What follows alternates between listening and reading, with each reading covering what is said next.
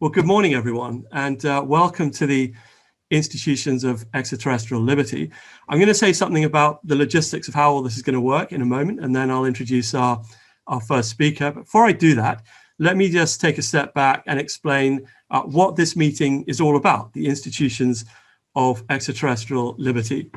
Well, a little more than about 200 years ago, Alexander Hamilton, who was one of the framers of the US Constitution, one of the founding fathers, wrote in Federalist Letter Number 1, which was a set of published letters where the founding fathers sort of set out their vision of the US government. He asked a question, a really quite fundamental question. And this is what he asked. He asked whether societies of men are really capable or not of establishing good government from reflection and choice, or whether they are forever destined to depend for their political constitutions on accident and force.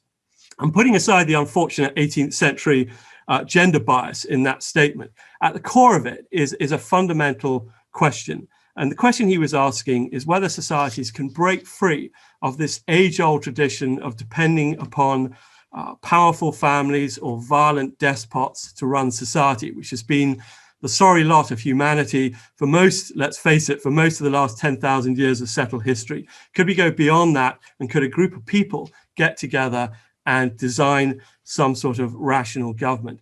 And this has, of course, been the perennial problem for humanity throughout settled society, which is getting this balance between liberty in all of its various manifestations, including individual liberty, and that need for collective organization, some sort of authority and collective control that holds a society together. And Thomas Hobbes recognized this difficulty in divining this fine line between liberty and collectivism. As we move out into space and establish settlements there, which looks increasingly likely with the increasing expansion of government activity in space and private enterprise like SpaceX and Blue Origin, these questions will not go away. In fact, they will intensify. And I think one of the reasons why they will intensify is because the space environment offers us particular challenges with respect to freedom and particularly individual liberty. Here is an environment where oxygen, which you require on a second-to-second timescale, may be controlled by someone else. And of course, lots of things in society on Earth are controlled by other people. But when something that you require to live on a second-to-second timescale is controlled by someone else, there is a lever for autocracy and tyranny, the likes of which we've never seen on the Earth.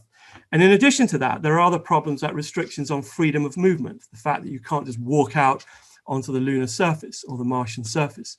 Now, of course, this is not a denial of liberty, it's just a reality of those environments. But nevertheless, it has knock-on effects in the social conditions in extraterrestrial environments where freedom of movement is curtailed in a way that even the worst despots on Earth could not have dreamed of. So we might simply rephrase Hamilton's question and ask this question again, whether extraterrestrial societies are really capable or not of establishing good government from reflection and choice, or whether they are forever destined to depend for their political constitution on accident and force. This is the fundamental question that confronts people who move out permanently or even temporarily into the space frontier. And at least for me, the future of liberty beyond Earth is one of the most fascinating and I think compelling challenges of human governance in the 21st century. So that is just to give you a context of this meeting and what it's all about. And what we're going to be doing in the next 4 days is considering some of the ways in which we might construct free societies, free government, as Madison and Hamilton were fond of calling it, free government beyond Earth. What are the legal, social, political, and economic mechanisms for achieving some of the liberties that we might want to construct beyond the Earth? We've got over 30 speakers presenting a whole range of topics. It's going to be a fascinating 4 days. Everything from the very near term, like the liberty we have to operate satellites, for example, right the way through to the longer term, such as liberty and ethics on interstellar world ships, taking people to distant stars and everything in between.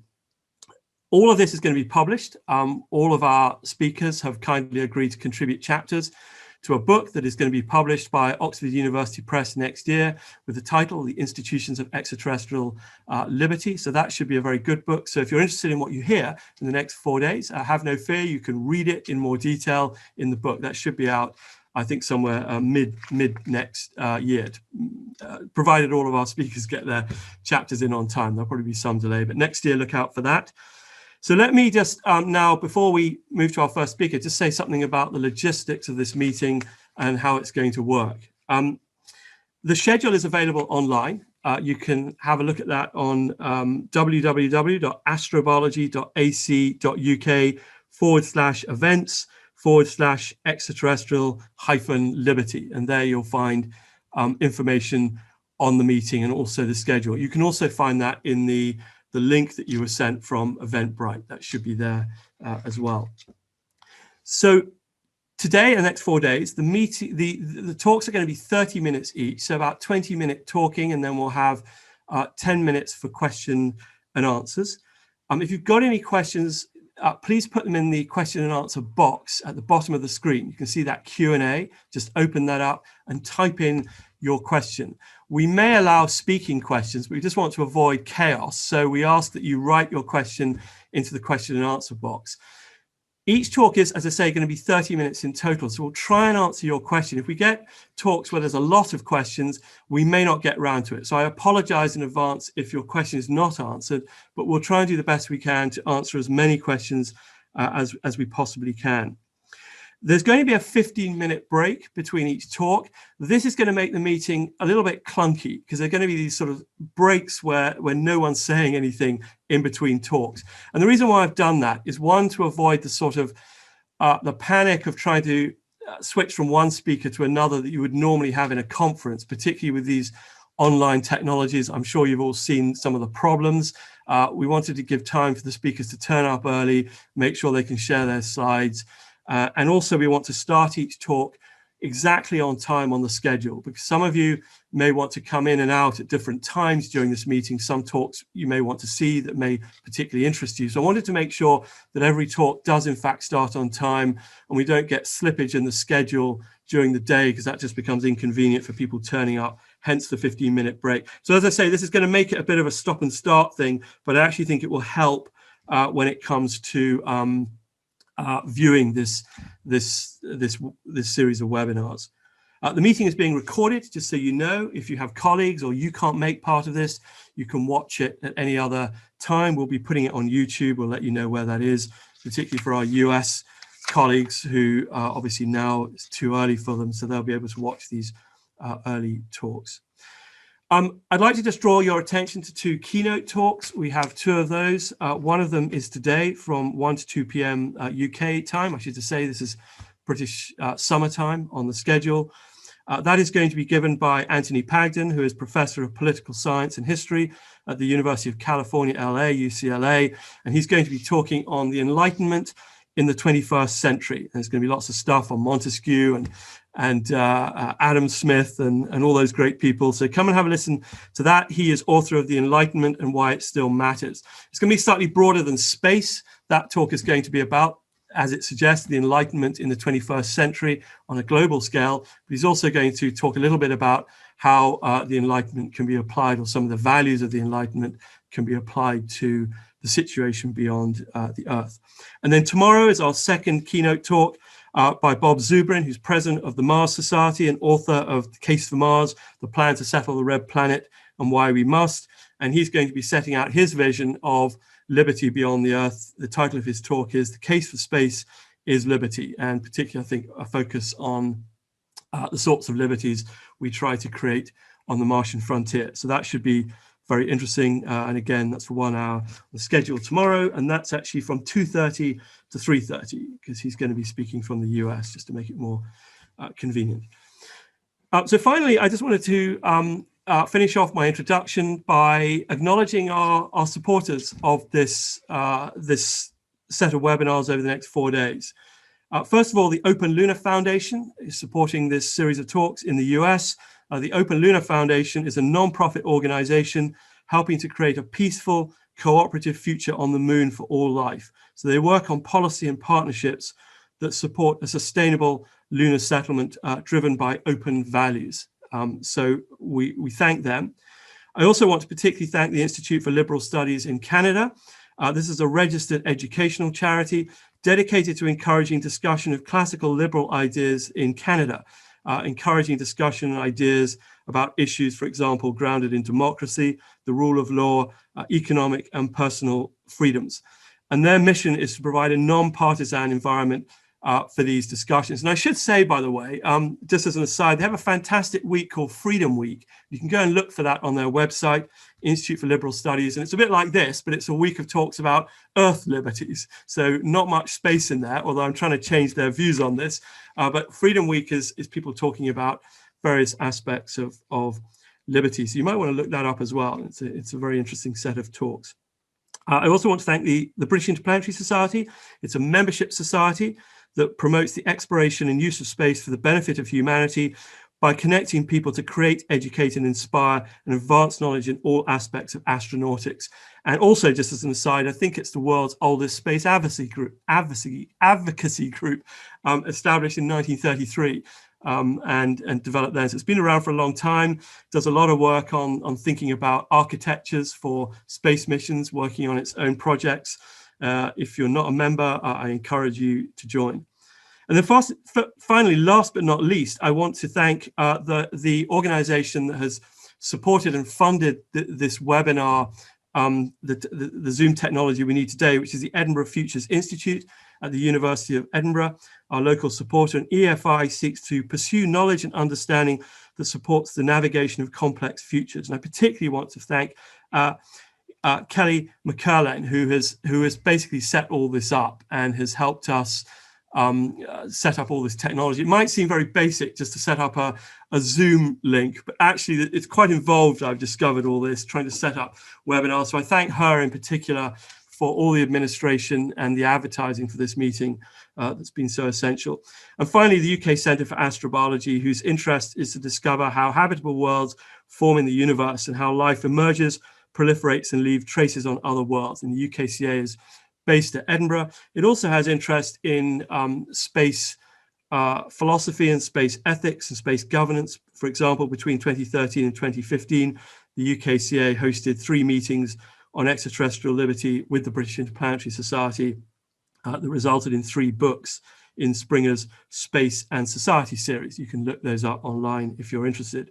Today's meeting takes the center away from microbes, which is what it thinks about most of the time, to think about space governance, human societies, and how they might eventually proliferate in the universe. And I'd point out that the extremes of extraterrestrial environments are not so disconnected from microbes, because humans are just, of course, another type of biology subjected to extremes. So the sorts of societies we create are just another reflection of the way in which extreme environments beyond Earth affect the organization of biology, in this case, human biology, in the form of political philosophy.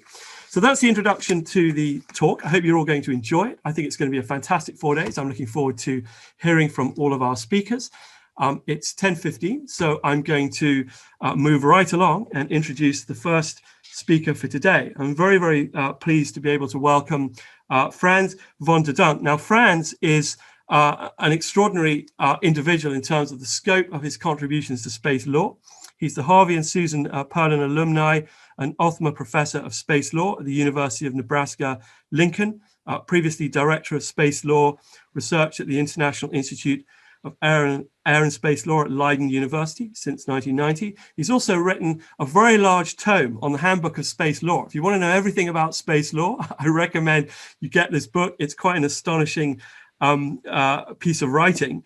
And Frans has been involved, I don't have time to list all the various committees and advisory groups at ESA, NASA, on all various aspects of space law. And today he's going to talk to us about law and liberty on the moon. So thank you very much, Frans, and I'll hand over to you. Thank you very much, Charles, for that very kind introduction. I hope everyone can hear me. Yes. All right. That means that I can also start sharing. And I should, as any good lawyer would, start my talk with the disclaimer. You heard Charles talk about a very future-oriented paradigm and the idea of can we escape in outer space all the things that we did wrong on Earth, going back to Alexander Hamilton's famous statement. And of course, as a law professor, you always have to realize that you stand on today. I'm very grateful for being invited to talk at this conference. Usually the lawyer gets at the very end when everybody is already pining for the drinks. In this case, it's quite a change and I'm allowed to kick off. But I want to warn you that I will kick off from today's world rather than look too much into the future, although towards the end of my talk, I will spend a few thoughts on how it works from there on as well. Now, as a lawyer, I always tell my students that the first thing we need to do is try to determine what we actually talk about. We should define the terms, the key terms, in order to really create a discussion, a viable discussion on what we're talking about. So we need to look for definitions. And in this case, of course, the two main definitions are the words law and liberty, as they also fundamentally appear in the title of my talk. I assume that everyone understands what the moon is all about, so we don't need to define that. But for law, it's a little bit more different, in particular when it comes to non-lawyers, because, but before we go to the law, first about liberty. This is, of course, a famous statute. I was recently reading a Dutch article explaining the background to the Statue of Liberty, which is a kind of adapted version of the famous painting of a French artist on the liberty that supposedly broke through in the French Revolution back in 1789, as a kind of a precursor also to the American Revolution. If you look at liberty, of course, there are many definitions that abound. I took the very easy route, also because I think it provides for a very good starting point for discussing liberty, and just went to Wikipedia. So this is the ability to do as one pleases. And that is a synonym for the word freedom in most cases. And if you want to specify it a little bit more in detail, I think it's fair to say that liberty is kind of the state of being free within society from control or oppressive restrictions imposed by authority on whatever you want to do as an individual. So the concept, at least from a Western perspective, is very much focused on individual liberty. And for better or worse, that is the kind of starting point also for my talk. We can disagree about that. There may be other liberties at stake, but this is at least where I come from. Now, with law, it's important to realize, in particular for non-lawyers, that we are not talking here about the laws of physics. We are talking about human laws, human-made laws, and these human-made laws are basically supposed to address human interaction and human activities. Now, most non-lawyers, I think it's fair to say, will immediately understand that law is very much linked to ethics, and it certainly has a major ethical purpose because it's supposed to reflect a general sense of justice and fairness. It isn't always seeing eye to eye with that, whereas ethical is a fluid, monolithic concept and is changing all the time as we speak. The law usually lags behind, but it is supposed to catch up with the ethics. And once in a particular society, ethics have moved on to a different stage, a different paradigm, then the gap between the ethics and the law cannot become too big, because then you get a revolution. So you need law to catch up. And that is, of course, what everyone is looking for in the law, some sense of justice. However, it's important to realize that this is not all. At least as important as this element of human-made law is another element, and that is simply of a pragmatic nature. It is simply to establish some level of predictability in that human interaction and activity. If you take, for example, road traffic, there is nothing inherently more just in driving on the left side of the road than driving on the right side of the road. Some countries do the one, some countries do the other. But you need to make a decision one way or another in order to prevent chaos and a lot of death and destruction. So in that sense, much of the law is not so much primarily about justice only, it's also simply to agree on certain human behavior. Now, when it comes to space, of course, the primary problem so far is that there are not that many people who have actually gotten into space. I think the number is slightly above 500 right now. So if we talk about human action, what are we really talking about? Well, I'm reminded of a famous heading of the New York Times of some 10 years ago, which read, "Wherever you go, the taxman goes." And the idea was that wherever humans go, this figure of the greedy taxman follows them in order to try to tax them. Well, I would put it to you that actually this should read, "Wherever you go, the lawyer goes," because the law certainly follows humans wherever they go because of the need to handle, to arrange, to regulate, if you will, their human activities, and that is no different in outer space, which means that law started to become an issue in terms of space activities as soon as humans, when we became active in outer space. Now there, of course, we have an issue because, as I said, so far, no more than maybe 500 and a bit humans have actually been active in outer space, and usually for a very short time. Now, what we should realize that when we talk about human interactions, we usually do not necessarily only refer to the humans themselves. We see that humans associate themselves in clubs, associations, communities. I'm a football fan, or for the US listeners, a soccer fan, so I take the liberty here to show you a picture of my famous soccer team, Ajax in the Netherlands. And those clubs, associations, etc., they all can take the legal place of humans in terms of acting, but it's still ultimately made up of humans. Likewise, we see humans getting together in companies, in corporations, legal persons who then are seen as the subjects of the law, who have rights and obligations. Or in even greater quantities, we talk about peoples who are then usually, at least so far, reflected by this concept of a state. These are all legal fictions. A club cannot act as such. It's the persons who make up the club according to the rules of the club who take the decisions. And likewise, companies are organized with the board who takes the decisions, and the board consists of humans. And the same actually is true of states. So when we talk about human activities in outer space, we also include activities predominantly by states and then increasingly by corporations. I haven't seen anyone play soccer in outer space yet, so we can forget about that, but that's where we are. And that also means that the origins of space law started as soon as this small metal ball, the Sputnik 1, went up in 1957. Of course, that immediately arose the first legal, that raised the first legal issue. Here you see the trajectory, and you will notice that the Soviet-made metal sphere orbited a number of times over a number of countries, including, of course, the United States. And the fundamental legal question, the first legal question was, is this allowed? Or does the United States have a right, like, or any other state, does any other state have the right to legally prevent this from happening? Sorry, I'm going too fast here.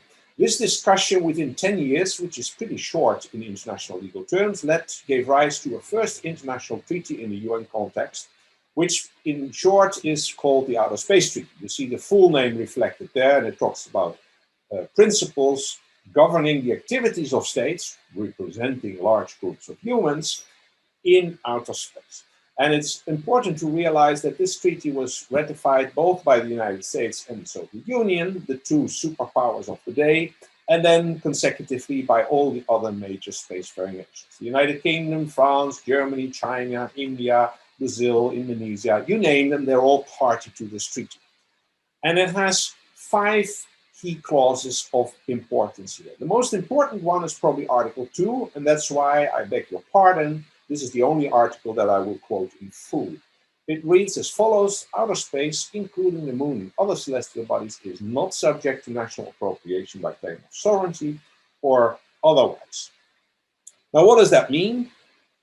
Maybe you recall from your history lessons at school that Western European nations back in the day were used to planting their flags on other parts of the world and establishing those as colonies for the motherland. Well, since the UN Charter, that is no longer legally possible on Earth. We've seen a period of decolonization, and Article 2 simply makes sure that this will never extend to outer space either. So the fact that the Apollo 11 astronauts put the US flag on the moon, as did some subsequent missions, did not mean that the United States claimed any part of the moon as US territory. It was a small step for a man and a giant leap for mankind, and reflecting what Charles said earlier, of course, now it should read a small step for a human and a giant leap for humankind. But the important thing to take away here, it wasn't just for the United States. The second key, so effectively, this is usually reflected by a term called global commons, which supposedly is then the legal status of outer space. The second key clause, closely related, says that the exploration and use of outer space shall be carried out for all countries and shall be the province of all mankind. And this province idea supposedly takes away national borders. So there is no, in line with the previous article, there is no limitation of particular state authority. There is no limitation where one state calls the shots. Freedom, however, is only for states, and that's very important to realize in view of the increasing private participation in space activities. Article 6 makes states responsible for private space activities and requires them basically to establish national space legislation. And as you see in this short picture, by now more than 24 countries of all different walks of life have actually established such a national space. The third or fourth key clause, I should say, is Article 8 of the Outer Space Treaty, which provides for the registration of space objects and thereby allows states to exercise jurisdiction over the space objects and anyone on board. And this is basically no different from the jurisdiction of flag states over ships or aircraft carrying their flags. And then the last point, and now we are getting also closer to the liberty issue, is that Article 3 serves as a kind of general fallback clause, which means that general international law continues to apply to outer space, at least as long as it is not specifically contradicted by space law, which then may include things like the Universal Declaration of Human Rights, which brings in international human rights, where Article 3 of the Declaration talks about the right to liberty. Article 4 sort of provides a mirror-wise absence of slavery and servitude. There are other clauses which support liberty at large. And then there are even rights which do not pertain to individuals, but to groups as such, but they all are still established to protect the liberty of persons, whether in groups or in individuals. Now, the problem with this whole declaration is that it provides a common standard of achievement. It doesn't set a legally binding rule. The effort is to promote respect for these rights and freedoms, not hereby to establish them as unabridgeable law, which of course means that you need the states to actually implement them. As we unfortunately all know, some states are better in implementing them than others. States remain internationally responsible for the implementation and enforcement of human rights on individual freedoms, which basically brings back in the role of sovereign states, in spite of the fact that, technically speaking, they cannot exercise their sovereign rights, their sovereign jurisdiction in outer space, as if it would be part of Earth. So allow me to look into a crystal ball. How would that work when we actually start settling planets? Well, to keep things a little bit simple, I devised 3 scenarios. Scenario 1 is what I call the simple one. You have a habitat on outer space, which is registered by a single country. And I take the liberty of using my own country, the Netherlands, as the example. And it is even more simplified by the fact that the people who actually live there are all Dutch. So the thing is easy here because it's simply enough, Dutch human rights can be applied to the space station, including any liberties of individual persons that are protected and propounded by that Dutch law. And since there are only Dutch citizens in this habitat, it doesn't lead too much of an issue. Now, that's of course for the short term. In the long term, what we will see happening is that people start growing their own food, that they will mine their resources to build their own habitats, that they actually will get children born. And the question then becomes, are these new people still feeling subject to Dutch authority? There are basically two options here. Again, I take a very simple approach.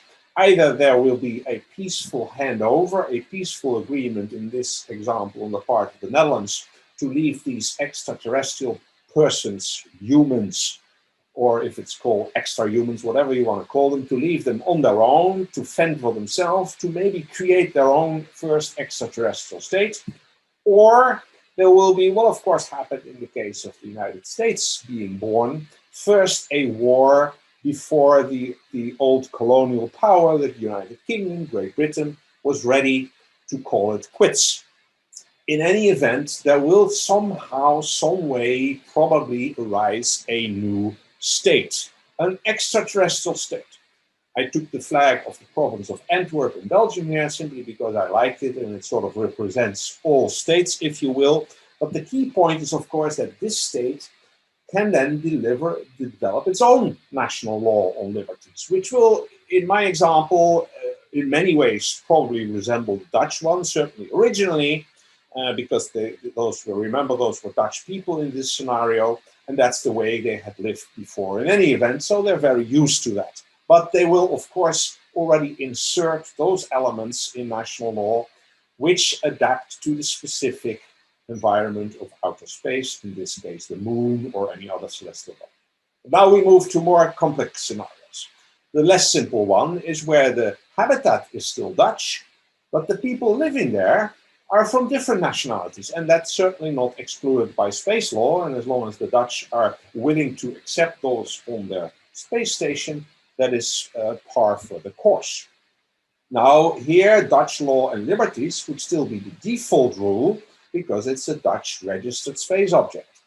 But of course, you can imagine that foreigners there may start to rail against that. And other states are getting involved as well. So the settlers of different states may remain, in addition to, in this case, the Dutch laws applying, because of their nature, because of their nationality, still be subject to the different laws of their own country of origin, which may not be enforced because there is no territorial jurisdiction in outer space, certainly not on the part of other countries than the Dutch, since we're still speaking about a Dutch space station, but it may still impact the actual developments, and those foreigners may start to rail and start to laugh about the Dutch rules and call for a change of the regime.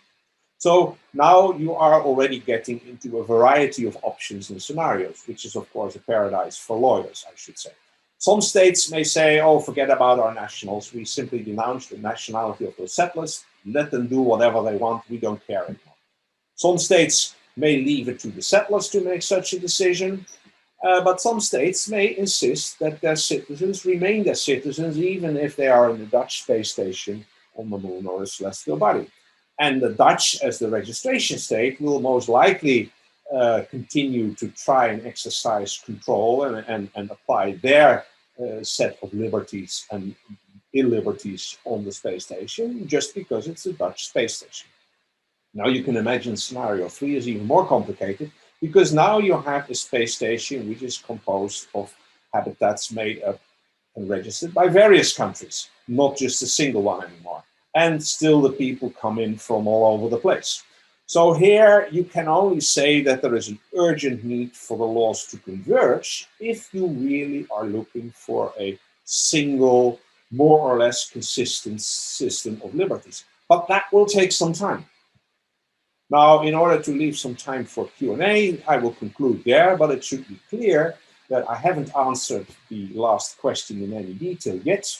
simply because it's impossible to really predict what's going on there. It is clear, though, that there will be enough work out there for space lawyers for decades, if not centuries, to come. So with that, I thank you for your kind attention, and I go back to the moderator to allow him or her to take over again. Great, thank you very much, Frans, for a fascinating talk, but also for an excellent start to this whole set of webinars. I think it's really set the scene nicely. I'm just looking at the questions and answers. We've got a few questions here from some of our attendees. The first one is, how do any of these articles, and I think that came in when you were talking about the UN Outer Space Treaty. So how do any of these articles work next to the US Space Force? I suppose that's a general question about what happens when nations go out and potentially exert some sort of military presence in space. That's a great question. And of course, as a lawyer, as an international lawyer, I should be very clear that the Space Treaty rules. And to be honest about this, the US have also, in the context of developing the Space Force, of standing up the Space Force, always made clear that, at least in their view, they will continue to comply with space law. The setting up of a Space Force as such, it should be clear, is not in violation of the Outer Space Treaty. The Russians, the Chinese, the French have already done so anyway. And much as we might have liked to see a different perspective, space is not a demilitarized area. The only limitation to the void of outer space in terms of military use is the prohibition in Article 4, which I didn't mention in my talk, the prohibition to station or orbit weapons of mass destruction. So anything else, as far as the Outer Space Treaty is concerned, is not prohibited. Now, on the moon and celestial bodies, the rules are much more strict. There, any military activity is predicted, but the Space Force doesn't only suggest to land on the moon and establish military bases there, because that would be clearly prohibited. It simply encompasses all the military activities of the United States in outer space as a whole, and as such, that is certainly not in violation of the Outer Space Treaty. Now, the previous president who stood up the Space Force might perhaps be suspected of having ideas in his mind of actual space troopers shooting their nuclear guns in outer space to protect American predominance. Well, that would be certainly out of the order. That would be certainly illegal. But I also suspect that certainly with the current administration and with the whole U.S. Constitution and legislative system behind that, that's not something that is likely going to be happening soon. Good, thank you. And we've got a question here from Jeremiah Johnson. It's also a very interesting question. It says, the African space policy got released several years ago. Do you think current developing countries will have a widely different approach to extraterrestrial citizens? I suppose we do tend to have a slightly Western view of law and liberties in these matters. So do you think there would be a wide divergence, or do you think there are, for example, certain liberties that people might agree with regardless of where they come from?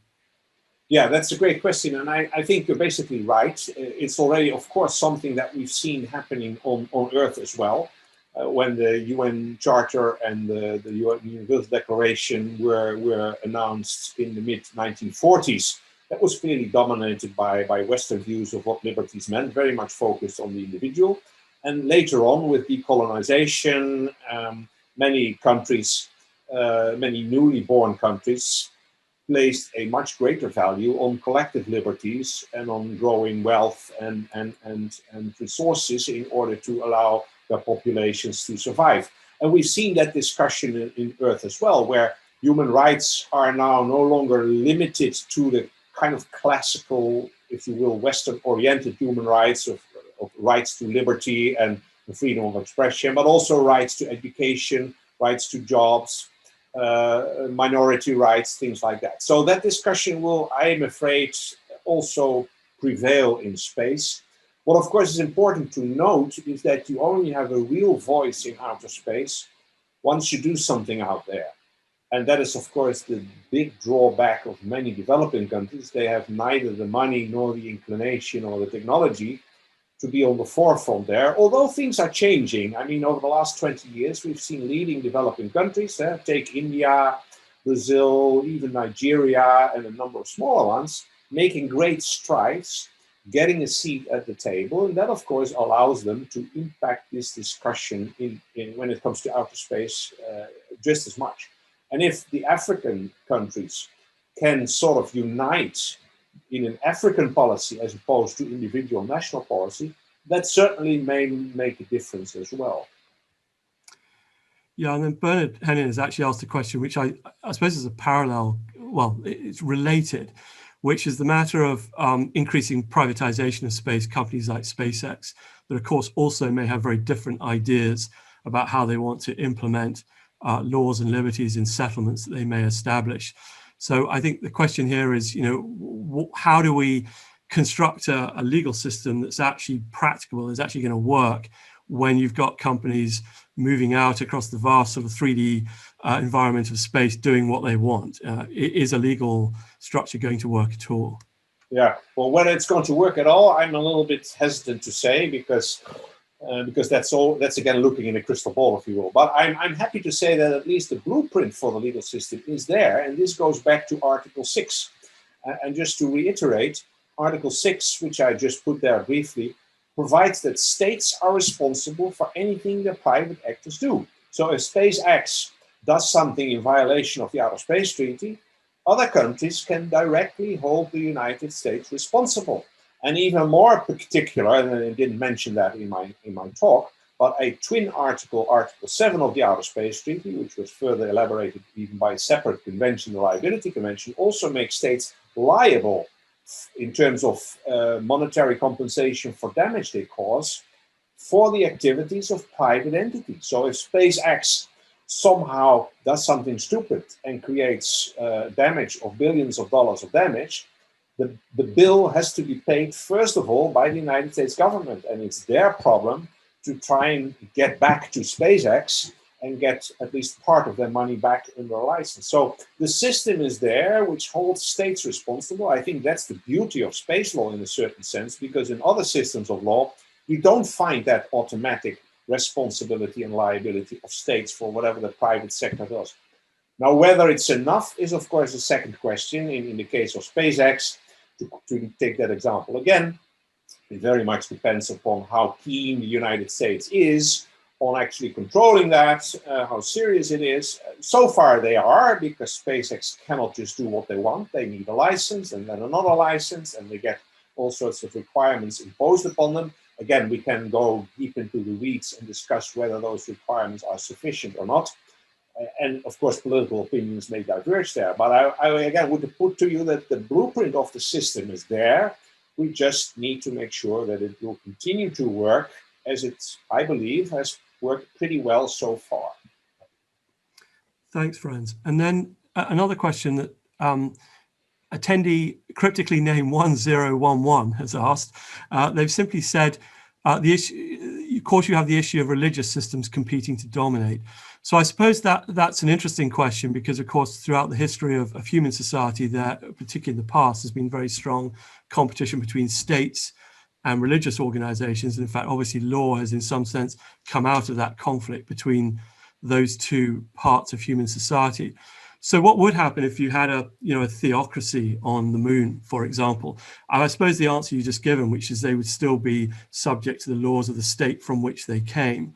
But are there any other comments that you would make about the emergence of powerful religious systems? And perhaps if you've got an isolated group of people in a very extreme environment, there's every possibility of some sort of religious system emerging in these sorts of extremes in an isolated group.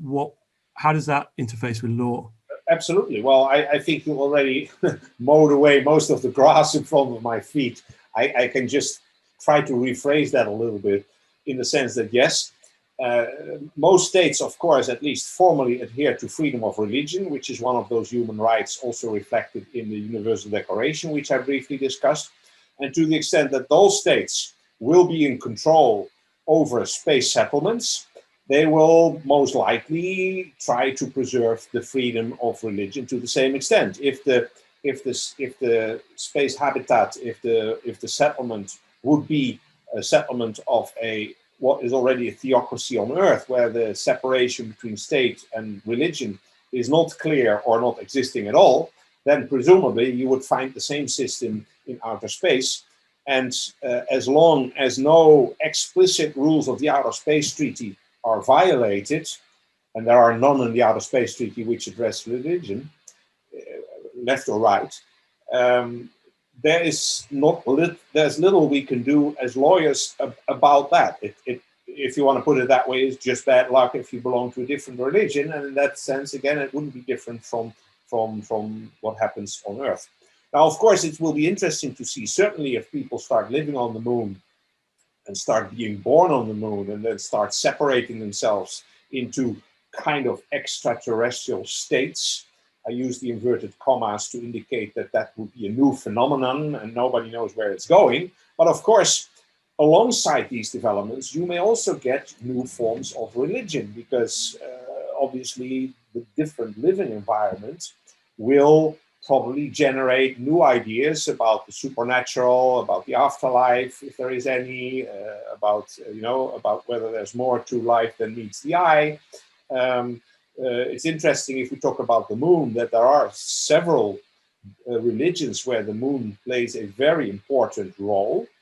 And whether we like it or not, the viewing of the moon as a religious symbol has already changed by the fact that actually humans have set foot on the moon, and that we're probably looking forward to many more setting foot there in the next, I don't know, half a century. So that may also give rise to new religions, new sects, new ideas. But again, I'm basically sort of rephrasing what you said, Charles, so thanks for that. No, thanks, Frans. And just looking at the time, we've got, let's say, a couple more questions. This is a good thing about having the 15-minute buffer zone between talks. Let me come to a more immediate question that has come to the public mind quite widely, which is this question of asked by Ali Rees Tussi, which is profit-based exploitation of lunar and celestial bodies, particularly acquisition of rocks, for example, on the moon.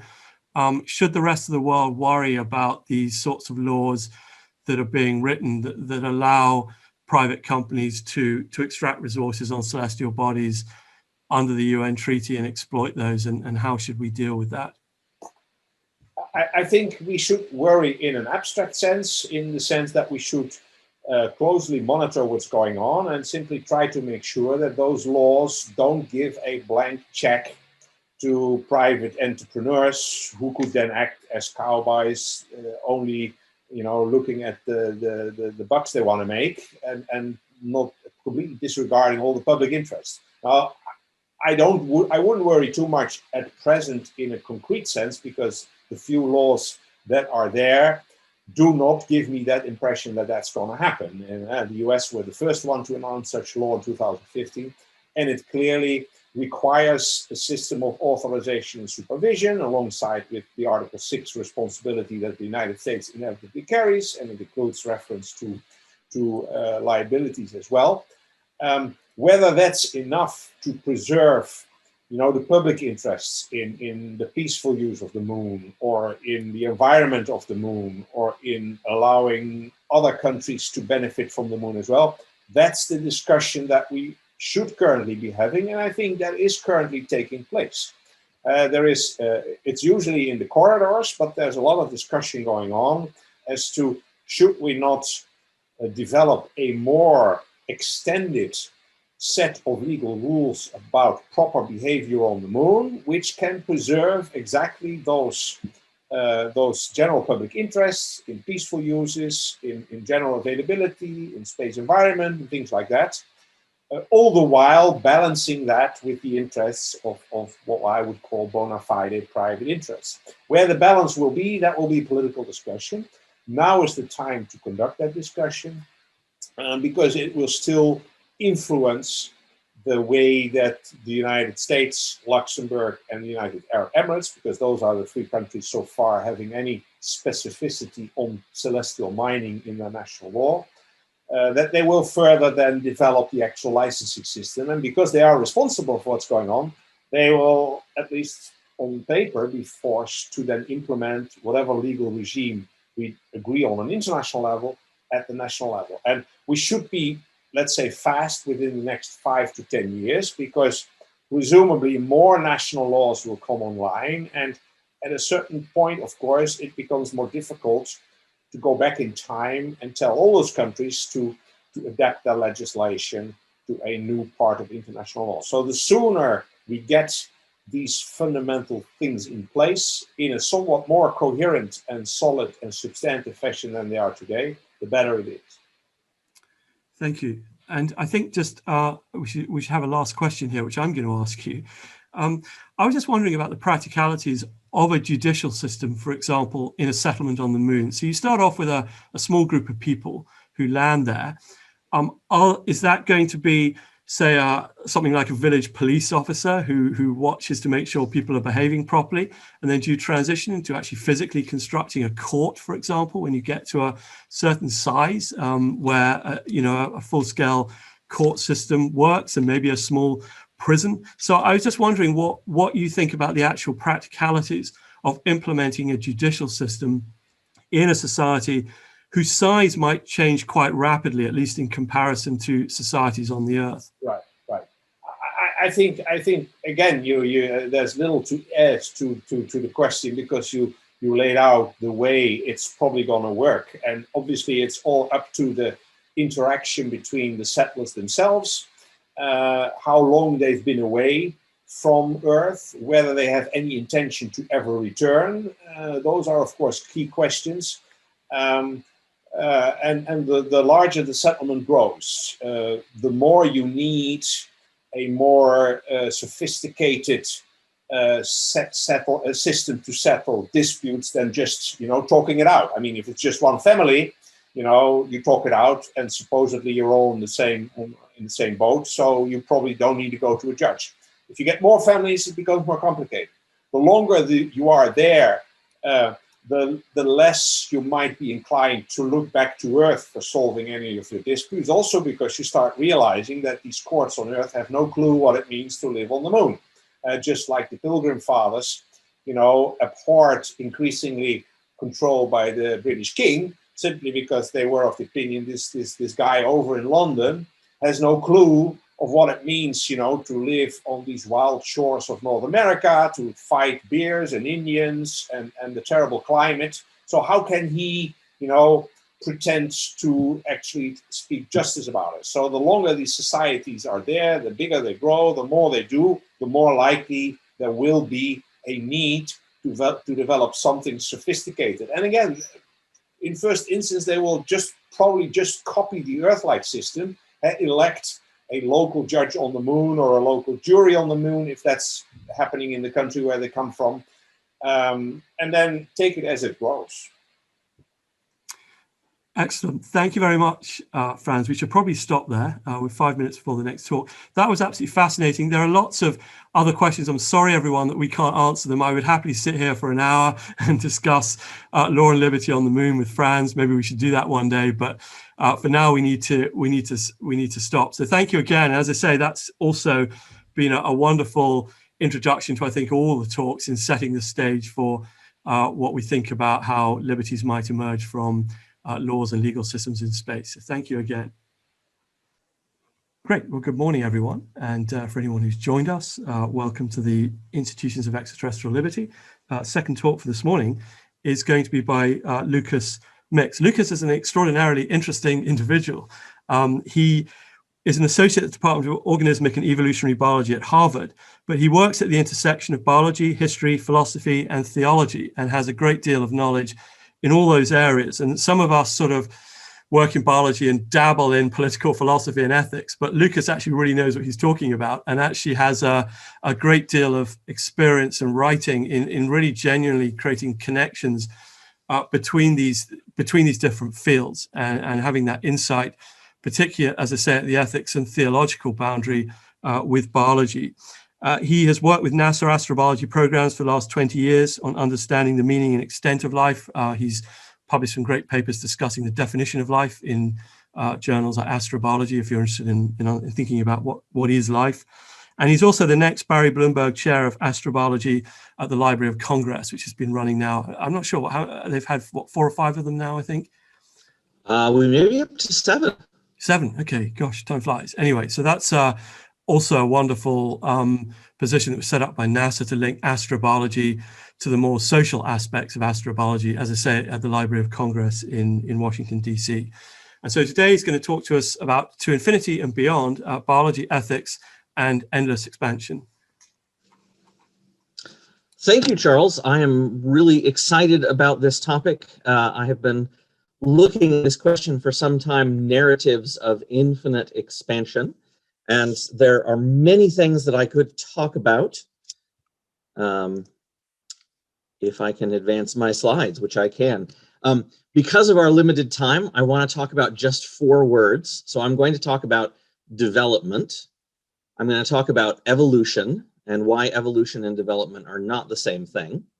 I'm going to talk about soteriology, which is a fancy word for how we think about salvation. So narratives of salvation, particularly salvation as development, and hegemony, or leadership, usually with slightly sinister overtones, a strong leadership, and why this is a natural product of developmental soteriology. So, development. Development is the process by which an individual organism progresses to a complete or more advanced anatomical state. Alternatively, it is the formulation or creation of something by successive stages of improvement or advancement. So we have here a diagram, a fairly traditional diagram of the development of a fly from a fertilized egg up through various stages to a fly that we would recognize. And the interesting thing here, if we look at the second definition, is there's this idea of improvement or advancement that we tend to think of the fly as better than the fertilized egg. This has been a key question from the time of Aristotle. How does an egg know what to grow into? We have attached to development this idea of maturation along a fixed course from beginning to end to an adulthood of some sort. Now, this is not guaranteed. We know that not all acorns do grow into oaks, but it is both expected and normative. To stop short of adulthood is usually considered tragic. An acorn that has not advanced to an oak is often thought to have not fulfilled its purpose, although that's something we could talk about more in biology. But I'd like you to consider these ideas of premature and pre-adolescent and the valences that go along with those, how we think of them. Generally, premature is not considered a good thing, and pre-adolescent is fine for only so long. In modern biology from the late 20th century, development has considered to be specifically goal-directed or teleonomic according to a genetic program. Now, alternatively, we have this concept of evolution.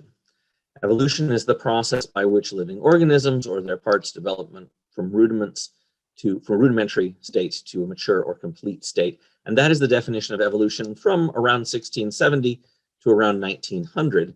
But it has shifted over the years so that now we tend to think of evolution as the proposition that all living organisms have undergone a process of alteration and diversification from simple primordial forms during Earth's history. In particular, a scientific theory proposing a mechanism for this process, now especially based on Darwin's theory of natural selection, of genetically inherited and adaptive variation. So evolution, when it was first developed, was what we now call progressive evolution. It was a theory of species change, but it was a theory of species change for the better.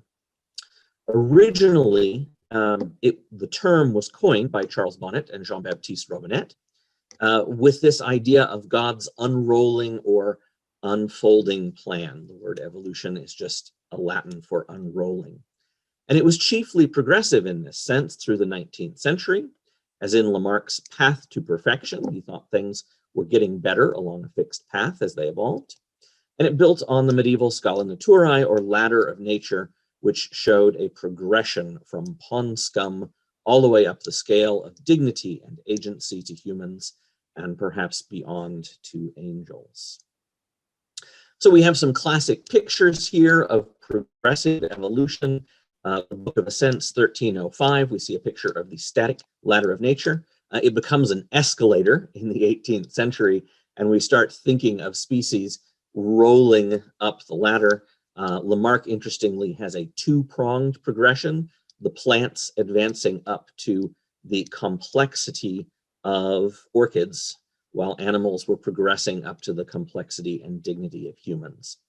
We can also see Ernst Haeckel's tree there in 1874, which is a little bit more branchy, but still has this notion of humans being the most advanced and right out there on top. Now, evolution by natural selection was a different idea than progressive evolution. It's still a theory of species change, but it's slightly different. Proposed by Charles Darwin and Alfred Russel Wallace in the 19th century, it is explicitly not developmental. It is instead undirected and fitted to a local environment. And it became statistical and population-oriented in the modern synthesis, the early 20th century. And we see in evolution by natural selection these branchy trees that are not moving in a particular direction. They don't have a top, they only have an outside. So there's some important things that we should distinguish between development and evolution when talking about them biologically.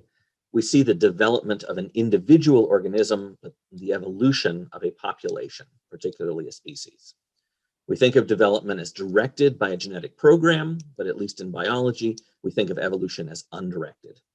We think of development along a fixed path, but we think of evolution randomly varying and being selected for specific environments. Importantly, different ways of being selected in different environments. There isn't one best way to be evolved.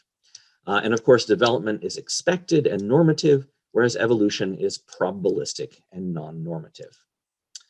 And there are three reasons why a very, very hard wall went up between these concepts. The first is a rejection of design arguments, building on David Hume's dialogues concerning natural religion. It turns out that the developmental or progressive evolutionary scheme doesn't do much explanatory work.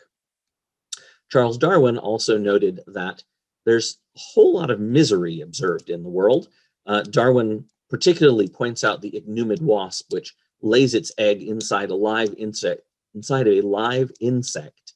and keeps the insect alive so that it can continue to provide the best nutrition to the wasp's young, which will slowly eat their way out of the still living insect. And Darwin says, this could be fitted to the environment, but it doesn't really seem to be something that would be chosen as morally good or advanced in any kind of just universe. A second reason has to do with the mathematics of probability, which formalized evolutionary theory in the early 20th century. And third, there's a very problematic connection between the normative claims of developmental evolution and politics. There's not time for a whole lot of examples, but I can point out the Galton Professor of National Eugenics at University College London, which survived from 1911 to 1963, though it was slowly shifting to what we now think of as population genetics. There was still this idea of eugenics and breeding a better species well into the 20th century. Likewise, in the United States, we can see the Supreme Court case of Buck v. Bell, in which the Supreme Court said the state has an interest in breeding the population, and therefore the state has an interest and an ability to sterilize individuals who are not fit to reproduce. Notably, Buck v. Bell has never been explicitly overturned by the US Supreme Court. Sterilization just sort of drifted out of use, although there have been troubling indirect cases recently that weren't explicitly claimed as eugenic, but could have been thought of by the practitioners. The last explicitly eugenic case in the US, if I remember correctly, was a sterilization by the state of Oregon in 1980. So this is not quite as old as we might think that it is. Now, contrary to the biological concept of evolution, we have a concept of social development that develops in sociology and economics. And we can particularly turn to Auguste Comte, who proposed social evolution, which we probably should think of as social development, given the terminology we've been using, through three distinct stages. So he spoke of every society as passing through a theological stage in which they believed in theological agents, a metaphysical stage in which they invoked metaphysical principles, abstract rules for how things happened, to positive stage in which they had positive knowledge of scientific laws. And this was used as a way of justifying why some civilizations were farther along and better off than others. Herbert Spencer had this theory that we tend to label as social Darwinism, along with his term survival of the fittest, that attached a moral status that which was better would survive, and that which survives is better because it survived. And we can also look at Lewis Henry Morgan, who spoke of parallel development between technology and morality. He thought the two would always advance hand in hand. John Bacon, I think we'll be speaking later, spoke of evolutionary eschatology in his paper in Theology and Science. I am going to argue that he's really talking about developmental soteriology rather than evolutionary eschatology, but I think we're talking about the same thing. So what is soteriology? Soteriology is the idea of a doctrine or view of salvation, which develops from Christian doctrines of salvation from sin, but we might compare Buddhist ideas of liberation from suffering. It's this idea that humanity requires saving from some ill, and that individuals require some saving from an ill, and that there is a path by which this may occur. And so with this developmental soteriology, which we see developed by the sociologists and by the progressive evolutionary biologists prior to 1900, we can talk about the maturation of populations or of entire species. And we see this frequently in science fiction, a little bit in popular science as well. You may be familiar with terms like ascension, uplift, or transcendence that talk about a whole society proceeding to a higher level, a whole society growing up. So these examples, once you start looking for them, appear everywhere in science fiction. So I want to go ahead and start there. If we look at Star Trek's Prime Directive, there is, unfortunately, as far as I know, no canonical text that tells us exactly what the wording of the Prime Directive is. However, there's this idea of non-interference with the development of pre-warp societies. And here pre-warp is clearly equivalent to pre-adolescent. They don't have the, generally they're considered not to have the technological ability to travel between stars, to travel faster than light. And they don't have the emotional maturity to have formed a one-world government. Whether or not those are good ways of looking at human development, we'll save for later, but that seems to be the Star Trek view, but we can also see it very clearly in other stories in the history of science fiction. So once you start looking for developmental soteriology, you see it in a number of places. This idea that I just mentioned of we'll contact you when you're old enough, frequently attached to the labels zoo hypothesis and galactic quarantine, shows up as early as Star Maker by Olaf Stapleton, the Sentinel, which will become 2001 later on, and Childhood's End by Arthur C. Clarke, throughout Star Trek, in Carl Sagan's Cosmos, and even in the Species of the Tolan in Stargate SG-1, if you are sci-fi fans. On a slightly more sinister note, there is this idea that we will guide you to a higher plane as a species, and this appears in Foundation, in the Beings of Light in Battlestar Galactica, the first version, as well as Messengers in Battlestar Galactica, the second version, both of which display strongly Latter-day Saint soteriology in their construction, as well as the first ones in Babylon 5 and the Ori in Stargate SG-1. Even more sinister is we will breed humanity into a better species. We can see this in Brave New World by Aldous Huxley, the Bene Gesserit in June, and the Uplift Universe by David Brin. Of course, this also appears in popular science. There is this idea of more advanced civilizations. Now, I make an argument in my 2009 book, Life in Space, that we don't have clear definitions of life or intelligence. Usually when we say life, we mean stuff that's sort of like us in a way that we're not sure about. And intelligence is stuff that's very like us. And so I strive to get clearer definitions of those things. But in popular culture, I think that's very true, that intelligence means very like us. And I want to ask, what does it mean to be more intelligent? Because it cannot mean more like us than we are. So it must mean better than we are in a substantial way. And I want to ask, who decides what it is to be better than us? And who decides what it will mean for us to mature when we're talking about maturing into something that we haven't yet?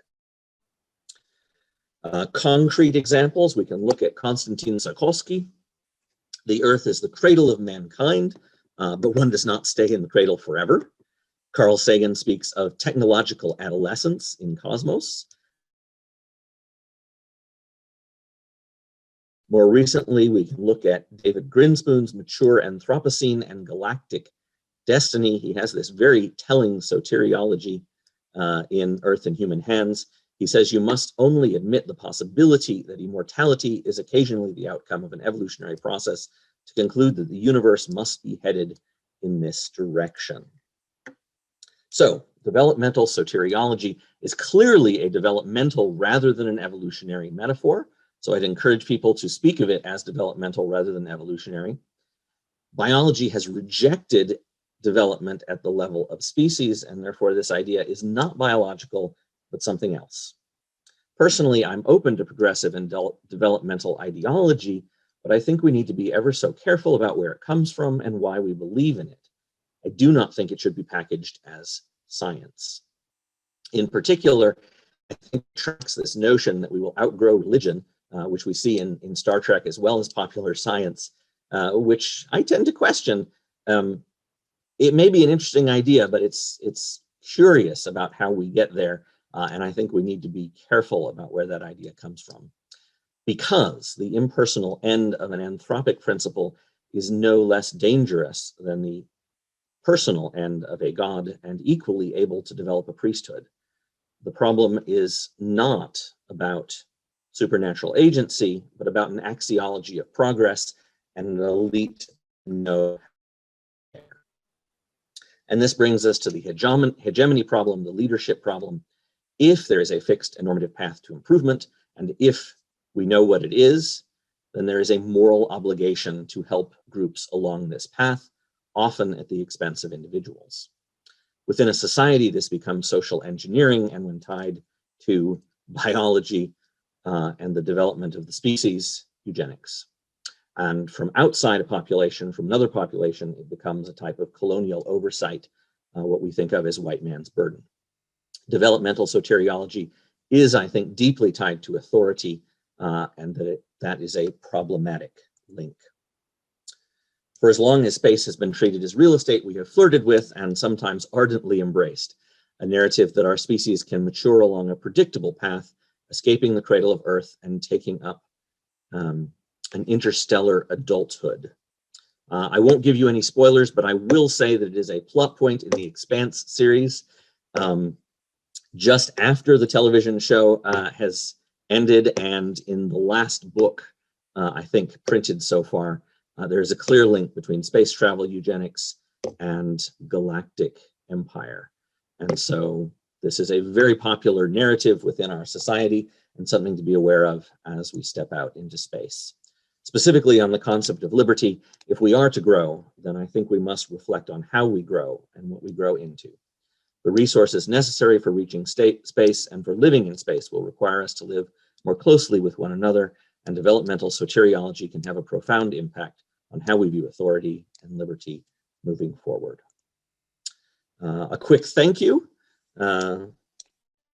Papers out there which you can easily find, and I am very excited about continuing this work as the Blumberg Chair in Washington, D.C. starting next month. So I'm looking forward to that. Thank you to Charles for putting this together. I'm really excited to be here.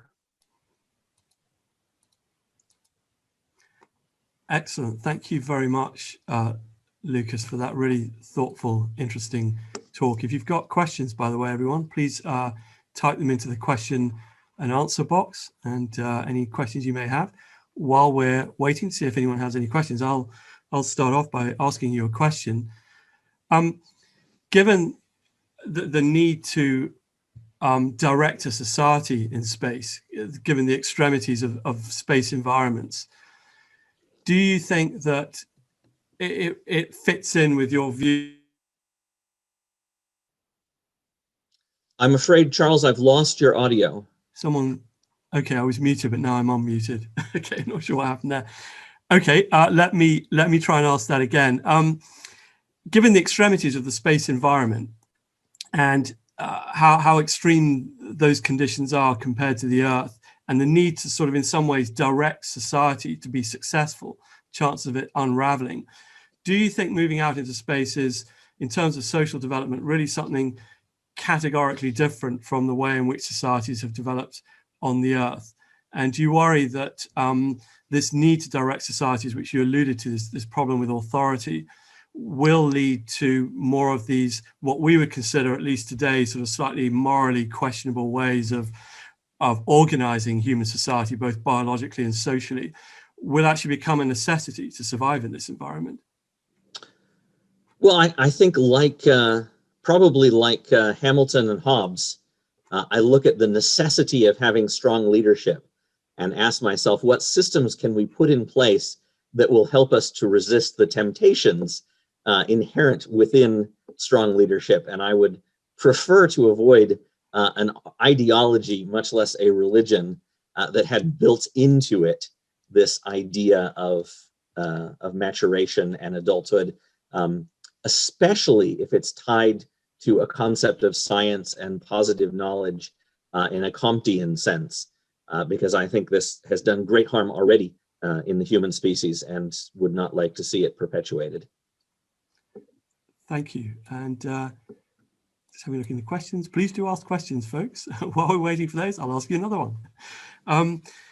There's a lot of talk about a post-human solar system, genetic engineering in space, and it need not necessarily be eugenics as such, rather, in the sense of selecting people to necessarily be better, but simply introducing genes to allow for survival, better survival in space in the first place across the whole population. For example, you might imagine introducing genes to allow more radiation resistance in space, or at least the capacity to tolerate a higher radiation dose, which could result in liberty. It could result in you being able to spend more time, for example, on the surface of the moon or Mars and not inside a habitat in the subsurface, because you eliminate some of these physical restrictions that are currently potential restrictions on people's ability to move around.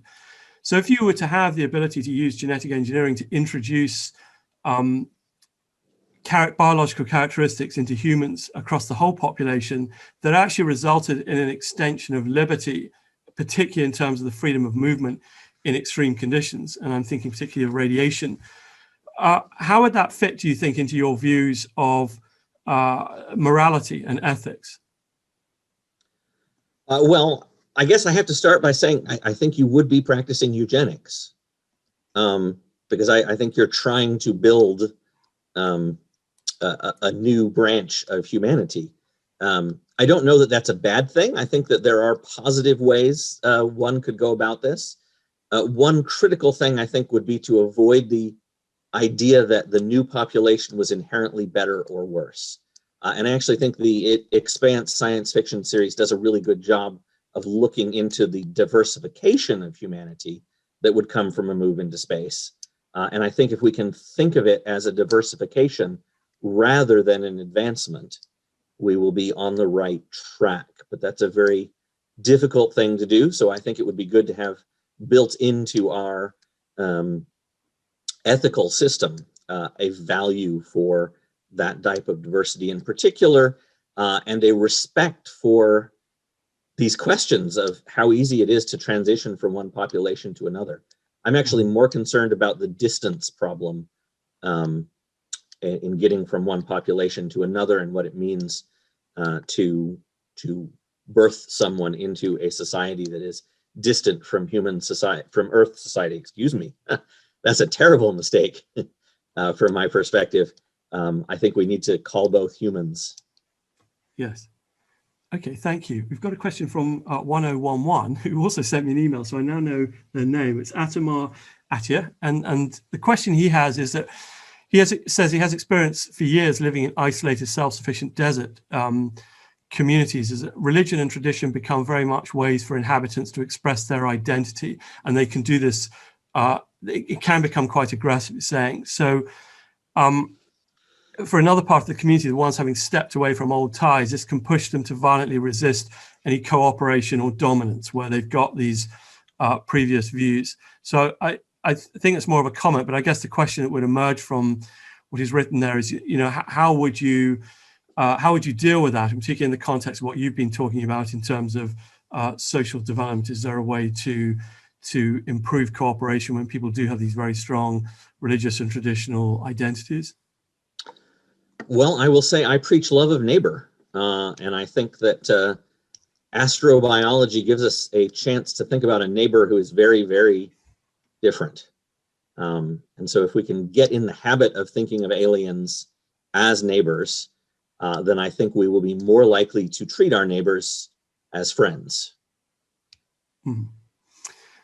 Okay, then Jeremiah Johnson has actually asked a question that I think follows on from the points that you were making about distance, which is a question: do you see the development of cultures and spaces becoming more divergent the further away from Earth our societies get? So I suppose there's a question about whether there's a correlation between the physical distance and cultural divergence, which is interesting.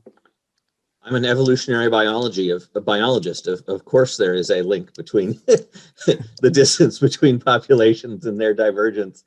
How long that would take to become something really significant is a difficult question. I'd love to see someone do the math. It would have to do with the mutation load. It looks like there's going to be a big mutation load in travel between stars. So with a really big mutation load and a distance of, at least 3 years traveling at light speed, those are going to be very different populations, I think, quite quickly. Yes. Interesting. And then this is a question actually that relates to your Barry Bloomberg chair, which is, could you comment on the concept of using science fiction to predict science fact? What's really achievable is very different to TV, film, and stories. I think you touched on that from the religious perspective. Perhaps you could say a bit more about how you think there's a link there at all between science fiction and science fact. I mean, I think there's a huge link between science fiction and engineering, and that is we don't do things until we imagine them. Likewise, we don't discover things until we imagine they are possibilities. So I think it is really important to develop our imagination and then to develop our critical imagination. So one of the interesting things for me is the relationship between what's usually called hard science fiction that tries not to transgress against the bounds of science or minimally against the bounds of science, and what we might call more speculative fiction, which is looking at questions of how we might develop. Being interested in the ethical questions, I'm very interested in the speculative stuff. And I'm interested in how we expand our imagination. So I do think science fiction is an important step. I think there has been a close tie between science and science fiction in the development of rocketry. If you look into the concept of astrofuturism, it's very well documented. There's also, I think, a strong correlation between the ideology of Russian cosmism and the the Soviet space program. And so I think we need to keep an eye on how our imagination as scientists shapes the imagination of science fiction and vice versa, and how both of those shape public expectations. Yes, I agree with you about scientists being, sometimes shockingly inspired by science fiction. I think a lot of us not necessarily went into scientific careers because we watched science fiction, but have actually been heavily influenced in our aspirations, particularly in space exploration, by what we saw in things like Star Trek. I know I certainly, from personal experience, watched a lot of the Star Trek episodes that involved astrobiology and exobiology and was inspired by them. Anyway, I don't see any other questions, but I'm going to ask you a final question. I just want to come back to link with theology and actually ask you a question similar to the one I asked Frans, which was, you've got an isolated community in a very extreme environment. The outside is monotonous. I mean, on the moon, it's mainly gray. On Mars, reds, browns, oranges. This is a spiritually, I think, draining environment. I'm not quite sure what I mean by that. But what I mean is there is, from a visual and sound and smells point of view, it's a very narrow environment in terms of human experiences, living in a habitat stuck in a place like Mars. And so one could expect that as a counterweight to that, one might get, like I mentioned before, not necessarily a theocracy as such, but a very strong religious view or some sort of spiritual group that emerges that provides meaning in people's lives in an environment that's instantaneously lethal.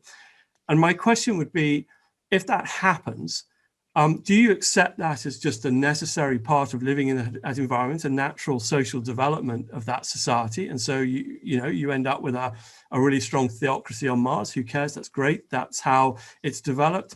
Or should you, from a liberty point of view, be concerned about an all-embracing theology taking over a settlement and actually try and push back against that? Or is that to undermine the very social basis of what's required to live in an instantaneously lethal environment? So I wonder what you thought about, powerful religious currents emerging in extraterrestrial settlements and how you think an authority in a society should deal with that. So I love the question. I want to take a step back in that I have discovered people use the word religion to mean fundamental beliefs about the way the universe is and what's important that are not true. So you will find pagans in Rome referring to Christianity as a religion, but not their own beliefs. Christians referring to paganism as religion, but not their own beliefs. Sure, yeah. I've heard any number of Christians tell me that they're not religious, they're just Bible believing. So that word, I think, distracts us. I think that we will develop a belief system with a very, very strong deference to authority and incredibly strong social norms. And I think that in that context, it is very important to have an ethic of care for others that balances the respect for authority. I don't think we're going to get away from the authority because I think we need that. And so, I look at Christianity and I say Christianity tends to have a fairly strong respect for authority, although Protestantism, interestingly, takes that in an interesting direction. But the question is, what systems do we have that allow care for others and critical thinking to question our respect for authority alongside the authority? So if you have care for others, just to pursue that, that only becomes a counterbalance to authority if it emerges through voluntary consent of people. If the care for others is somehow imposed, and I'll avoid, as you, I think, rightly point out, using the word religion, but let's say it's imposed within some sort of spiritual structure or set of beliefs about how people should behave, then the care for others becomes a form of overbearing authority and the way in which one should care. Is that a concern, or do you think not? I think that if what you're talking about is love for the sake of duty, it's not what I would call really love. You have to have duty for the sake of love. Yes. And this turns out to be an existential question. And that mindset has to be nurtured. Love for the sake of love for the sake of duty can be imposed, but duty for the sake of love must be nurtured. So on that note, I want to come to a question from Sherry in the chat, who's concerned that I'm saying we might have stopped developing as a species. And I want to push back on that and say, no, I'm saying we never developed as a species. I don't think that we are more mature than our ancestors, biologically, to the extent that I think we're more mature than our ancestors. I think that we have learned some things about what it means to love one another. And so the first important thing for me there is to separate that link between morality and biology, because biology doesn't do morality very well. I'm hopeful maybe some point in the future, but for right now, biology does morality very, very poorly. And then when I talk about what it means to nurture something good, I'm aware of where that's coming from. For me, it's informed by Christianity and the Enlightenment and humanism and Buddhism and Taoism. But I label those things and don't attach them to biology, because I don't think biology does that work for me. So to be a critical thinker, I want to know where I'm getting the ideas from. Mm-hmm. Excellent. I'm going to, by the way, just everyone, can I just request that you put questions in the question and answer? They're fine in chat, but my brain goes into overload when I'm trying to look at question and answers and chat at the same time. So if you do have a question, please put it in question and answers. But I do see there's one in chat that actually is similar to one in the question. So let me put this together. I think there are two people asking similar things here, which is that if you, you go beyond the Earth, and maybe even, like we were talking about earlier, engineer people in some way, or they adapt to that environment in some way where they end up physically different, but nevertheless they may still have emotional mechanisms that hark back to their state on the Earth, so that in some sense they're slightly immature in these extraterrestrial environments. Will we not still carry with us the biological substrates of their immature former selves, as Alan asks, but also in the question section, could it also be these people will be regarded as some sort of inferior subspecies? So sort of, I guess, an extraterrestrial racism that could emerge from a physical difference that results from the extraterrestrial environment. And how do we cope with these sorts of things? Yeah, I want to push back about calling either group immature, because I think that gets us into difficulties. We will find that there are two groups, one on Earth and one elsewhere, say, that are adapted to two different environments. And the question will be, in what way do they love one another and care for their environment in the environment they're in, rather than trying to have the exact same standard for both of them. Now, obviously, you've got to have some universal standards in order to have any form of communication. And that's the tricky bit. But I think when we can be aware that we are asking how they're fit to their environment rather than how they would be fit to ours, and if we can stop from the assumption that they should be fit for ours, or we should be fit from theirs, that we get more moral work done. Yes. I recommend the discussion of quaddies in Lois McMaster Bujold's, I think, Falling Free. She does a good job with a species, or a group of humans that has been engineered for life in space, and it's a fun read. Okay, I need to read that. Good. I think we'll move on to the last question. Just before the question, a comment from Helen Schell about what you need are the arts to resolve issues of otherworld living, and I agree with that general statement about the cold functionality that tends to be the focus of space exploration agencies and even private space programs, but the need to introduce arts and artistic expression into space exploration. For example, I don't see why you wouldn't have a space station decked out in 18th century furniture, for example. Why not? This human expression that's actually sort of currently very much lacking in space exploration may be one way to resolve some of the cultural blandness of space, if you like. Let me come on to this question. Well, actually, it's more of a statement, but I'll try and turn it into a question from the enigmatic 1011 again. I think it's dangerously naive to assume that settlers will drop their previous beliefs and set up something new altogether. People have always been inclined to form groups and dissociate themselves from other groups to feel distinctive. So let me just try and turn that into a question, which I suppose is that he's getting at this point, which I think is very right, which is that you're building a society. So this is Itamar, by the way, so I do know his name. He's getting at this point that unlike on the Earth, most societies, as you explain, have emerged from existing societies with previous culture. And that's not to say that when you send people into space, they will be free of culture. They will take what they know from the Earth. But you are still nevertheless putting a group of people in a very different environment. And they've got to sort of construct something that's going to be really very new compared to the way in which some societies have emerged on the Earth. Do you think that the space environment is sufficiently new that people do have to come up with new forms of culture, or do you think that what we take with us will be strong enough to rebuild successful societies in space without having to rethink everything? Several cool questions there. As an evolutionary biologist, species diversify. You can leave them in the same environment, they'll still diversify. So, of course, there's going to be change. I think space will accelerate that. I am somewhat pessimistic about the resource costs to transporting humans to other planets. So I'm not sure we're going to develop a population center somewhere else. I hope we do. I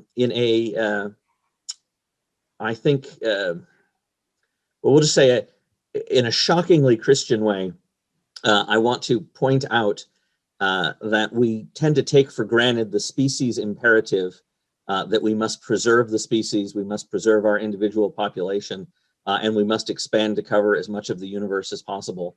That those need not be our highest priorities, and I hope they won't be. It may be that it's good to stay on Earth. Let's have the discussion. I think it's good to expand, but I don't think it's good to expand just because there's more humans. Yes. And so let's think about why it might be good for Mars for us to go to Mars, not just why it's good for us to go to Mars. And let's be willing, if we need to give other populations space, to accept that as a possibility, not to fatalistically take it, but to say, let's have a real discussion about what we value. And that's what I would argue for. Great. Thank you very much, Lucas. I think we'll end there. This is, as I said earlier, this is good that we have this buffer between talks. These are fascinating discussions, and I'm not going to stop people at 30 minutes. So it's great that we've got so much interest from people to talk, and this extra time where we can. So there's a couple of minutes before our next speaker, which is actually me. So thank you again, Lucas. Fantastic talk, and thank for you. Joining us at this webinar series. Just a quick logistics point. One of the panelists has asked, said that panelists can't post questions in the question and answer, and apparently Kelly's saying that's the case. It's an annoying bug of Zoom, which might be why panelists have been putting questions in chat. So thank you for that. I guess I will just have to watch the chat and the question and answer box at the same time. So if you're a panelist, put your question in the chat, and I'll try and keep an eye out there as well. So not particularly helpful function of Zoom, but anyway, it seems like that's the way it is. Good. So we'll have a 1 minute break, everyone. Take a breath, and then we'll move on to the next speaker, which is going to be me. Thank you. Okay, I think we'll make a start with the next talk. Good morning, everyone. Anyone who's just joining us, welcome to the Institutions of Extraterrestrial Liberty webinar series. The next speaker is me, so I'll do the strange thing of introducing myself. So I'm Charles Cockell. I'm a biologist at the University of Edinburgh. My interest is in life in extreme environments, microbiology of extreme environments, and the microbiology of the space environment. I also happen to have an interest in political philosophy. I've been fascinated particularly by questions of liberty in space for the last, I guess, 15, 20 years, hence this meeting here. We've also organized previous meetings out of Edinburgh on extraterrestrial liberty with the British Interplanetary Society. And so today I'm going to talk about some work I've been doing. When I say work, sort of in my spare time, it's not officially funded work through the university, but in my holidays, which links into my interest in political philosophy, which emerged when I came here to Edinburgh. And that is the question of the use of Scottish islands and their lessons for extraterrestrial free governance. And one of the things that we might be interested in doing, I think we'll hear more about this in the next 4 days, is thinking about how we can use settlements and societies on the Earth to gain insights about how you might extrapolate those into the extraterrestrial environment and develop settlements beyond. And this emerged actually from a oh dear, this is frozen up. Okay, that's now working. This emerged from a trip to the Isle of Egg. Annalea, I think, is on here, will remember that trip to the Isle of Egg. This is where my interest came from. Why would you be interested in using Scottish islands to think about extraterrestrial liberty or society beyond the Earth? Well, Scotland is home to about 168 islands of about 100 acres or greater, and substantially more at a smaller scale. And they vary enormously in their history, culture, and population. Some of them have been inhabited for literally beyond a millennium, Some of them are now uninhabited, but were inhabited. And I will talk about one of those, the context of this talk, St Kilda. And some, of course, have never been inhabited, so are not relevant to this talk. But there are a substantial number of those as well.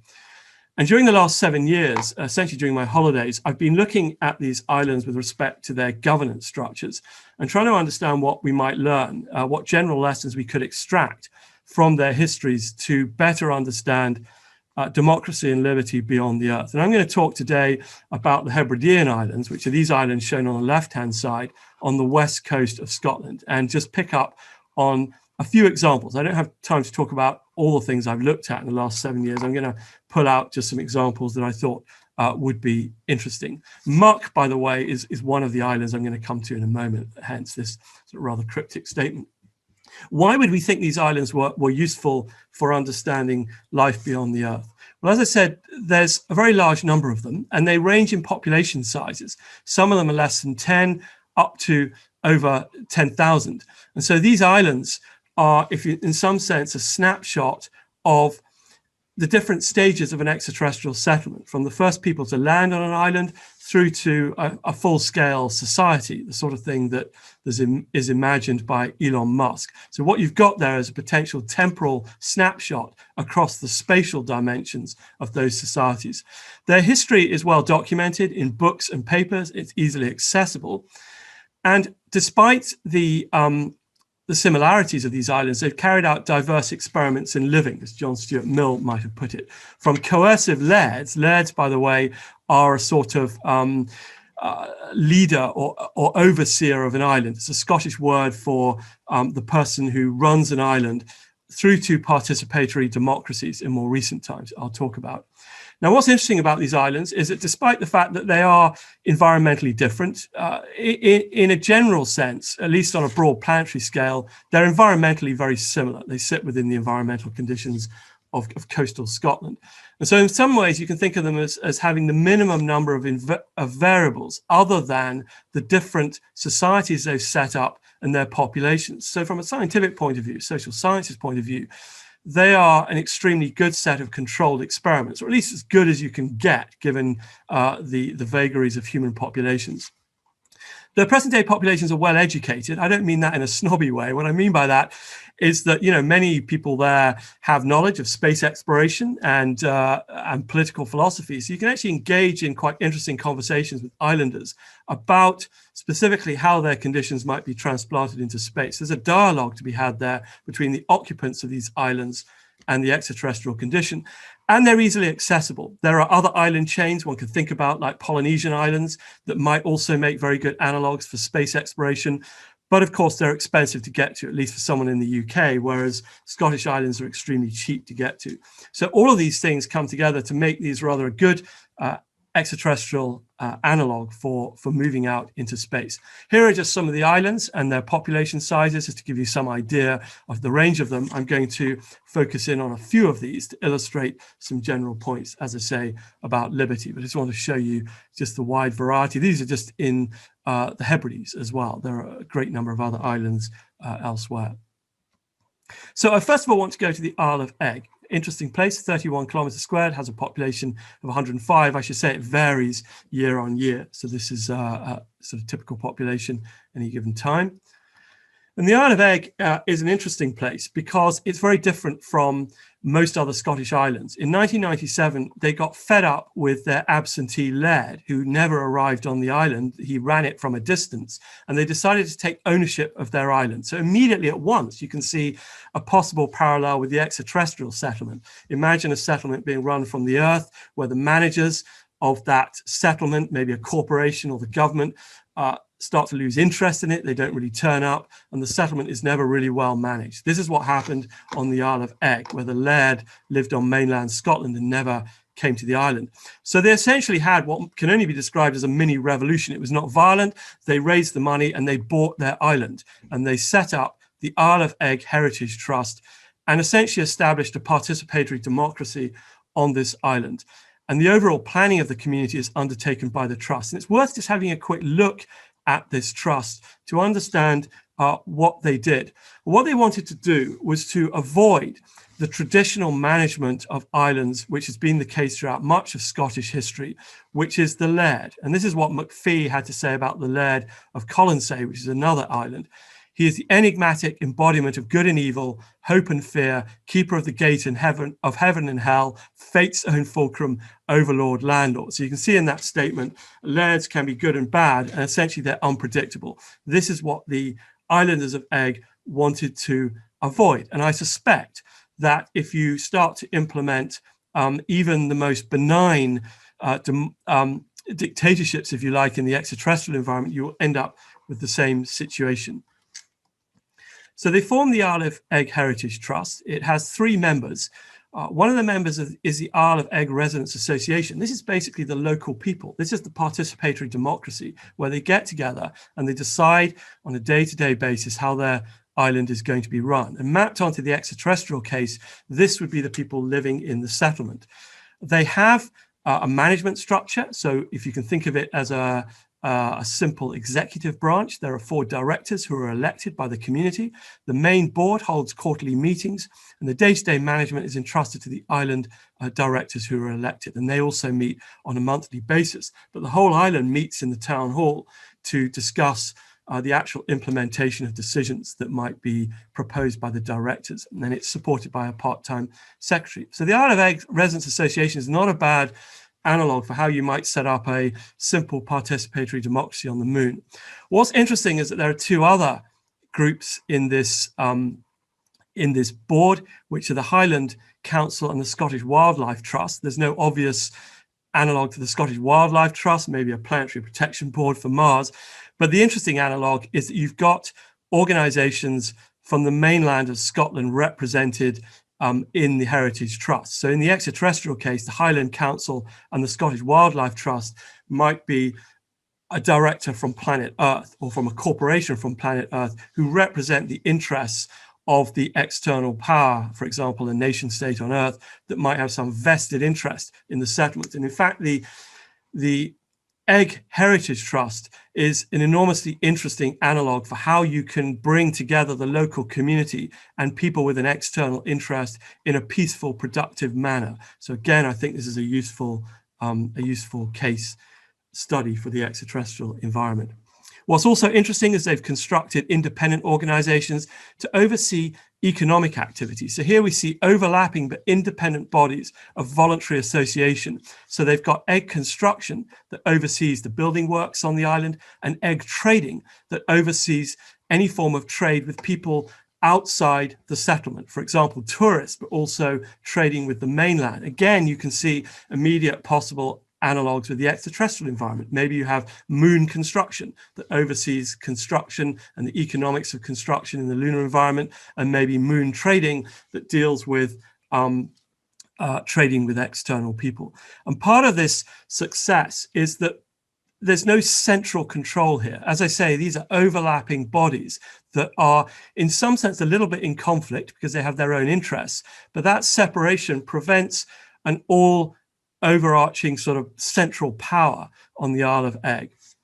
In the 24 years that this structure has existed, it's proven highly successful, and part of that is because the islanders have a common sense of purpose. They're living in a relatively extreme conditions. They want it to be successful, and those who took part in setting up this settlement sort of feel duty bound to make it a success. And the democratic nature of the island overcomes this sort of slightly dictatorial approach to management, which has typically been characterized by lairships. So I think that the Isle of Eigg is an interesting case study in participatory democracy. It's something I've been examining to try and understand it better. But I'm going to stop there on Eigg and move on just to some other points. If we move on to the Isle of Muck, which is much smaller, has a smaller population, this is an island that actually does have a laird and has done since the 19th century. It's in the McEwen family, and I visited Muck on several occasions over the last years and had some interesting conversations with Lawrence McEwen, who's now just recently handed over to his son, to try and understand how his lairdship has not collapsed into dictatorship.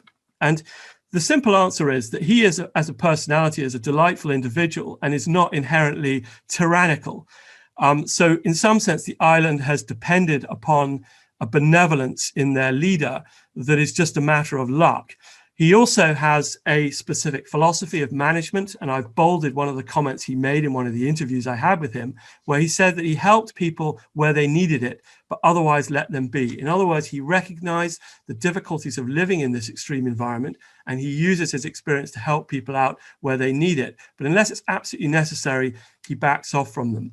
So here we've got an example of what one might call a benevolent dictatorship. I think he would be horrified to be described as that way, and I mean that in the most in the most complimentary way.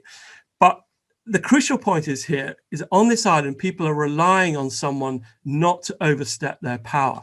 And this has always been a problem with management. As James Madison once said, if men were angels, no government would be necessary. If angels were to govern men, neither external nor internal controls on government would be necessary. In framing a government which is to be administered by men over men, apologies for his sexist view here, but general statement stands.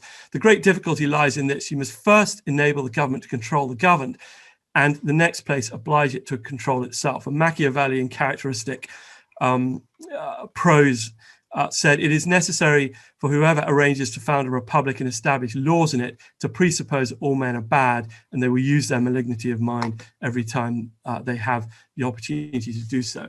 And this, I think, brings forward the central point that the Isle of Egg has put in place a management structure that tries to head off any form of malign dictatorship, which was always the problem with their laird, or at least a laird who was never even present. Whereas on Muck, although it works, you're still relying on the benevolence of a family, a single family.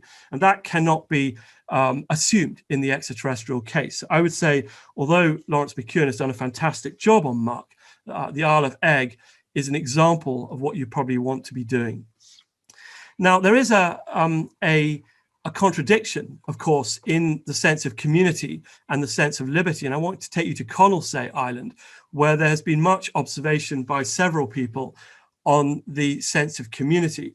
For example, Alexander, who spent some time on this island, noted that there was a strong overlapping sense of community in the islanders, caused by, as he writes, the island-wide web of innumerable interconnected conversations, and a hidden catalogue of organized gatherings that many bigger communities might envy.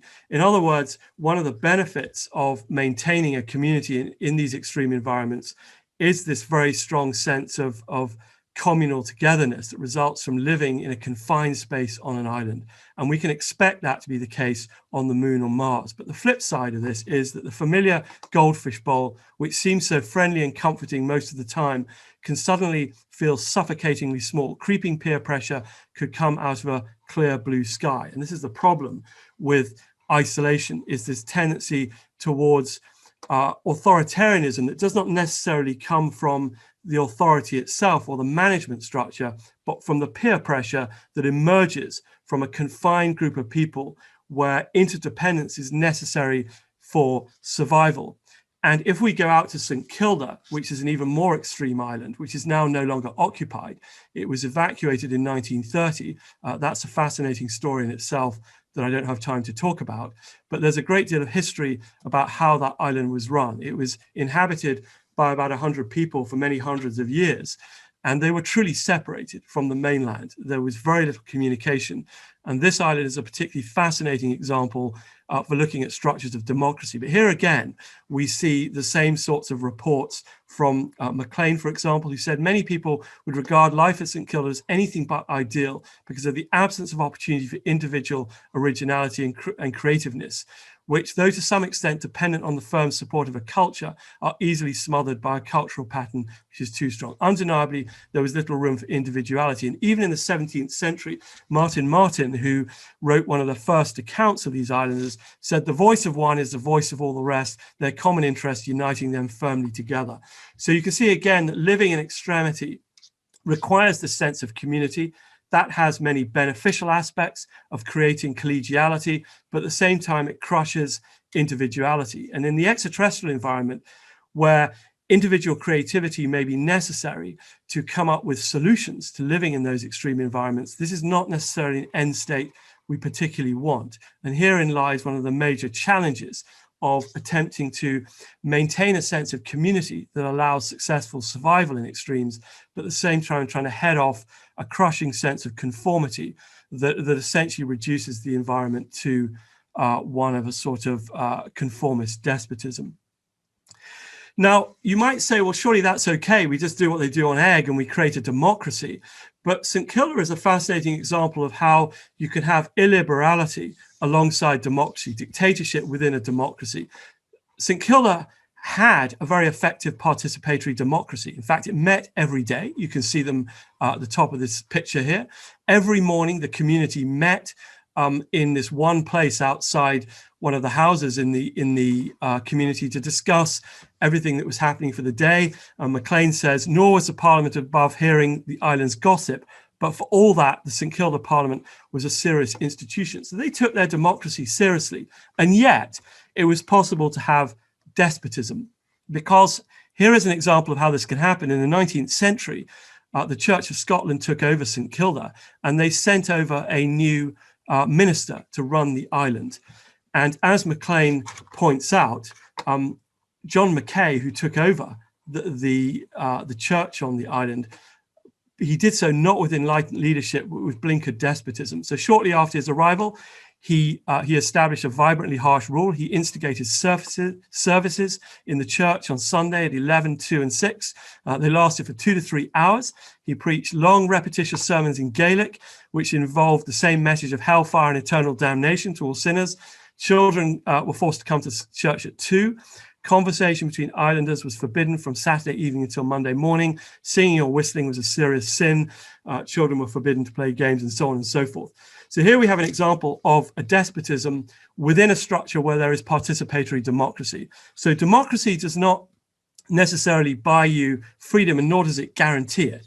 And Judge Learned Hand said in 1944, in a similar way, liberty lies in the hearts of men and women. Where it dies there, no constitution, no law, no court can even do much to help it. So it's no good just creating a constitutional structure that is democratic and implementing a structure that is democratic if one person essentially takes over the cultural aspects of a society, such that essentially a dictatorship is running alongside a democracy.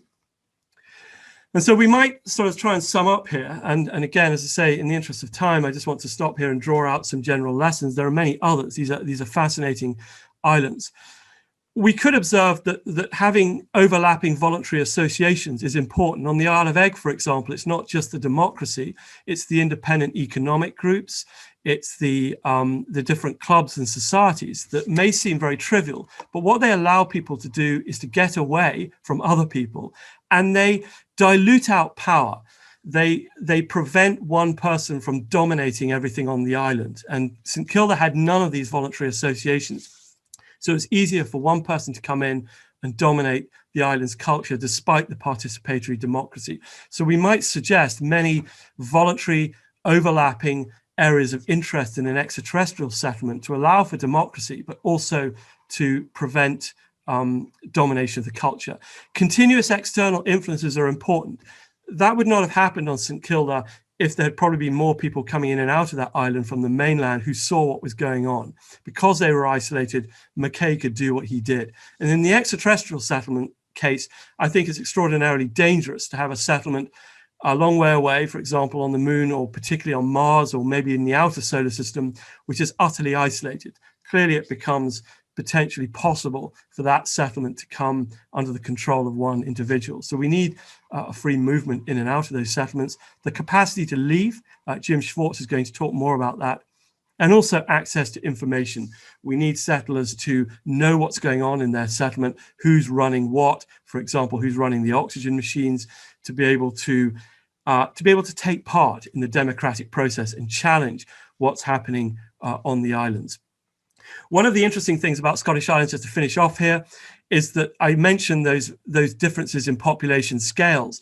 They also allow us to understand what happens on the islands when we go from small settlements to much larger settlements of thousands. And I won't discuss that here, But there's an enormous amount of information about transition from participatory democracy, such as on St Kilda and Egg, through to representative modes of government that you see on Isla, where you've actually got a separation of powers. You've got an executive branch, you have a police force on there that is essentially a judiciary, although the laws themselves are set on mainland Scotland. And you've not got a legislature because, of course, the laws are established on Scotland, but you do have sort of local rules and regulations that are decided by the community. So there's a sort of rudimentary separation of powers. And one might even think about what I've called the preemptive free governance, where you actually introduce the separation of powers at a much earlier stage, even in matters of settlements where there are a few tens of people. You might think about rudimentary executive branches that allow for a more fluid transition to representative government as that settlement grows. So there are a lot of lessons to be learned there. So I think I would summarize by saying that Scottish Islanders provide a spatial snapshot of temporal evolution of an extraterrestrial settlement. These are fascinating places. I'm just going to finish off by acknowledging all the islanders who have indulged my interest in comparing them to space settlers, sometimes with slightly different results. Particularly like to thank Lawrence McEwen for his discussions about lairships and management on Scottish islands. He's had an enormous influence on how I think this should happen, and others who have provided insights and ideas on island governance. So I'll stop there. Sorry, I've overrun. Thank you very much, everyone, for listening to my talk. And we will transition directly then into questions. And let me just get this up. And let's start off, first of all, with a question here from 1011 again, who's asking, the problem with the participatory democracy is you need a certain optimal number of participants for it to work. Having lived in a number of so-called intentional communities of different sizes and having acquaintances, I've noticed the following. Below about 100 to 150 voting members, you get fragmentation into smaller cliques, which form coalitions, independent of what is discussed. Above 400 members, you get a disinteresting government with many with merely the ambitious and naturally dominant getting involved in eventually dictating policy. So thank you for that comment. I think that's a really fascinating comment, and I'll sort of turn it into a question, which is really, can participatory democracy or democracies of these kinds work in space? I think what you say is absolutely true, and I didn't discuss this, but on the Isle of Egg, for example, there's one individual who can remain nameless, who's been very dominant in their participatory democracy, and she's very driven. I mean, she's just fascinated by management and very keen on the island's future. It's not a negative thing, but she naturally has a strong dominating role in the community. She is benevolent, of course, but she is also checked by the participatory democracy. There's only a certain amount she can do. So I think as long as the democracy is active and functioning, and people take an interest in it, you can overcome the problem of the democracy being dominated by particular individuals. But of course, we know this is a problem in participatory democracy. It was one of the problems in ancient Athens. And this is one of the reasons why you need some sophistication in the system. Having a participatory democracy where people just meet and have a big discussion about things in the open air, which is sort of roughly what happened in ancient Athens. We're not quite like that, but they had these open fora for discussion, leads to demagogues taking over the community. And what you need is you do need a board of directors who implements decisions. You need some sort of structure for the way in which questions get discussed. On the Isle of Egg, I could go into this in some detail, but they have evolved a structure where there are formal mechanisms that prevent demagogues from taking over, and where the process of discussion is actually quite effective. But I think you're absolutely right that none of this is perfect, right? As you get to larger groups, if people don't take an interest in their democracy, then particularly forceful, dominant people can take over. We see this on the earth, countless examples of democracies falling prey to demagogues and dictators. And on the very small scale, countless examples of small groups of people being dominated by factions that fragment. And the founding fathers, of course, were obsessive about the problem of faction in early American society. So there's no simple answer to this. And the simple answer I would give is the case for any democracy, which is it needs to be a process of ongoing discussion. There isn't some magic formula that you implement and then that's good for the next 1,000 years. Democracy is something that people have to take an interest in. It has to be an ongoing discussion. As society changes, it needs to modify itself. And the challenge is to inculcate into any society that healthy sense of discussion, dissent, and disagreement that allows those structures to modify. And as we all know, that doesn't always work. And I think the Scottish Islands are interesting because they do provide us with some insights of how we might create societies where this discussion does continue and does evolve. Egg, I would say, is a particularly interesting island because there is a healthy discussion. No one is dominated, and it has modified itself over the last 24 years since it was founded. So if it can work on Egg, we know at least it can work for 24 years on the moon or Mars. And I suspect Egg will carry on much longer because it's working very well. So Annalia Beatties asked, what kind of cultural life or cultural traditions did you see on these islands in terms of craft or art making? Did these contribute in any notable way to cohesion and democracy? I think that's also a very good question. It comes back to Helen's point about art being very important.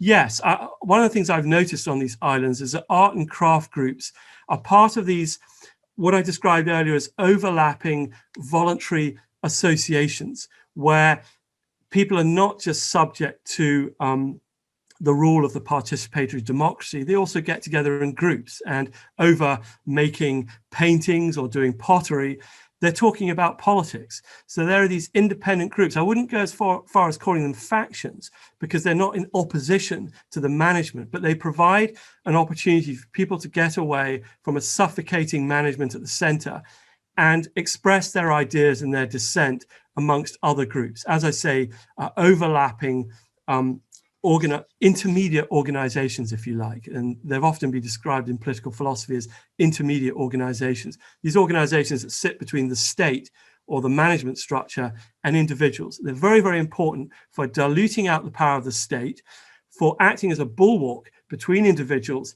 and the governing powers, and for putting up resistance against state power. So if the governance authority says we're doing this on the island, the local pottery group can get together and say, well, we all think this is really bad. So maybe other people think that, and maybe we can get together and ask the art people what they think about this, people who are painting. And slowly but surely, a resistance emerges at that intermediate level. So I think these are extremely important. And I'd also say,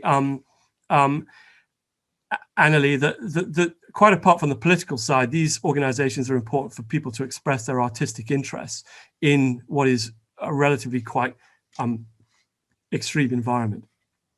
Sean McMahon is saying this sounds a bit like Burke's defense of civil society. Yes, I'm certainly horrified about that because I find Burke's defense a little bit too conservative for me. But you're right in the sense that he pointed out that society should evolve rather than emerge by revolutionary change. He, of course, was horrified by the French Revolution when he wrote Reflections on the Revolution in France. His book was, in some sense, the English counterpoint to the horror of what had happened in France. And he was very much, well, he was quite strongly pro-monarchy.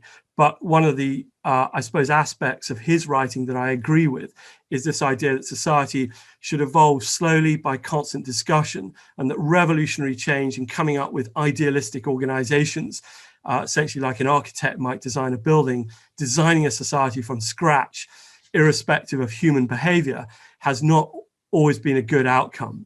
So conservative institutions that just continue because they've been there for thousands of years, such as, some violent monarchies, for example, or other forms of governance are not good.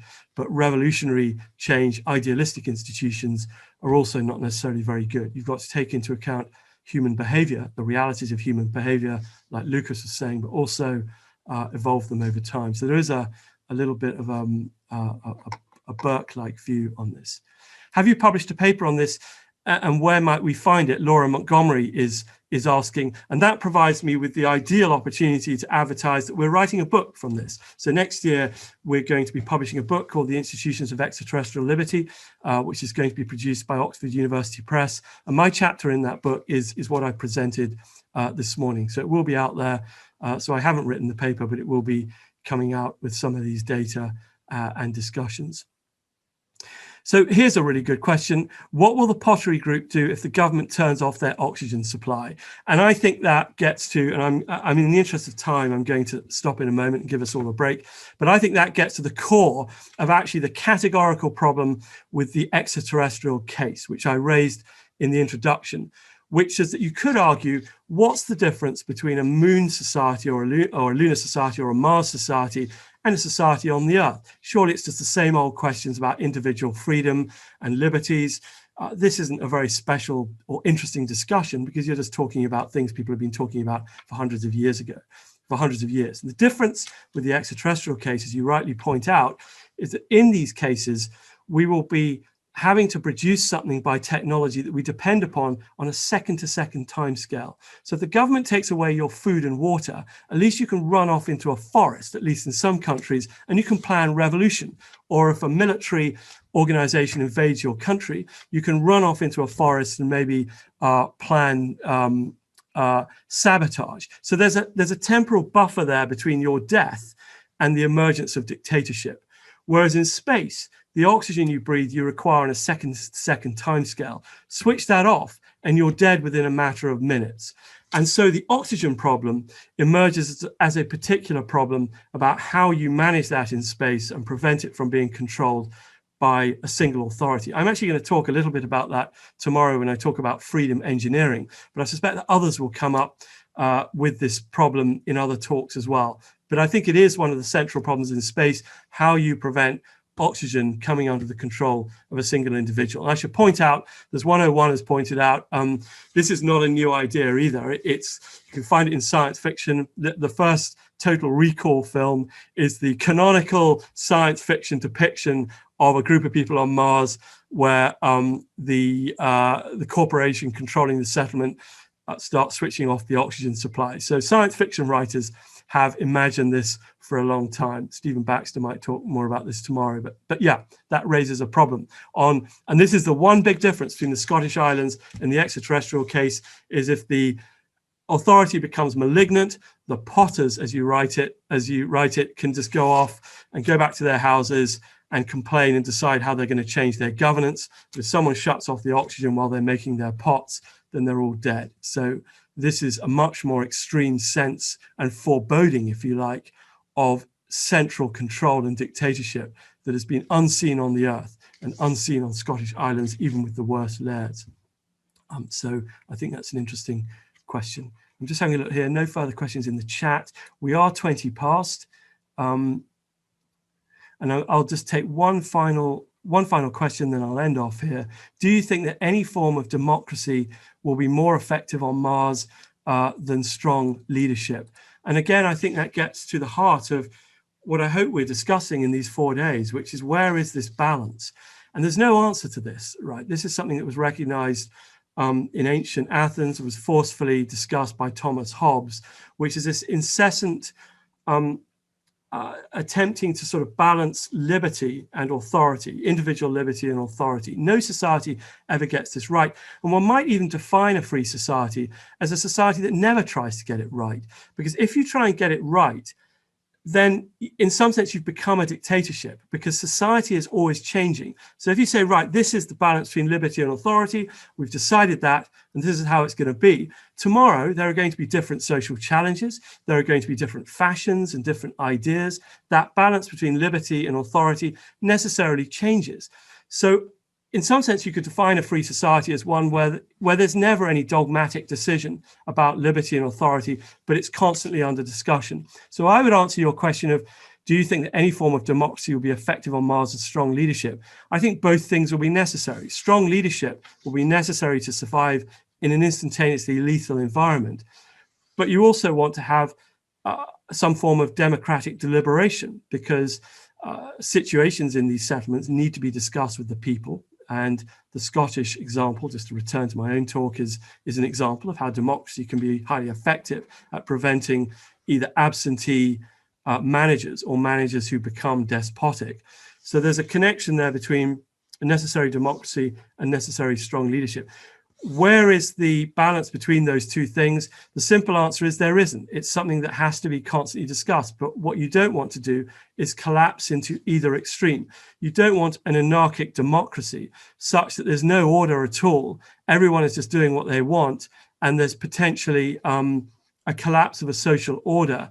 And for example, because of a lack of leadership and management, not enough oxygen gets produced. And suddenly everyone wakes up one day and discovers that there's insufficient oxygen, and you end up with a catastrophic situation. And nor do you want to collapse into abject dictatorship, where everything is under the control of a group of people, a cabal of people, or a single individual. How you do that is not something that can ever be determined, because we've never managed to successfully do that on the Earth, as present-day societies on our own planet attest. Democracy and yet having a sufficiently strong leadership to allow a society to exist, it has been a perennial problem for 10,000 years of settled human history. And there is no formula. If there was, we would never have dictatorship again. So this is not something we can satisfactorily lay out. As Frans said, everything we do has to take into account the realities of collections of human individuals that are not predictable, and they're not easily reduced to scientific analysis. But what I would say is, as we go into space, we can decide we want to create societies where there is liberty. And rather than just allowing it to emerge through a totally random process, we can have meetings like these and other sorts of meetings where we discuss freedom in space, and we write books on extraterrestrial liberty, and maybe provide some sort of intellectual groundwork for people to think about how can you build a free society, free governance in space that is effective, and what sort of mechanisms can we use. So it's not a hopeless case. People can think about this before, and they can move towards a direction of balancing authority and liberty, as I would contend good societies have attempted to do for hundreds of years. So it's 25 past, and I'm rambling too much. So I'm going to stop now, and we're going to take a break, go and grab a cup of tea. I'm just going to have some lunch, go and grab some lunch. And please do come back, or you can hang online if you want, for 1 p.m. when we're going to have our keynote talk for today by Anthony Pagden, who's going to talk about the Enlightenment in the 21st century. That's going to be a bit of a more broad discussion about Enlightenment in 21st century societies, but I know he's also going to talk a little bit about its application to the space environment as well. But I think it'll give you a very interesting context about the values of the Enlightenment and how we think societies might be, free societies might be run. Thank you very much, everyone. See you at, I'll be back here before 1, but otherwise the talk will start at exactly 1 o'clock. Thank you for joining our first morning session. Speak to you later. Let's make a start. Good. Okay, thank you, everyone, for coming to our keynote talk in the Institutions of Extraterrestrial Liberty. And for those of you who may be joining us, maybe didn't come to the morning session, welcome to this set of webinar talks thinking about the conditions for liberty beyond the Earth, and particularly in the extreme environments of places like the Moon or Mars, where organization in those extremes, the need for things like oxygen, might create very different conditions for liberty. And I'm really pleased to introduce Anthony Pagden to talk to us about his views on particular conditions of values of the Enlightenment, and not just in space, but how we might apply them in the 21st century. So Anthony is currently a distinguished professor in departments of political science and history at the University of California, LA. His main area of research has been in a prolonged contact of Europe with non-European world. He's also written on the history of law, anthropology, and of modern Spanish America, and how to think and not think about the history of ideas. He has a very broad view of things, but he also has a long history of not just writing academic papers and academic books, but taking these ideas out into the wider world. For example, he's written on the 2,500-year struggle between the East and West, and his books have been translated into several European and Asian languages.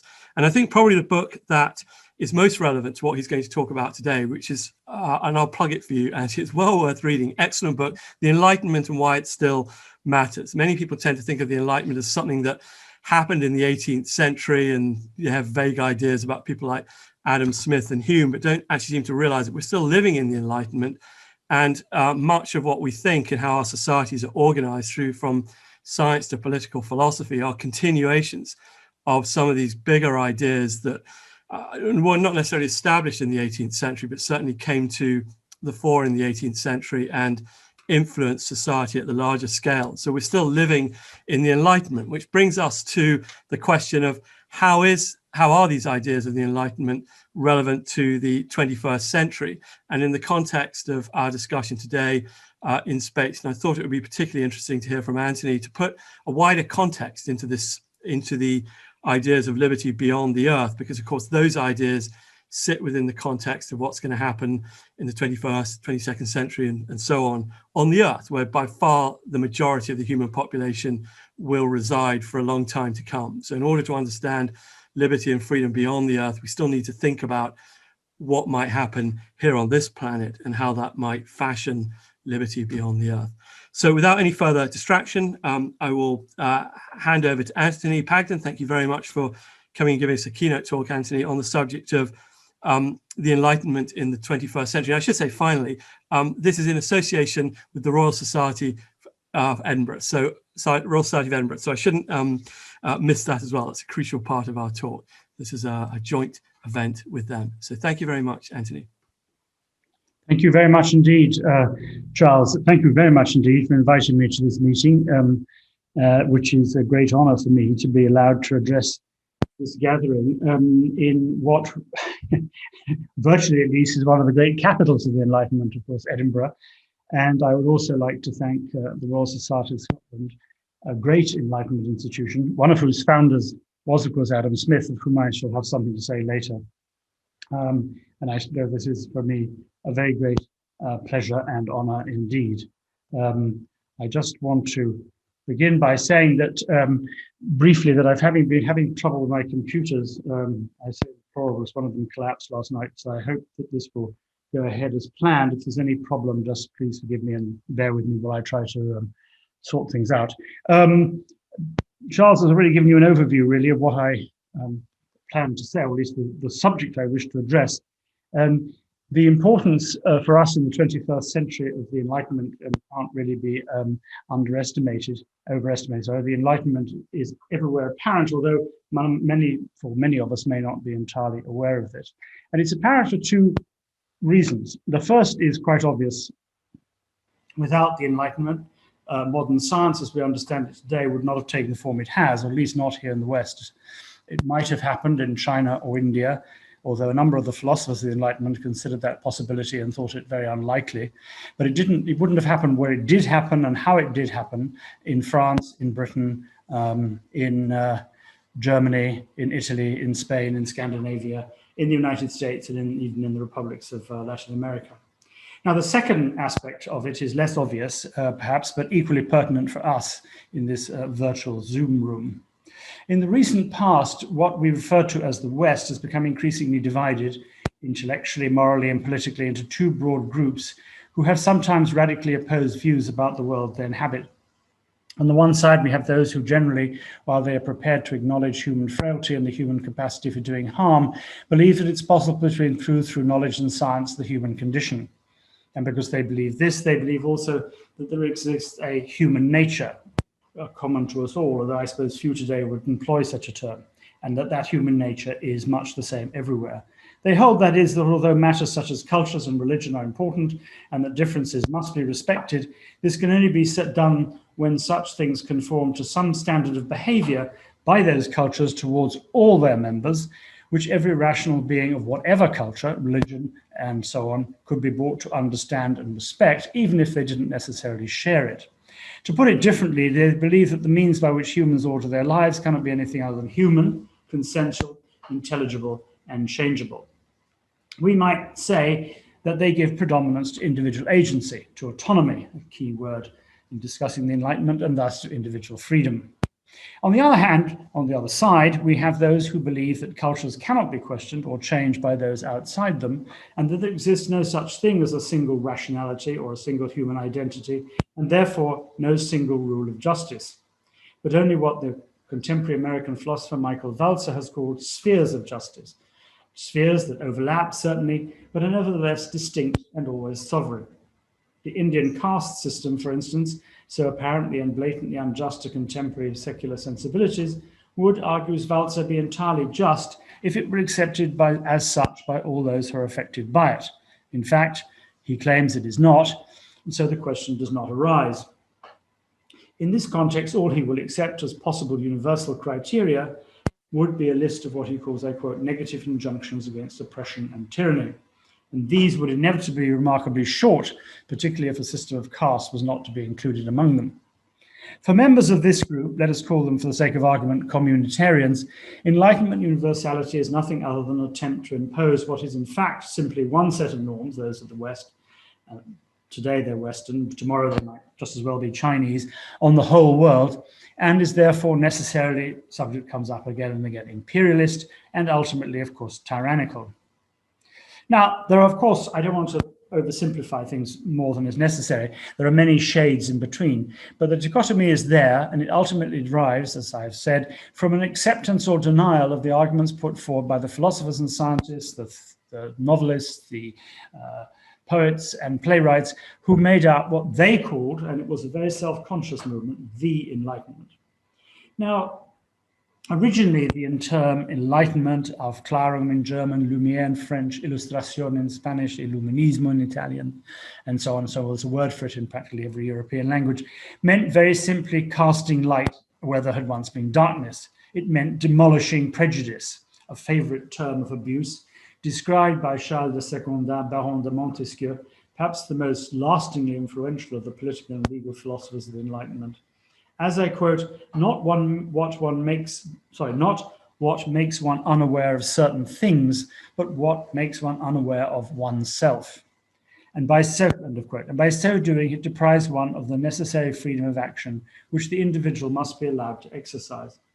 Similarly, Immanuel Kant, one of the two most lastingly influential philosophers of the Enlightenment, in his famous attempt to answer precisely the question, what is enlightenment, was ist Aufklärung, argued that enlightenment was what allowed the individual to exit from what he called his self-incurred minority.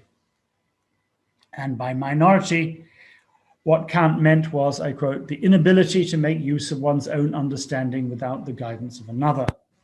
To do this, the individual had to cast aside all those dogmas and formulas, those mechanical instruments for rational use, or rather misuse, of mankind's natural endowments, end quote, which Kant described as the ball and chain of his permanent minority. I have to live, as Kant put it, if I'm going to live as a fully autonomous being, with, I quote, without the aid of a book that has understanding for me, a pastor who has a conscience for me, a doctor who judges my diet for me, and so forth. I need, Kant concluded, borrowing a famous line from the poet Horace, to dare to think, sapere aude. This then, daring to think, is the necessary condition of freedom. It's perhaps best captured in the words of one of Kant's exact contemporaries, although he seems never to have read him, the Marquis de Condorcet. Condorcet was one of the creators of differential calculus and the first person to attempt to predict the possible outcome of human decision-making by using mathematics, which makes him the kind of founder of modern political science. He was also a champion of equal rights for women and for all peoples of all races, and an abolitionist who devised the world's first state education system, which was, of course, put into operation by the French after the Revolution. In his sketch for historical picture of the progress of the human mind, written while in hiding from the forces of the Jacobin terror, Condorcet was a keen supporter of the early moderate revolution, but fell out of favor when he opposed the execution of the king. He described a future condition in which all mankind would acquire, I quote, the necessary enlightenment to conduct themselves in accordance with their own reason in the common affairs of life, and to maintain them free of prejudice so they might know their rights and be at liberty to exercise them according to their own opinion and their conscience, where all might, through the development of their faculties, obtain the certain means to provide for their needs. Condorcet's sketch, end of quote, Condorcet's sketch and Kant's essay have often been taken to sum up all that was most important about the Enlightenment. Namely, to put it very simply, that it was, in the words of the modern English philosopher John Gray, who is generally, I should say, hostile to it, quote, a movement promoting autonomous human reason and, according to science, a privileged status in relation to all other forms of any understanding. And many contemporaries did indeed see it that way. They were all, after all, the self-styled heirs of the great intellectual shakers and movers of the 17th century, of Descartes, of Hobbes, Locke, Leibniz, Spinoza, Bacon, Newton, whose lasting achievement, quite apart from whatever else they might have done, and of course they did much, had been, as Locke phrased it, to sweep away, I quote, all the rubbish that lies in the way to knowledge. Now, most of that rubbish, in their views, had been placed there by the Aristotelian Thomist theologians of the previous 2 centuries, who, as Thomas Hobbes said contemptuously, by repeating everything that Aristotle had said on anything, how does he put it, reduce philosophy to mere Aristotelity. Now, this is one view of the Enlightenment. It is certainly the most familiar, but there is another related but not identical one on which I wish to focus today. And I wish to begin with the other great, I said there were 2 great philosophers of the Enlightenment, the other great philosopher of the Enlightenment, reading whose work Kant claimed had, I quote, roused him from his dogmatic slumber, the great Scot, North Briton is what he called himself, David Hume, who Charles alluded to in his introduction. Now, the 2 men could not have been more alike. Kant was thin, dry, ascetic, sarcastic, but humorless, and never left his native town of Königsberg. Hume was plump, witty, jovial, and travelled widely. You belong to all nations, the great French philosopher Diderot wrote to him, they were close friends, in 1768. I flatter myself that I am, like you, a citizen of that great city of the world. And so he was, and the compliment, as we shall see, was highly significant. Now, Hume took a rather different view of the place of reason in human understanding, best summed up perhaps in one of his most famous remarks, that I quote, reason is and ought to be a slave of the passions and can never pretend to any other office but to serve and obey them. By this, Hume what Hume meant was that without our passions, we would have no reason for reasoning at all, and no reason for acting. It is our passions which motivate us to reason, and it is they that then activate our will. Linked to the passions are what the philosophers of the Enlightenment generally called sentiments, a now, of course, debased word, but one which for Hume meant those emotions which arise primarily from the passions of pride and humility on the one hand, and from love and hatred on the other.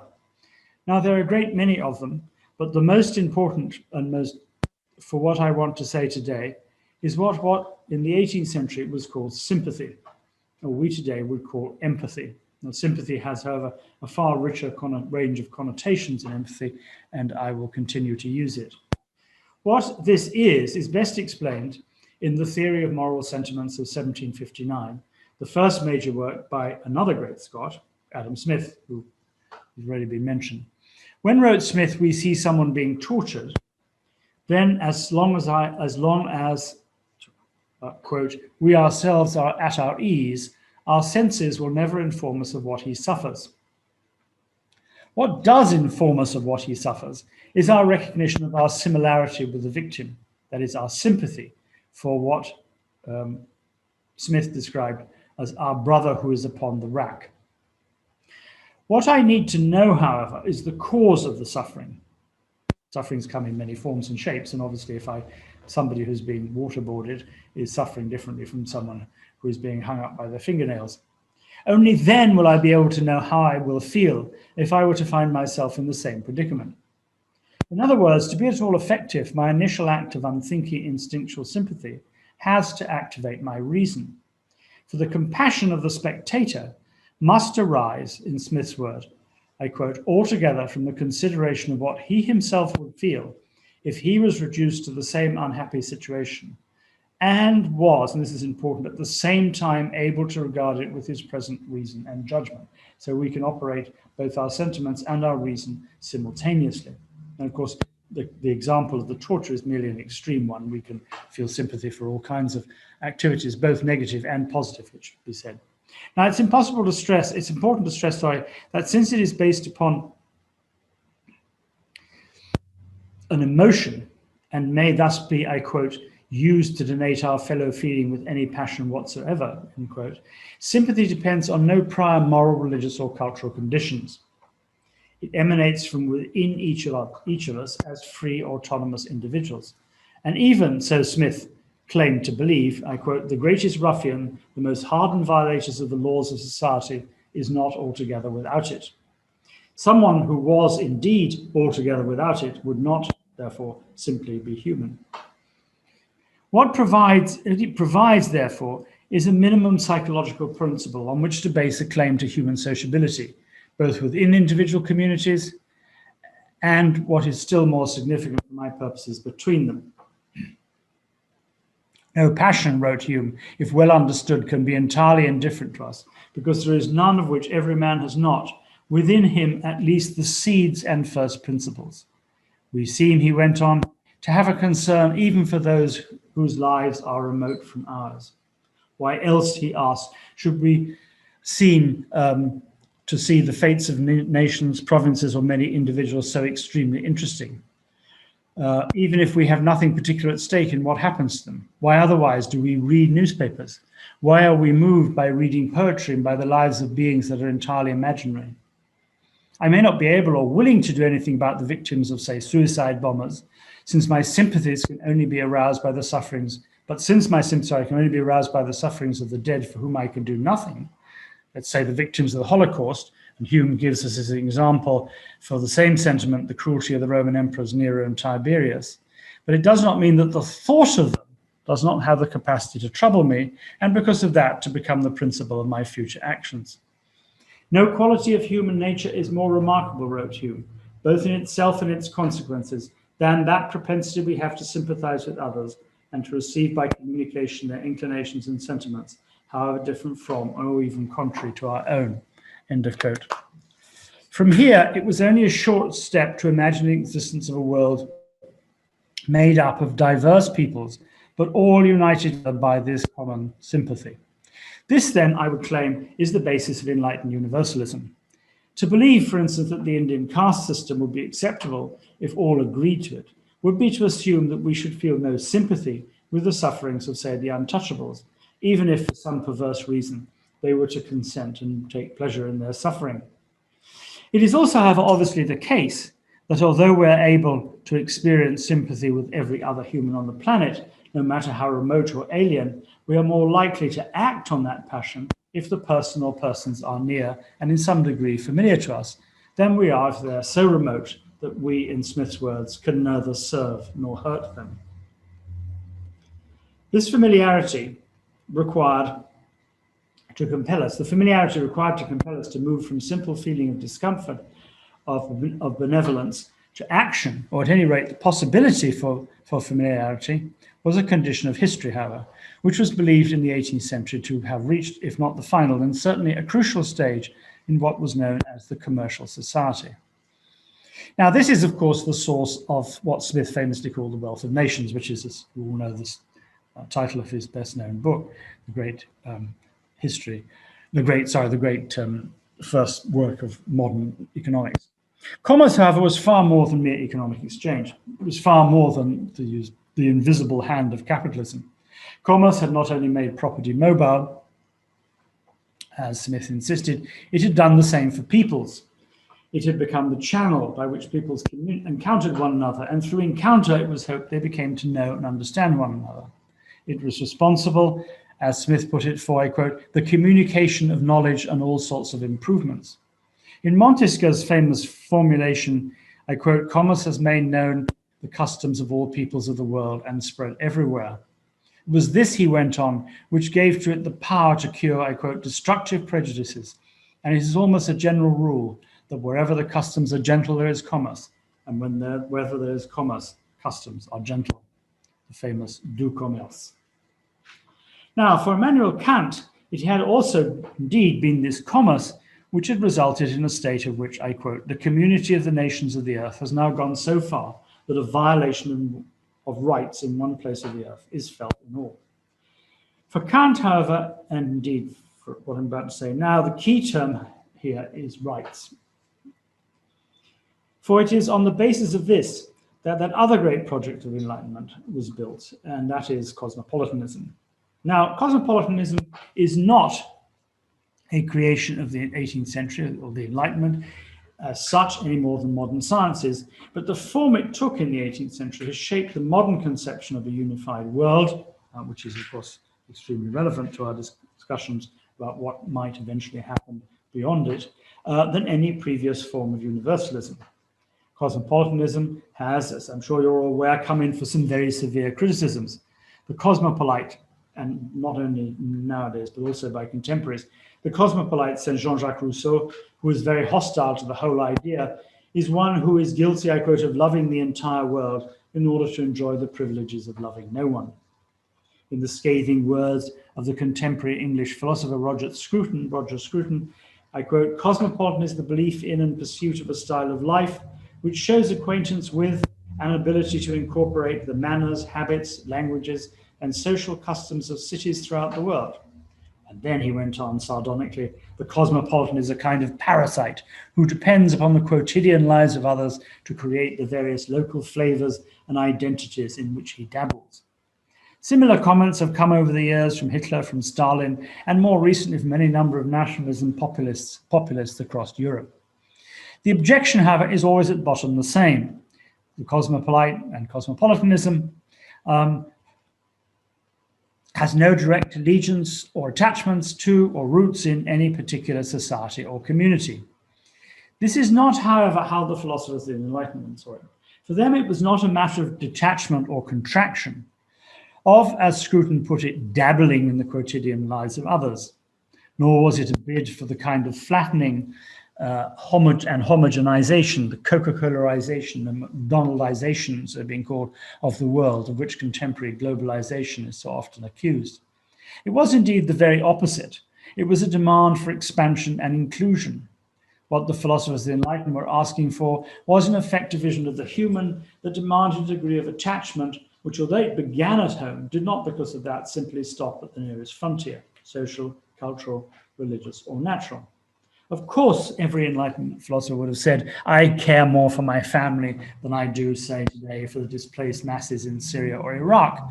What is being asked of me is rather a vision of the world which is capable of encompassing both my immediate family, my local community, and those displaced masses within a broader perception of humanity itself. Now, this is how Montesquieu expressed it in that collection of personal reflections he simply calls mes pensées, my thoughts. Since he said in 1745, he was a man before I am a Frenchman, or rather because I am necessity a man, but only a Frenchman by chance. I quote, if I knew something useful to me and harmful to my family, I would reject it from my mind. If I knew something useful to my family and not to my country, I would try to forget it. If I knew of something useful to my country and harmful to Europe, or useful to Europe and harmful to mankind, I would look upon it as a crime, end of quote. Now, Adam Smith arrived at much the same conclusion by a somewhat different route. If he said, the wise and virtuous man was always willing, as Smith assumed he must be, to sacrifice his own private interests to those of the public interest of his own particular order and society, and if that same man recognized that this should in turn be, I quote, sacrificed to the greater interests of the state or sovereignty of which he is only a subordinate part, end of quote, then it followed that finally he should be equally willing that all those inferior interests should be sacrificed to the greater interests of the universe. Of course, it's this final step in the argument that populists, nationalists, communitarians, and their like reject. Now, such persons, as those described by Montesquieu and Smith, are cosmopolites, or what Kant called cosmothoroi, that is to say, students of the world. And what they're being asked to do is to keep their eyes fixed upon the wider horizon of mankind itself. To bear that always in mind. It was what Kant significantly called a form of global patriotism. Now, global patriotism, however, demands a grasp of the global and a conception of the patria, the patria. The former follows, of course, from the kind of shared sympathy for which Kant constitutes a moral duty. Humanity, he wrote, means on the one hand the universal feeling of participation, and on the other the capacity for being able to communicate one's innermost self universally, which properties taken together constitute the sociability that is appropriate to humankind, by means of which it distinguishes itself from the limitations of animals. These are the inescapable facts of the human condition. They provided a basic reason why we should, why as human beings we could not fail to, develop interpersonal relations with others from widely different cultures from our own and extend our benevolence to one another. And because they do that, in Kant's view, they also generated a right, not, he insists, a mere philanthropic principle, but a right that each people should, I quote, try to establish community with, and to this end to visit all regions of the world. This is what he famously called the jus cosmopoliticum, a troubling term which I shall come back to several times. It could be translated as cosmopolitan right, it can be translated as cosmopolitan law. I think it captures something actually broader than both of those. Anyway, in the first instance, this is a fairly restricted one. In this instance, when he's talking about as a right, however, it's a fairly restricted one. It gives the traveller a right to travel and of what he calls temporary sojourn in any part of the world. This is not, of course, a right acquired by treaty. It's not a right enforced by positive law. It does not include, for instance, the right to permanent residence. It doesn't include the kind of right when in Europe I had acquired in 1975 and was deprived of in January of this year. It derives solely from the fact that because I inhabit a space that I cannot leave, or at least couldn't leave it, and no matter where I set off from, if I go on long enough, I will come back to where I started, which confers upon me what he called a common possession of its surface. Only under such conditions would it be, I quote, possible for strangers to enter into relations with the native inhabitants.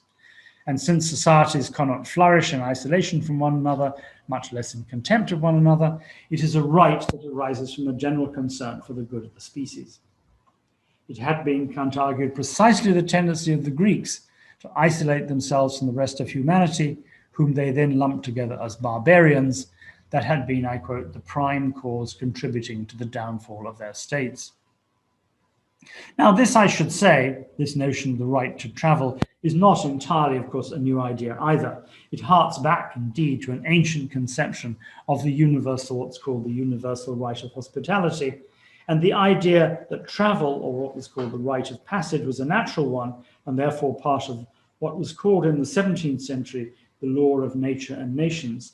It still has a place in the debates over the rights of refugees.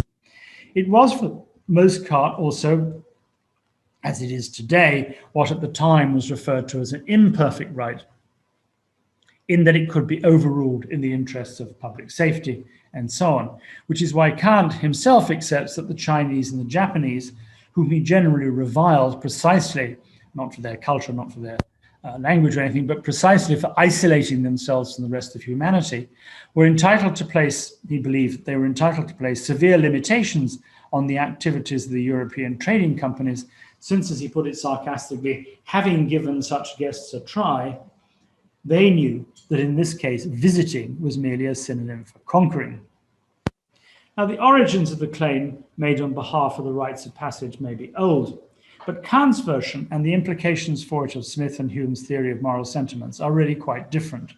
For in all previous iterations, it was nature, or more precisely the natural law, which has delivered to us this right. Here, in this world of autonomous free agents, who in Kant's words are, I quote, meant to produce everything out of themselves, it is we who claim it, this right, through our own actions. This, we might say, Kant and Hume would say, indeed, is the condition of true freedom. The cosmopolitan right is also, in the end, not merely a right to survive and prosper. It is a right having to do with our evolution as a species. This universal cosmopolitan condition, Kant declared, was nothing less than the womb in which all the original predispositions of the human species will be developed, unquote. It also, of course, constituted a form of global patriotism, and therefore had to possess, as it constituted this form of what he called global patriotism, it has, of course, to produce both a political and a legal order. Now, the form that this would take, Kant imagined, indeed predicated, would eventually be some kind of world association of nations, what he variously called, and I should say, this is discussed in a number of texts over a relatively short period of time, but scattered texts, they're not one single one, and there's a great variety of terms, and they're often used inconsistently. Anyway, he called it variously a League of Peoples, an international state, a universal union of states, a federation, a confederation, a partnership, and so on. In broad outline, however, it corresponds roughly to Ian Crawford's vision for a future extraterrestrial federation based upon what today is called the principle of subsidiarity. Now, Kant, of course, knew nothing of subsidiarity since it was first introduced in 1891 by Pope Leo XIII as a safeguard against encroaching liberalism, although in fact it's a remarkably liberal principle. But the basic idea is that all government, all command, that is, should be conducted at the lowest level possible, which in the case of a federation or an empire, as its more remote source is indeed a principle of the Roman common law, this means that only those actions which directly affect all the member states within the confederation should be decided by the federal government. This would, as Kant insisted any federal government should, leave the individual states separate and independent as far as anything concerning their culture, their language, their religion, etc. were concerned. It approximates to what the contemporary Irish-American philosopher Philip Pettit calls the idea of externally undominated states. Subsidiarity, indeed, determines the limits of European Union law and bears some resemblance to the 10th Amendment of the US Constitution, which deals with the relationship between the individual states and the federal government. It also places, I should say, severe limitations, of course, on the development of any true federation, and is the source of much of the complaints about the EU's democratic deficit. And it's also, of course, one of the great sources of contention at a sort of serious level over the Brexit debates. The question which had bedeviled all previous attempts to create a compelling and binding law of nature and nations in the 17th century and to a certain degree in the 16th before it, was, however, where such a law was to come from.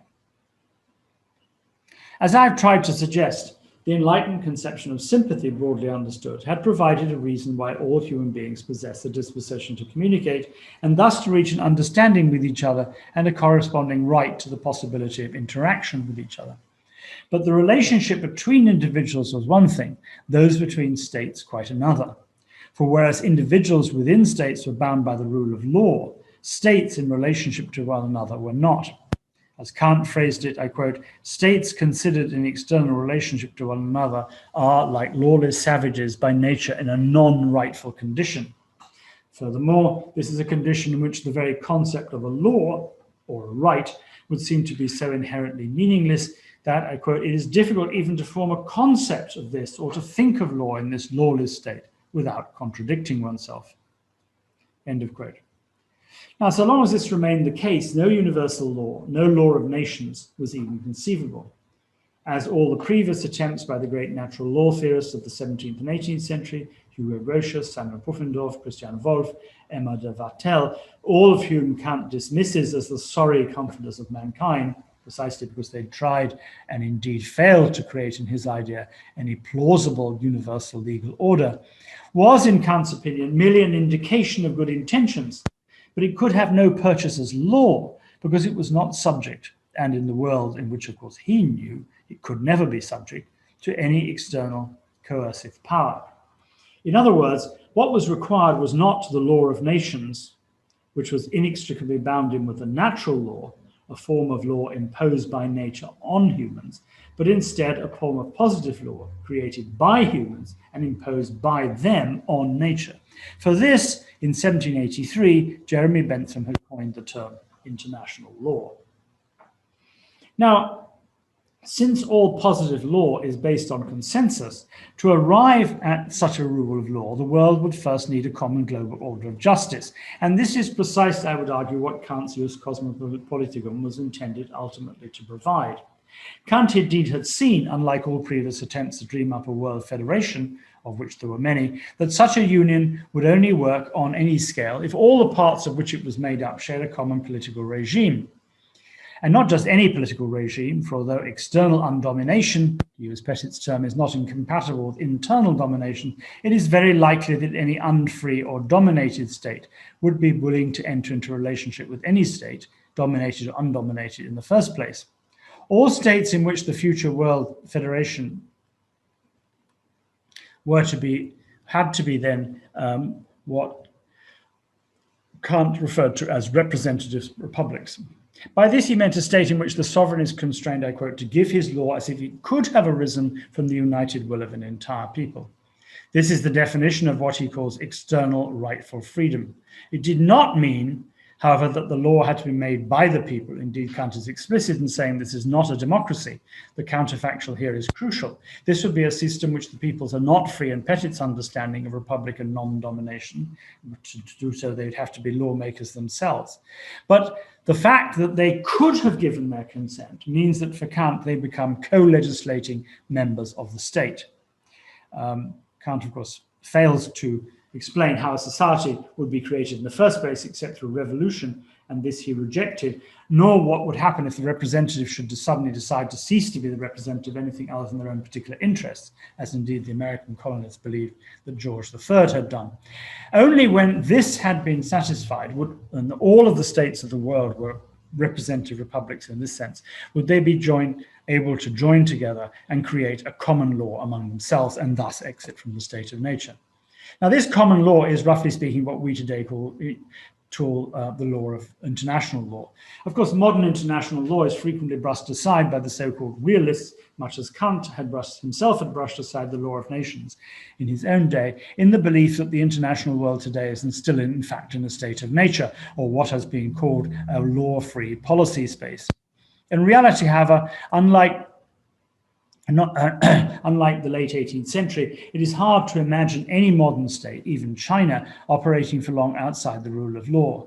For modern international law is, as Kant understood his jus cosmopoliticum to be, more than a mere set of rules, more than law as regulation. It is precisely jus, that is justice, an order which determines what is to be discussed, how and in what form and language any final decision will be made, and so on. It is, in fact, and creates what in the 18th century was known as a civilization, a word, I should stress, which has a quite precise legal origin and quite precise legal meaning.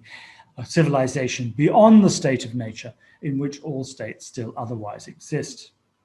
Now, much of this enlightened vision of humanity, of human autonomy and cosmopolitanism, came under fierce attack as a consequence of modern nationalism, nation and nationalism, and the creation of the modern nation in the 19th century. Paradoxically, nationalism itself began as an alternative, but similarly all-embracing vision of the world. But it soon developed from the American, French revolutions through the democratic revolutions of 1848, across 2 world wars, into the inward-looking populist dogmas we're all too familiar with today. Here, in this vision, there can be no place outside the culture, beliefs, languages, of identities of which our communities are made up. Humans do not create their social world, as the Enlightened philosophers suppose. They are created by them. But while nationalism in the 19th has hardened the boundaries between nations, it also prompted a resurgence, in particular after World War I, of interest in cosmopolitanism broadly understood. So that today, despite the flurry of books announcing the end of the global world order, the collapse of the international community and the like, nations and nationalists are faced with a powerful battery of international, transnational, supranational institutions, legal orders, and self-defining communities. For however remotely the enlightened vision of a cosmopolitan order it might be, it had provided the fundamental inspiration for the creation of a number of admittedly imperfect institutions, not utterly unlike in some respects the kind that Kant had hoped for. Above all, first, the League of Nations of 1919, which for many of its founders was an explicitly Kantian project, and subsequently, of course, the United Nations, the International Court of Justice, the International Criminal Court, the International Labour Organization, not to mention still more amorphous and impermanent, but potentially no less consequential, what do we call them, initiatives, such as the Kyoto Protocol, for instance, or the Paris Agreement. All of these, as it were, hark back to a generally broad, let us say, Humean, Smithian, Kantian view of the international world, the relationship between peoples and nations. Enlightenment cosmopolitanism has also provided the theoretical foundations for such modern conceptions of international justice, geo-governance, global civil society, the responsibility to protect, etc. And then, of course, we have had, since 1948, a universal Declaration of Human Rights. True, its demands are vague, and there are many, the right to healthcare and education, for instance, to which even the most conscientious and wealthy Western nation countries do not subscribe, including this one. But it has been perhaps the single most influential concept in shaping foreign policy in the West since at least the 1970s. And the very idea of a human right would have been unimaginable without some notion of a single human nature and of a global community bound together by a common order of justice, by in fact something very close to Kant's Jus Cosmopoliticum.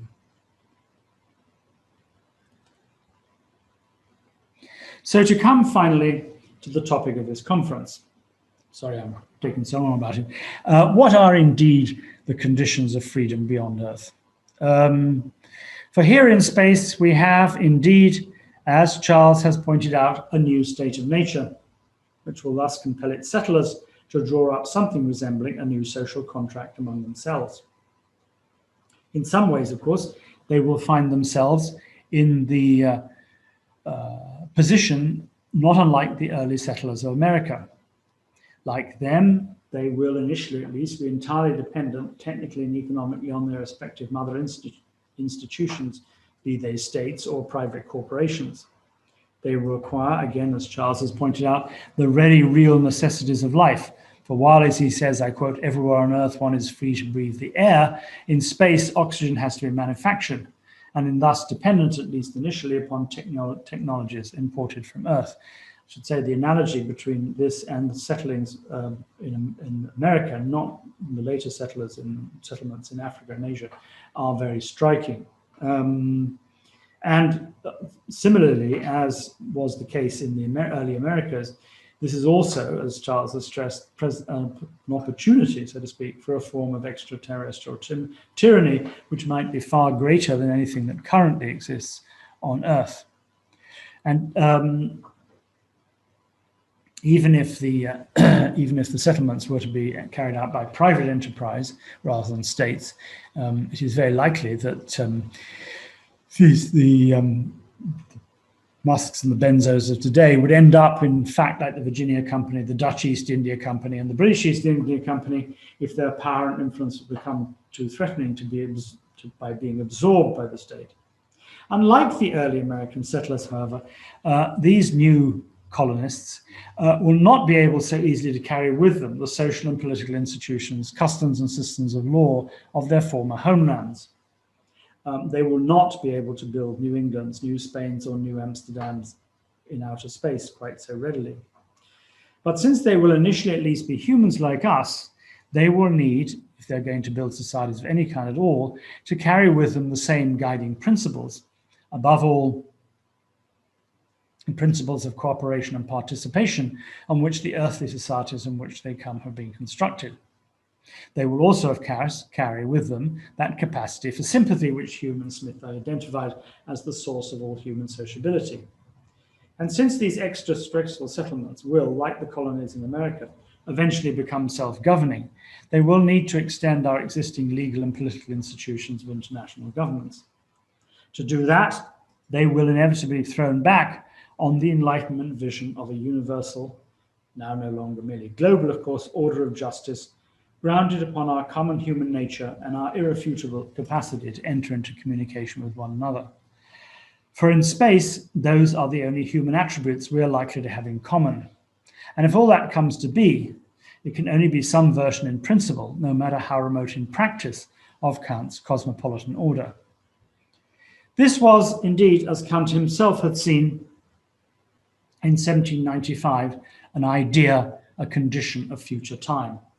But like all such ideas, he insisted it was one that should not be abandoned, like as he put it, like the Platonic Republic, under the very wretched and harmful pretext of its impracticability, end of quote. So long as we are free, morally and intellectually, we can go on hoping that some kind of cosmopolitan order will be achieved. More pressingly, perhaps, the very fact that we are able to imagine such a state makes it our duty, as he put it, to work towards this not merely chimerical end. And if not on this earth, then perhaps beyond it. Thank you very much. Thank you very much, Anthony, for this really wonderful talk, and very sweeping talk as well. That was just fascinating. So we've got time for some questions, if you're happy to answer a few of those. Yes, certainly. Feel free, everyone, to put your questions in the question and answer box if you have any questions. In the meantime, while we're waiting for a few questions to come up, I've got a couple there, but let me just start off by asking you a question based on what you were talking about, cosmopolitanism. So the idea that cosmopolitanism is that you're sort of opening your mind to a wider view of society, particularly if you travel somewhere else. Of course, if you go to the moon and Mars, there's no one there already. There is no existing society. So if you're an isolated group of people, for example, on the moon or Mars, your cosmopolitan view is necessarily a view of Earth, because there's no other society with which to build a cosmopolitan view. So do you think that a cosmopolitan view in space will actually make people hidebound to Earth, or would they be better off to drop the whole idea of cosmopolitanism and construct a whole new vision based on their extraterrestrial society? Or does that lead in itself to new dangers of an undefined society? Well, I would reply to that with two qualifications. One is that I was rather assuming that we're talking about a possible world where there was more than one extraterrestrial society, and that these extraterrestrials will have to enter in communication with each other. So the analogy with the states of nature, or indeed, let's say, the English colonies in America, would be, which also, of course, don't forget, very largely considered themselves to be in terra nullius, I mean, in spaces where there were no other people, where they didn't consider the people who were there to be significant presences at all.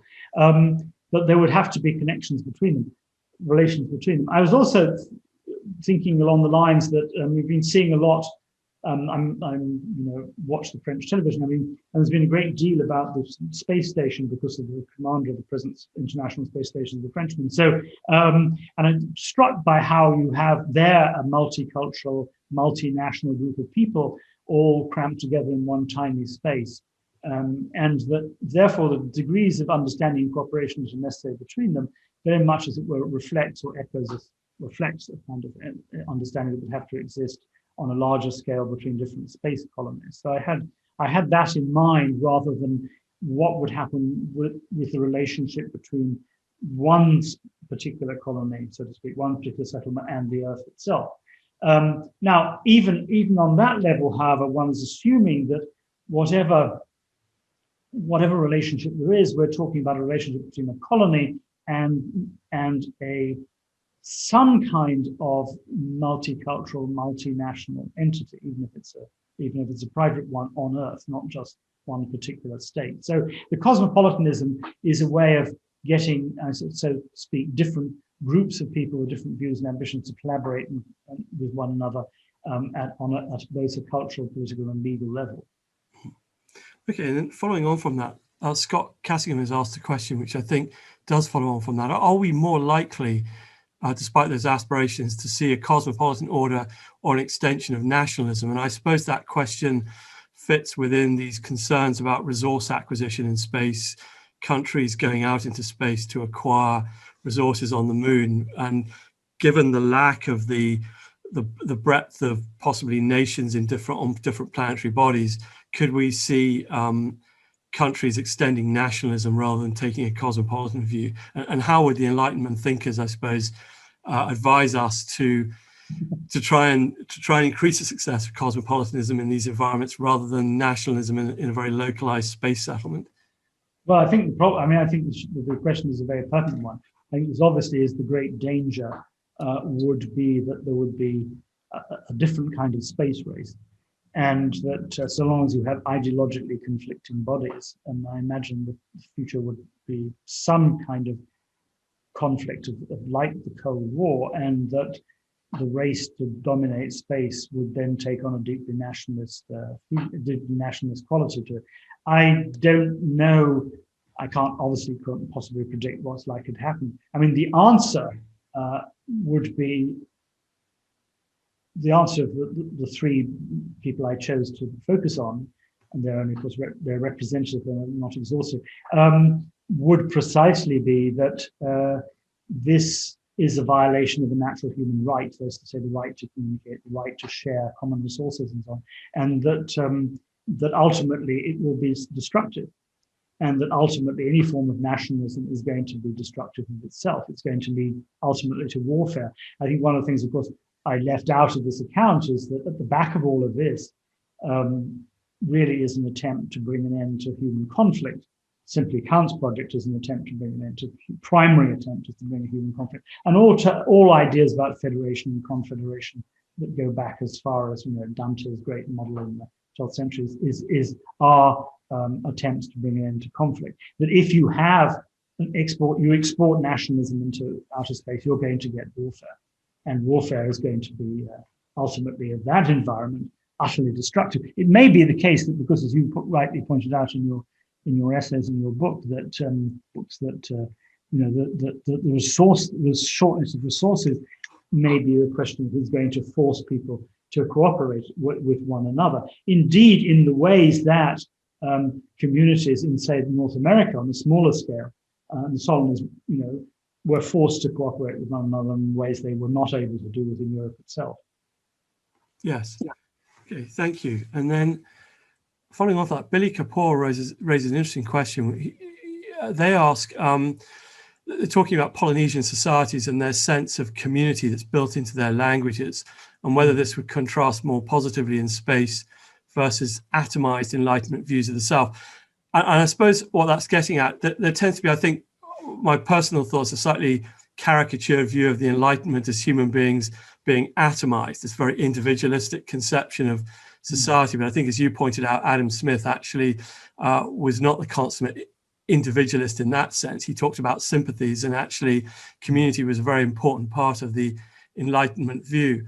But just to apply that to space, how do you think this view of the atomized individual versus this idea of a sympathetic community will play out in space? I mean, I would presume that in an extreme environment like the moon or Mars, Adam Smith's concept of sympathies, the need to understand other human beings to survive in such extremes without a collapse and a disintegration of a society in inherently lethal conditions would become more important. Might we see an enrichment and a rebirth of these Enlightenment ideas of sympathy, which, as you say, might be more framed as empathy these days? Yes, I think that's probably true. I think it's the idea of a single community in which, and I know nothing, I'm afraid, about the realities of the Polynesian situation, but of a single community whose language is, sense of community, as it were, bound into the language. The communitarian, roughly speaking, view is fine as long as there's only one community. When you have two communities who are inevitably, under those circumstances, not going to share the same views, you need to find some common principle which unites them all, and that is precisely the whole point of the question of the notion of cosmopolitanism, and really the basis on which the Smithian, Humean, and it's not just Smith and Hume, they're the sort of major thinkers of this conception, but you find versions of it in just about any version. Kant, of course, I pointed out, anything of the Enlightenment. This idea that there has to be something that will transcend the limitations of the community. The view that Walzer provides us with, which I mentioned briefly at the beginning, of the community, works very well as long as you remain within that community, as long as you're not threatened by anything outside it. And of course, and that depends on you living in a world where you're essentially isolated from other communities, as indeed the Polynesians were. So the problem is, in outer space, you're likely to find a situation, from what very, very little I gleaned of it, in which there are going to be different communities from Earth collected together into a single community, and they have therefore to be able to work and gather and together with them. The needs for sympathy of the kind that Smith has in mind, this emphatic understanding, which begins with simply a recognition of physical pain and also physical pleasure, one might say, becomes paramount in things like the International Space Station. So if you think of any sort of community that's that size, or even 20 times that size, or 400 times that size, but isn't as big as an entire nation state, then you're going to need some kind of bond that will keep all these different views together.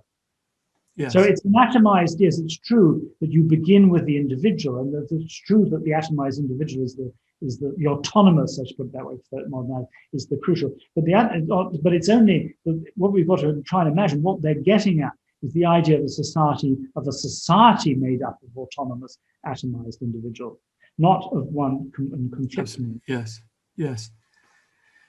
Good. Okay. There's a couple of other questions that touch on important aspects of the Enlightenment. I thought you might be interested to answer. One of them is asking about the separation of church and state, and of course that was another project of the Enlightenment, the separation of the secular and not. So, how do you think that should play out in space? Should we try and maintain that separation in extraterrestrial settlements? So it comes back to some of the questions we were asking earlier today about the role of religion, or where do you think the church and separation of church and state should sit in an extraterrestrial settlement, particularly if one where a faith emerges, for example, as a very strong essence of survival in extreme conditions? What would one do about that?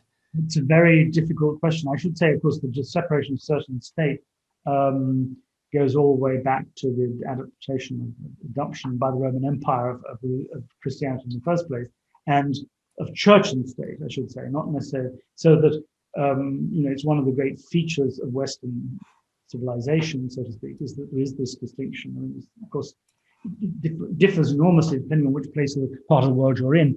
But I think it's an absolutely vital way of any kind of possible understanding between different faiths.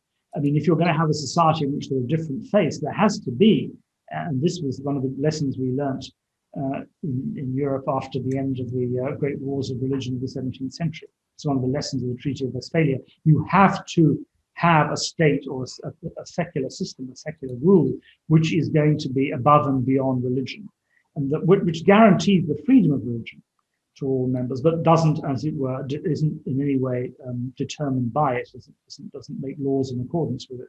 So I think that is a very necessary condition. Of course, there is a real possibility that in the very extreme circumstances of the kind you're talking about, that human beings might turn to religion, turn to faith rather, as a means of survival, not anything else. And that those faiths, like all faiths, if they're monotheistic faiths, are likely to be come into conflict with one another. But it's there if they do, then there a rule of law, which is based not upon faith but upon calculated reason, on self-interest, if you like, on calculated self-interest, is a very necessary condition. Yep. Hence, I can stress the importance, the real sort of, as it were, the hard edge of all of this, which is the creation of a form of international law and into extraterrestrial law, if you like, to which all people are willing to be bound.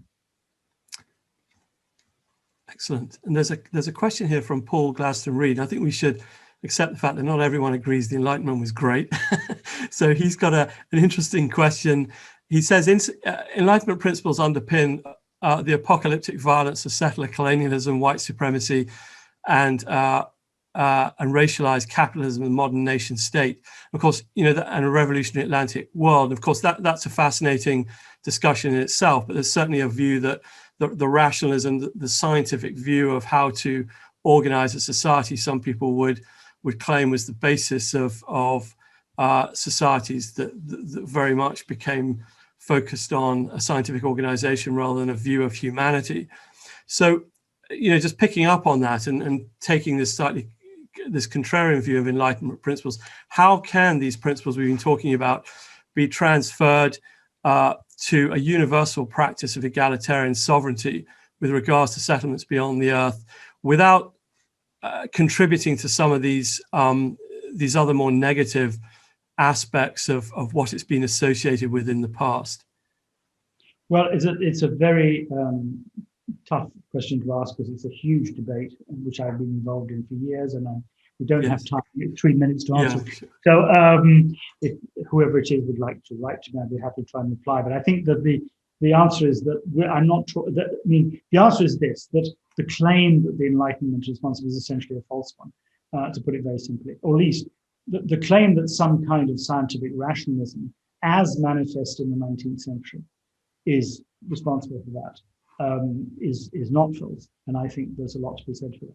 But I think that is a property of the nationalist empires of the 19th century and not what happened in the 18th. There's a very important passage in The Wealth of Nations, which if I'd known I was going to get this question, I could have read out to you, where Smith precisely says, we must avoid any attempt to impose this on others, and what is this expansion of the world is a great phenomenon, but it may in the end prove deleterious to those peoples who have been caught up, as it has already proved destructive for the peoples of the East and West Indies. And I think this view that certainly all of the writers I'm talking about, and most of you of them, and many others were violently opposed, or Kant was, for instance, to any form of imperialism, as we're talking about. Yeah. This is a development of nationalism. Modern 19th century empires were nationalist empires, not cosmopolitan ones. And certainly the aspect of, as I wanted to make this distinction, science is conceived as being omnipresent in all this respect. This kind of view that John Gray has as something that privileges this over other forms of knowledge, as he says, is entirely false, because it's precisely other forms of knowledge that I've been trying to discuss today. But it goes well beyond that sort of, and it is an ongoing battle within academia, and not only within academia. And of course, I clearly don't accept that the Enlightenment is responsible for this. Not that those things didn't happen, not that these situations aren't as your interlocutor describes them, but simply that they are not, the fault cannot be laid at the feet of the great thinkers of the 18th century, least of all the ones that I've chosen to discuss today. Thank you. Yep. I think that's a good point to touch on, though. And then finally, just looking at time, perhaps we should finish off with one final question. I'm just going to pick one question that again is linked to something that was an important discussion in the Enlightenment, which is how one claims private property, going back to Locke's idea. So someone's asking about land, and I'm thinking here of Locke's claim of mixing your labor with land, and it makes it yours. So the whole Enlightenment vision of how one acquires private property and land, how does that apply to the extraterrestrial environment? Is it the case that if the US lands on the moon and mixes their labor with lunar soil, that lunar rock should therefore belong to them? And how does this Lockean vision of property ownership tie in with this more UN conception of space being the province of all mankind, or the province of all humankind? Well, I think that they're not contradictory. I mean, I think that we generally in the West, we have this view of property which is based upon labor, the notion of mixing your labor with the land, or mixing your labor with everything. After all, Locke thought, the Indian had the right to the deer he killed because by killing it, he mixed his labor. So I mean, it's much more complicated than just. But the idea that you acquire property rights by developing things is something that is still widely accepted. Also, of course, it's still widely challenged. So that the idea that we exploit nature, human beings exist in order to exploit nature. That's why God put them on the earth in the first place, which is also, of course, Locke's wider point. We no longer accept. We have very much more nuanced views of what it is. So I really don't know how you would conceive and determine private property. I imagine that in practice, what would happen is that this would be considered to be the domain of whatever private institution or state actually acquired them in the first place. I think probably it would be necessary to rethink the whole question of property rights in outer space. Where you would start from, I really can't say, but I think part of this larger global order, or extraterrestrial global order, that we would have to come up with, this international interspace law. And I noticed at least one of the speakers, several of the speakers will be talking about this, and maybe they haven't answered this question, to extend the notion of international law beyond the relationship between nations to some extraterrestrial settlement will obviously require rethinking how we acquire property rights in space, or in actual pieces of other planets. When incidentally, of course, unlike other debates on this issue, which always go back to the assumption that someone else already occupies in some sense that planet, because Locke's claim, don't forget, is made to defend It's made in the abstract, obviously, it's a general principle, but it's made to defend the American colonists in North America, the British colonists in North America. This is how you acquire property on land. Yep. Excellent. Thank you very much, Anthony. I'm just looking at the time now. It's 10 past. We should probably end there, as the next talk is at 15:15. I want to thank you for joining us. It's been a real privilege to hear from you, and a really fascinating talk. And also, I think, not just the connection with space, but just to get the wider historical and philosophical views on where some of these ideas come from that apply to the space environment. So thank you again for joining us, and excellent. Thank you. Well, thank you very much, and I look forward to reading and listening to the rest of the talks as we go forward. Thank you very much. Thank you. Bye. Greetings, everyone. Thank you again for staying online. Anyone who's new, welcome to the Institutions of Extraterrestrial Liberty set of webinar talks. I'm very pleased now to introduce Raphael Costa. He's a public law teacher and PhD candidate at Paris-Saclay University and author of several books and articles about legal oddities and space law. And he's even got an extremely widely read French social media platform sharing law peculiarities, Curiosité Juridique, which has 400,000 followers. So he thinks very broadly about space law and its applications. And one of the things that he's been thinking about more recently is the application of laws to developing space colonies. So this is sort of continuing on from the discussion from Frans this morning about space legality. So he's going to talk about establishing a space colony, a legal guide. Thank you, Raphael. Thank you very much, Charles. Thank you for inviting me and for having me today speaking here. I'm very pleased. First of all, let me introduce my presentation. I will speak about space law, general space law, and issues regarding the establishment of a space colony. That is to say, a legal guide to the establishing of a space colony. Let me start by my specialty, which are legal oddities. Space law is often seen as a legal curiosity, something very strange, very unusual. When I say to lawyers or law teachers that I am specialized in space law, they often laugh and they don't believe it. They don't believe there is law regarding human activities in our space. In France, for instance, we have some laws that are very strange. Maybe you know the wine, which is there is a famous French wine, Châteauneuf-du-Pape. Maybe you heard about it. And in France, in the city of Châteauneuf-du-Pape, it is completely forbidden for aliens to come to visit. And if they land in Châteauneuf-du-Pape, the flying saucer can be sent to Fourier. You know, it's the place where we send the cars that do not pay to be parking somewhere. But space law is not a legal oddity. The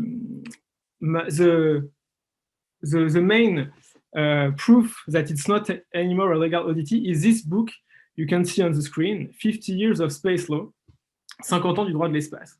So this book was published a few months ago. It was edited by Philippe Achilles, who is a French specialist of space law, and Stéphane Aubeux, the German one. And this book was published by the Hague Academy of International Law, which is attached to the International Court of Justice. And so this book comes back on the 50 years of space law, which we have passed now because space law was born in 1967 with the adoption of the International Space Treaty. And on this book, so I was part of the writers, and I had to write a chapter about space law and space colonization. So what I will present to you is the chapter of the book I've made with some modifications for you to understand it, but it's a long chapter, but it's in French. But you can find on this book some very classical topics, that is to say, the birth of space law, the fundamental principles, and you also have very how can I say that in English? But like avant-garde or very advanced topic discussed, like space colonization or extraterrestrial life regarding space law. So topics also very related to science fiction. How can I begin? I will begin with some general principles of space law. I don't know this morning if maybe Professor van der Dunk discussed the basis of space law. So I will start by introducing you what is the discipline, the internal discipline of space law, and then applying all those principles to space colonization. So let me drink first. So now let's go on with explaining space law. So space law is the law applying to any human activity occurring in outer space. The basis of space law are 5 international treaties. First, the first one was the Outer Space Treaty, adopted in 1967. Sorry for what I am about to do to you, but I will detail some of the main principles, just doing a list, and then I will apply them to colonization. But I don't know if maybe you have heard this. You have heard this morning this, so sorry if it was the case. So the first principle governing the human activities in outer space is the freedom of exploration and use of outer space. Second principle is a prohibition of appropriation of outer space. Also the application of general international law to space activities, for instance, the UN treaty. Also, there is a total demilitarization of celestial bodies and a partial one of Earth's orbits. There are some principles of assistance due to astronauts in distress.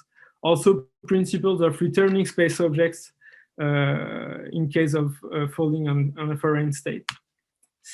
Also, there is a principle, very important, a need for private entities to obtain an authorization, a state authorization, before engaging in activities in outer space. And those private entities always have to submit to their state's continuous supervision. The consequence of that is that the freedom of exploration and use of outer space is only to the benefit of states themselves, but not to private entities. Principles of liability of states for private and public activities carried out in outer space. It's an unusual principle in international law. Normally, states are only liable for their own activities, especially in international zones. But in outer space, they are also liable for private activities because they have to authorize them and constantly supervise them. There are some principles of registration of space objects. I won't detail them here, and some mutual respects and cooperation procedures. So this was the first one, the first treaty adopted, the Outer Space Treaty. The principles of the treaty are drafted in very general terms, so they had to be detailed in other international conventions. So the first one, the Outer Space Treaty, 1967. The year later, the Rescue Agreement, which details the obligations of rescuing astronauts and returning space objects. Liability Convention details all the international liability principles I have explained to you. And then the Registration Convention, which also details the registry of space objects principles. I will not also develop on that. And the last one, the Moon Agreement. But before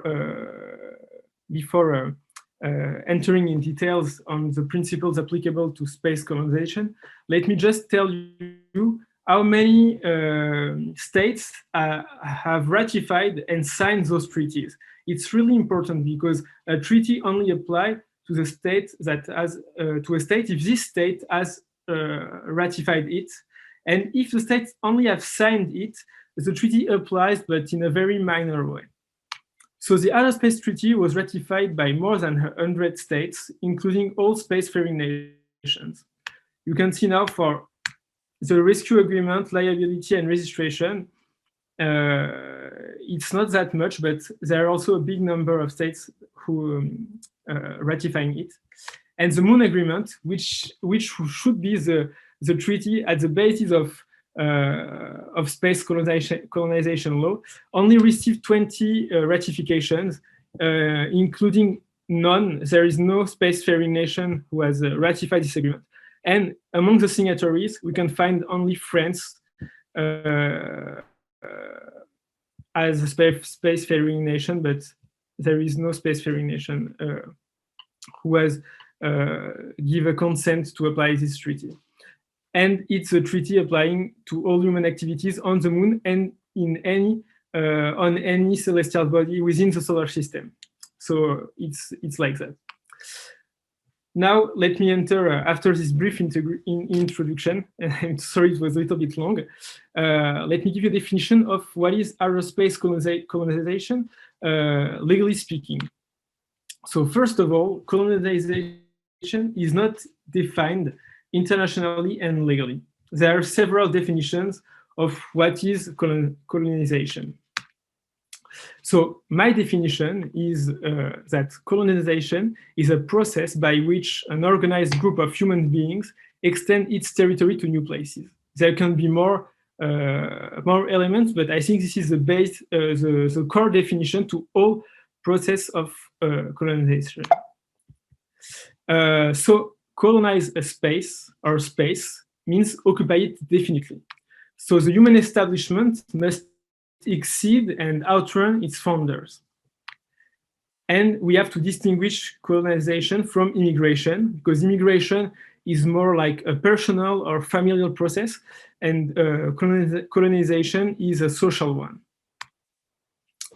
So this means that the International Space Station, which is the only permanent occupation of outer space by human for now, is not a colonization per se, because it's the station will come to an end soon, and by this station, human does not intend to occupy space indefinitely. Maybe with the Moon Village it will be different, but for now, I think we cannot qualify the International Space Station as space colonization. So let me just voila. So the legal foundation of a space colony, we have to see two elements. Well, first step is to analyze the lawfulness of this project to colonize space. And the second step will be what, if it's legal to colonize space, what are the conditions applicable and that we must follow. And the space colonization can be by two ways. We can colonize space by space stations, which is the occupation of I don't know how to say it in English, but maybe the space emptiness, or we can colonize it by occupying celestial bodies. So let's start by celestial bodies colonization, which is the more touchy one. So traditionally, why it is complicated to colonize space by occupying celestial bodies is because the traditional definition of colonization is a synonym of territorial appropriation, which is completely forbidden by the Outer Space Treaty Article 2. When I did my research for the article I wrote, the chapter I wrote for the Ag Academy, I read a lot of colonial law books, classical ones from 18th century, and I think it was the definition, the legal definition of colonization at this time was this one. It was a territorial appropriation by a state of a zone, of a perimeter, and this is completely forbidden by the Article 2 of the Outer Space Treaty. So we use the term space colonization to qualify this final occupation of space by men, but this term is very used by science fiction authors, and I think we keep this term colonization, but it cannot have the same meaning that as it had for, legally speaking, for the past centuries. For instance, when the US landed on the moon in 1969 and they put the flag on the moon territory, there had to be a communique from the US administration saying that it was just a fiscal symbol because this mission was paid by the Americans, but they were not intending to appropriate the land of the moon, because the moon exploration just happened 2 years before the adoption of the Outer Space Treaty, and the non-appropriation principle was very important. So in conclusion, the outer space colonization is legal, but it cannot be an appropriation of the zone. We can occupy celestial bodies, we can occupy them. The treaties also speak about human life on celestial bodies, but we cannot appropriate the land. So the state who will be colonizing will have to be very careful by not claiming, do a claim, a zone, a territory claiming. And space stations, all the scholars are consent to say that they do not cause any problem because they are constantly moving, so they do not constitute an appropriation of outer space. It will be more difficult to some orbital positions which are limited, like the geostationary one, but the principle of colonized space by station do not, there is no legal issue about this one. So colonization per se is legal as long as it means occupation, but then we can distinguish from the type of colonization which is occurring in outer space, because when we colonized zones in the past centuries, it was not just to occupy them. This colonization had a purpose. So some kind of colonies will not be legal. For instance, military colonies are not legal in outer space. Why? They are not legal on celestial bodies because the Article 4 of the Outer Space Treaty completely forbids the military use of outer space. So military colonies, like there are a few on Earth, are completely forbidden on celestial bodies. And mining factories, we name comptoir, when some European countries installed comptoir, like in India or things like that, the status of this legal possibility is completely uncertain, because, as you know, maybe Professor Van der Donk discussed this morning, some states consider the legal appropriation of the appropriation of space resources as a legal thing, and the majority of scholars tend to think that it's illegal to appropriate the land. This is admitted by everyone, but also the resources on this land. So this is my conclusion. Celestial colonization only, as it means occupation, is legal. Now, let me see with you the conditions of the legal conditions of the establishment of a space colony.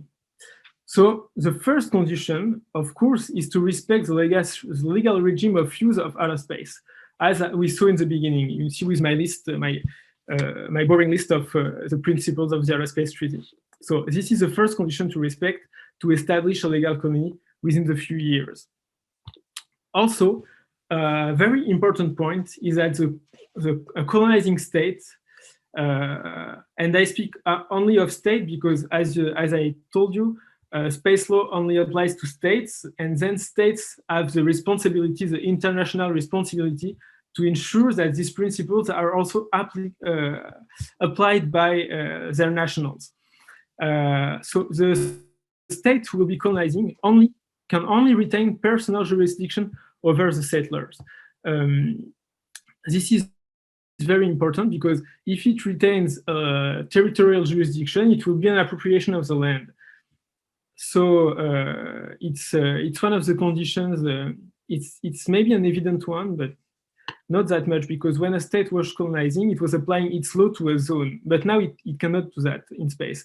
A state can only apply its law to a group of peoples.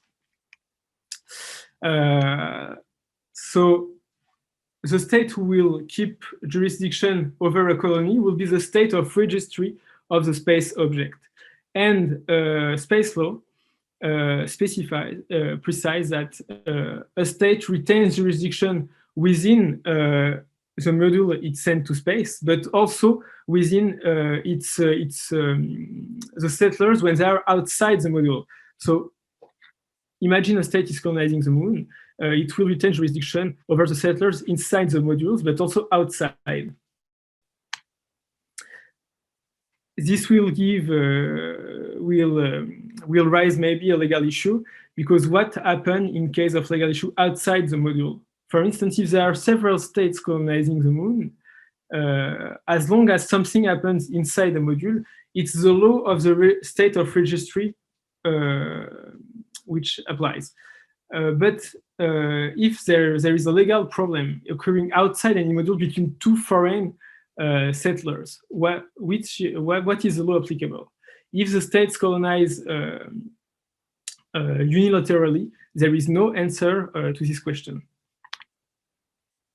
There are also the conditions to establish a colony protect the settlers because they are considered as envoys of mankind in outer space by space law. So there is a protective and mutual helping regime among them. There is also some environmental obligations. I mentioned this point because one of the solutions to colonize space would be to terraform Mars. And I won't be detailing here, but for now, the terraforming of Mars is completely forbidden by positive international law. So then there is some cooperation obligations among the states. Now, imagine the long-term colonization of outer space. We will have some intern legal issues arising within the space colony. First of all, it's the organizational model. This colonizing space, will it be made unilaterally or in cooperation? If it's made unilaterally, some problems will arise as the legal issues between foreigners outside, because when there is a legal problem between two foreign people, admitting this problem occurs in Paris. It's French law, generally, who will apply because there is a territorial jurisdiction of France in Paris. But in outer space, outside the modules, there is no jurisdiction of that kind, territorial jurisdiction. So which law applies? The solution to that problem should be to colonize space with a cooperational system, as we did for International Space Station, and states in the space station have settled a regime in case of crime occurring inside, which could be a model. Also, the property rights of the settlers will become an issue. Space law also says that property rights are maintained in outer space. So the legal relationship, I already said it. And by studying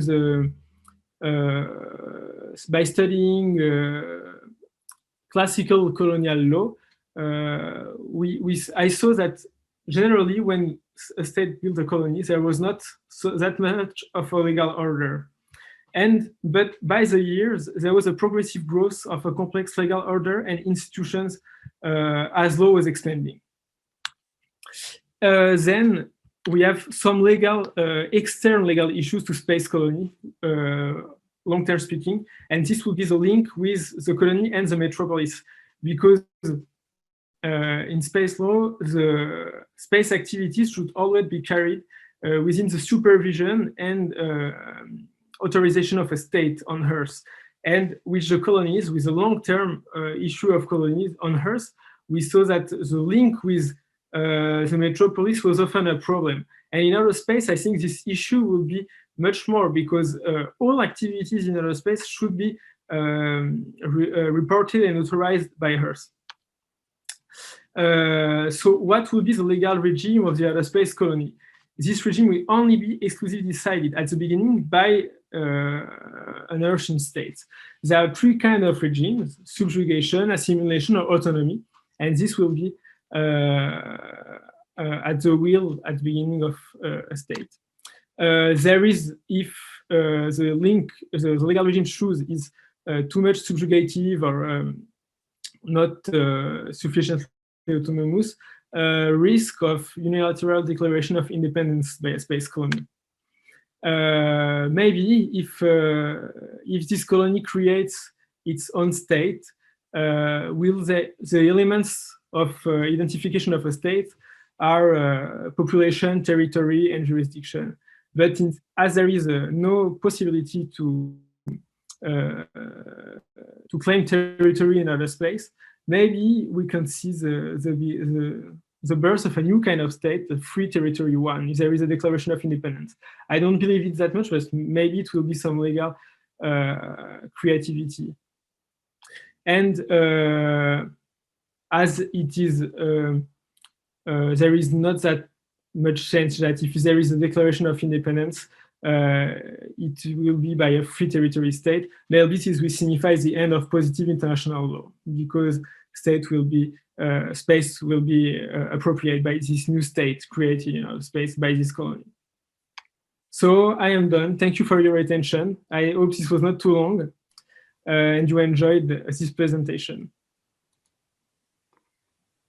Great, thank you very much, Raphael. That was a really nice summary of the legal situation, some of your thoughts about applications. Thank you. If you want to end sharing. And anyone who has any questions, please feel free to ask questions in the question and answer box. I'm going to pick up on one question right away from Martin Elvis. It's also sort of being discussed in the chat here. That is, you put a station on the moon or Mars, and wherever it is, by default, you're sort of appropriating that land that you put the station on, just by the mere fact of its existence. How do you do that? I mean, theoretically, it's illegal, but how do you deal with the situation that building infrastructure on a planetary body is, in some sense, appropriating that space because now no one else can use it? Technically, it's legal because space occupation is legal, and the Article 1 of the Outer Space Treaty says that you can use outer space freely. And for instance, in the Moon Agreement, they deal with this issue by saying that even if you are appropriating the zone you are occupying, you cannot forbid other states to access to some zones. You can just occupy the minimum you need to stay on the moon. But of course, there will be an appropriation by occupation, even if there is no claim. It's a legal issue that is not resolved yet. I'm seeing on the chat a question. Choosing the term colonization, it's not a critique from me. It's because it's a term, I don't know, maybe in English not, but in French, we always use the term space colonization to just speak of the space occupation by men. So that's why I was clarifying my use of this term. It's just to say occupation, but I think in English also we use space colonization. No, it's an interesting one. I mean, it's more of a definitional thing, but nevertheless, I think technically colonization. You talk about microbes colonizing a petri dish. From I think from a scientific point of view, the word is okay, but of course it comes with a lot of dark history and historical baggage in what it implies. At least from a Western point of view, and the effects on indigenous people. So I think that people have a discomfort with this discussion of colonizing space, because of course there are no indigenous people elsewhere in the solar system, but it's still this notion of conquest and moving in and conquering new environments. It's an interesting. I don't know whether you have any thoughts on that. I'm not sure what word one could use. Settlement is another word one could use, or just establishing a society. Perhaps there are just words that we can use that avoid colonization, but I think people have different views on the strength of feeling they have about that. Of course, that's why on my chapter, the discussion was that, okay, we can keep the term colonization, but it has to change a little bit the meaning of it. It cannot mean land appropriation as it's usually intended to be. Yeah. There's another question here. Hang on, let me just move that up so I can see who it is. Shannon Wine, who's asking, what do you think would be the most realistic yet inclusive progression of space colonization? How is the current state of affairs on the aspect of states and international relations, and what should be done to reach the ideal end state? That's a very interesting question. I suppose the question is there an ideal end state, or should it be more pragmatic? Yeah, I mean, what do you think about how we should progress space colonization, space settlement? I think it should be done in cooperation, as it was the case for the International Space Station. It's a more interesting system because it solved all the issues regarding foreign jurisdiction and things like that. It's the states managed to solve all the issues I mentioned for the International Space Station. So I think the only model of space colonization respecting all the principles of outer space is a cooperative model, because what is forbidden in outer space is national appropriation. But as long as you are colonizing in cooperation, there is even if you're occupying some land, it's not a national appropriation anymore. It's an international one, and it's not forbidden. So I think this will be the only model acceptable and fully respective of international space law. Yeah. And following on from that, there's a question from Scott Cassingham saying, so is there any international consideration of what law applies to areas outside of a facility if neither a personal facility or equipment is involved? What kind of law would be needed that is now lacking? And I think the answer to that is right. The UN law still applies where people are not present. Normally it's the law. Normally it's the law of the state of registry of an object which applies. For instance, if a situation occurs between a French and I'm half French, half Portuguese, so it's between a French and a Portuguese on the moon. But if the situation occurs within the French module, it's French law who will apply among them because they are inside the French module. But so for now, the application of law in space is related to the object sending the people.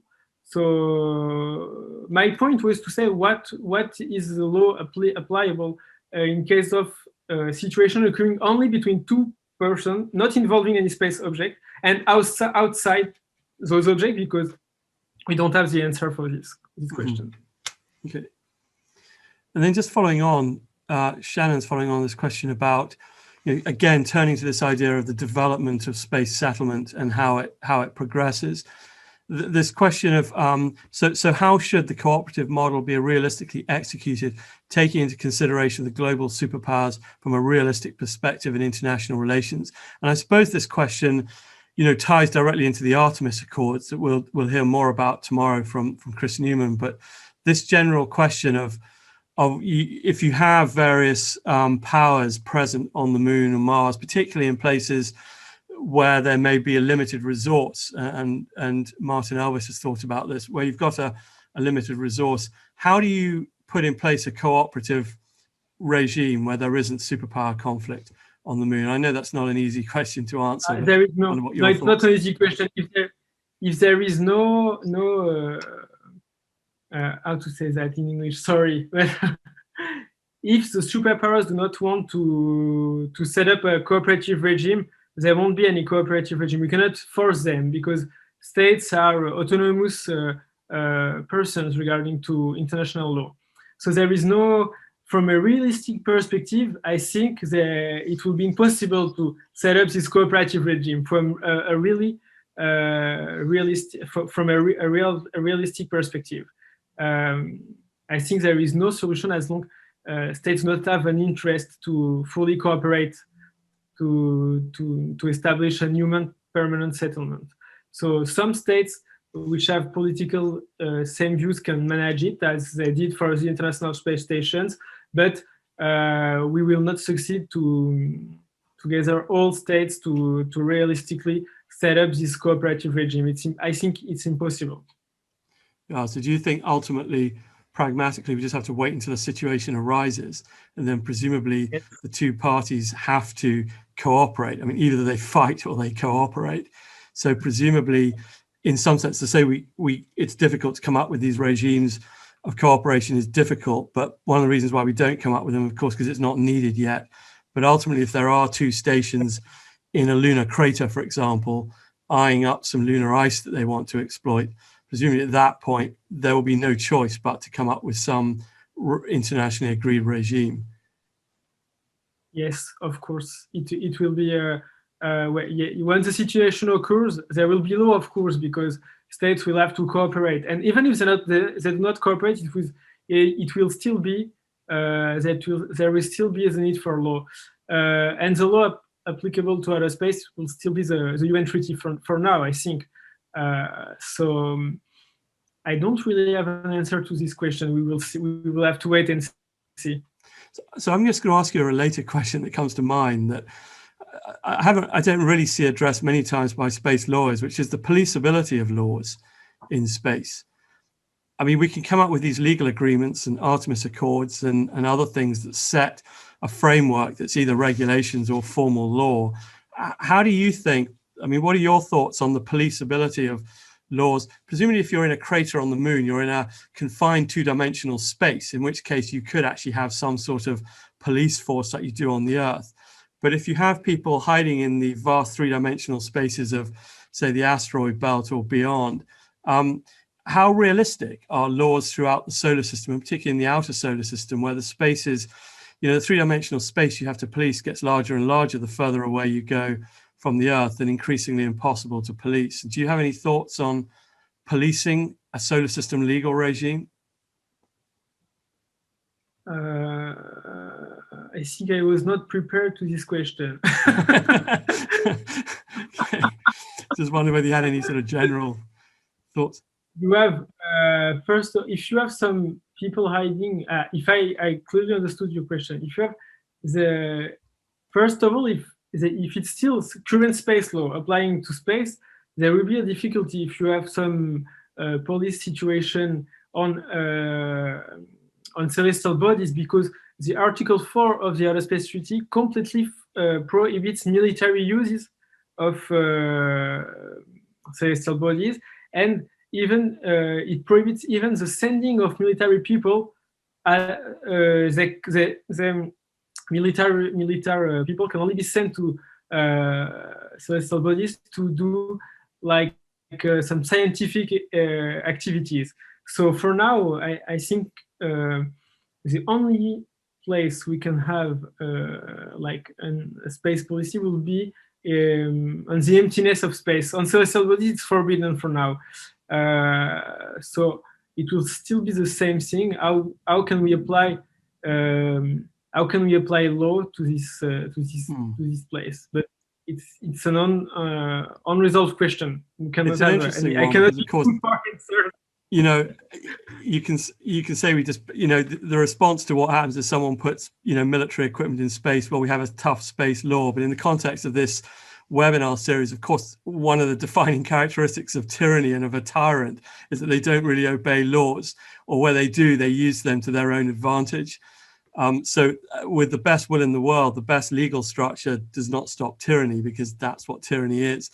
So, you know, arbitrary rule, arbitrary coercion. So ultimately, you know, if you have someone who is in space and then decides to build military equipment there and disperse it through the solar system, presumably there needs to be a method of policing that. So you have to go beyond law into some structure of policing, and presumably the legal structure also needs to be realistic with respect to its ability to be policed. Otherwise, it's just bits of paper.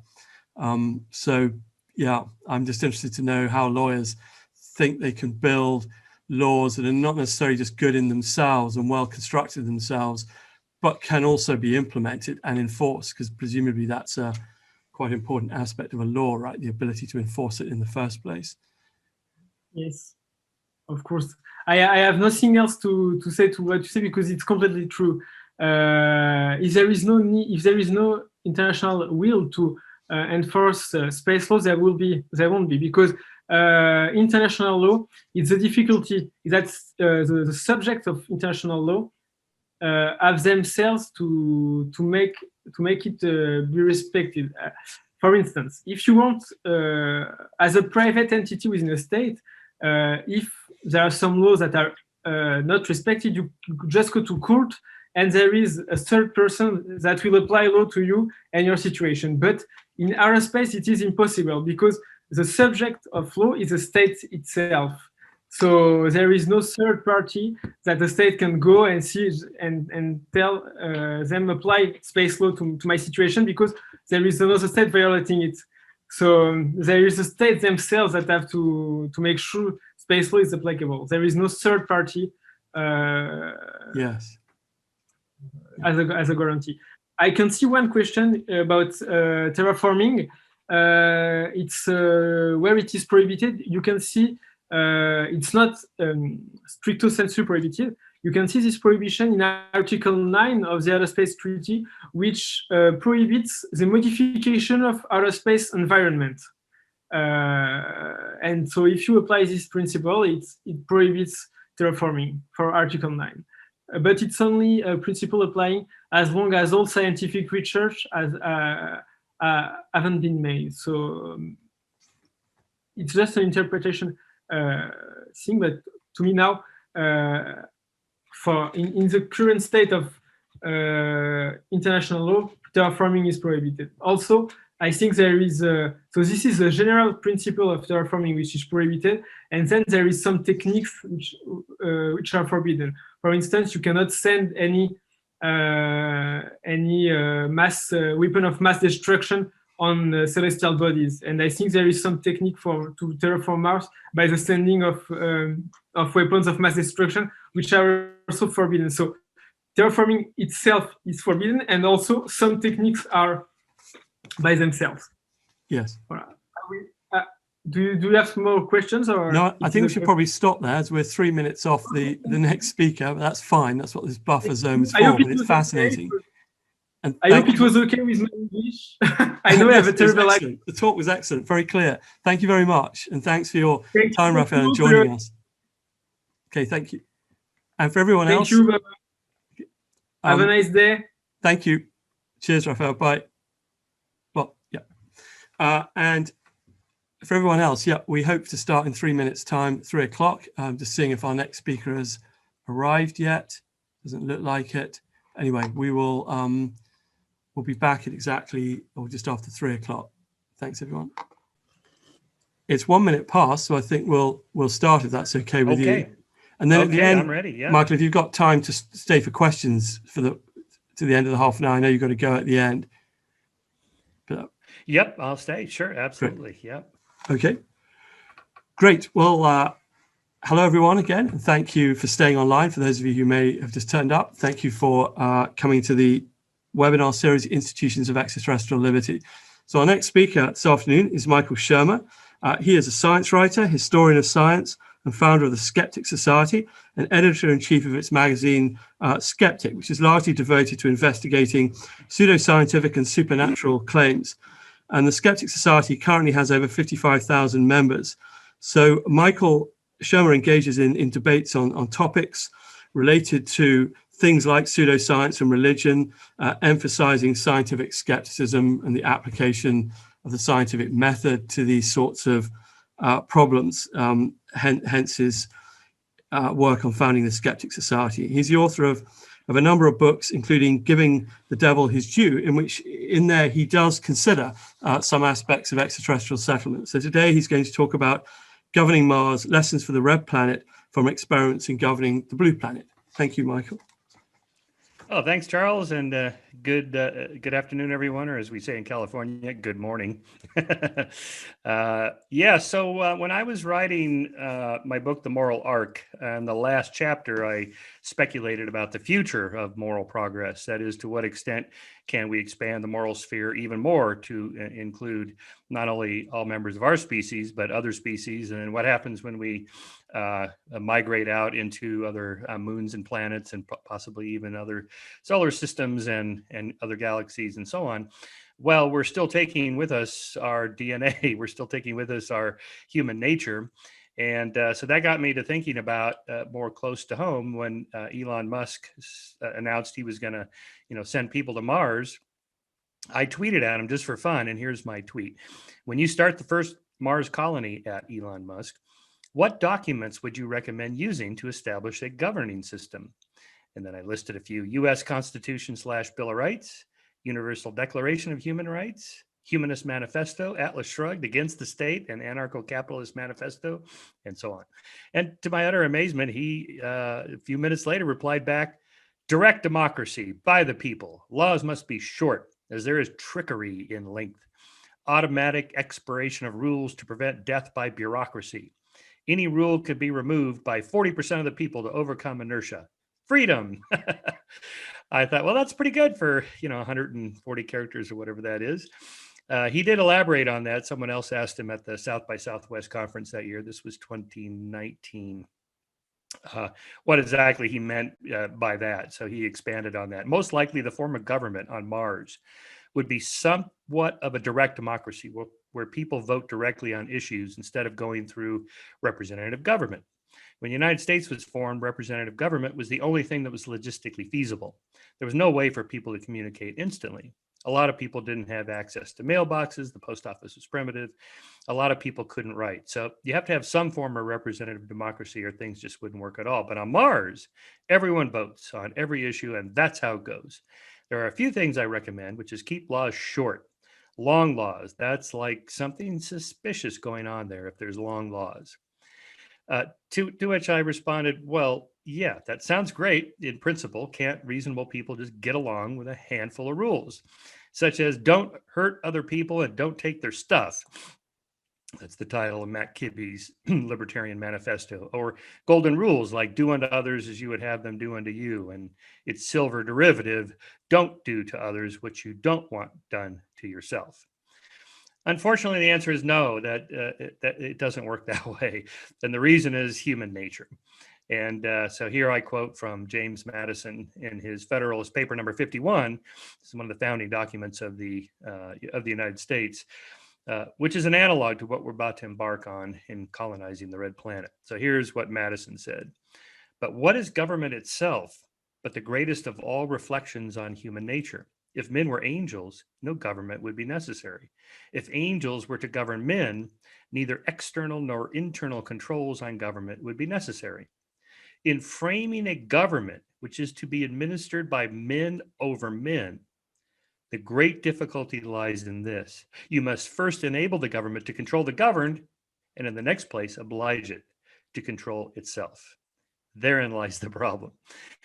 A second reason comes straight out of an analysis that my friend and colleague, UCLA geographer Jared Diamond, calculated about the complexity of human dyads, 2 people, then 3 people, then 4 people, and so on. And here's how he constructs this, thinking about hunter-gatherer people in the Papua New Guinea, where he does his studies.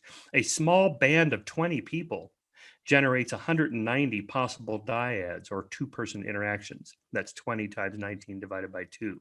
Small enough for informal conflict resolution, something like what Musk is talking about here. If you just have 20 people, you can just sit around in a circle and talk about it. But increase that 20 to 2,000 and you're facing 1,999,000 possible dyads. That's 2,000 times 1999 divided by 2. Here, a 100-fold population increase produces a 10,000-fold dyadic rise. And those dyads have conflicts. People just do not agree on what they like and how life should go and what the rules should be and so on. They just don't. They have different interests and tastes and so on. So scale that up to cities of 200,000 or 2 million. And the potential for conflict multiplies beyond comprehension. Along with it, laws and regulations needed to ensure relative harmony and efficiency. Here's how Jared Diamond says it in Guns, Germs, and Steel. Quote, once the threshold of several hundred, below which everyone can know everyone else, has been crossed, increasing numbers of dyads becomes pairs of unrelated strangers. Hence, a large society that continues to leave conflict resolution to all of its members is guaranteed to blow up. That factor alone should explain why societies of thousands can exist only if they develop centralized authority to monopolize force and resolve conflict. So the Max Weber's definition of government, a body with a monopoly on the legitimate use of force, seems inevitable because you have these inevitable conflicts that arise when you have huge numbers and too many people to just sit around and talk about it and resolve it peacefully. And therefore, to enforce the rules, at some point you have to have behind it the threat of force or force itself.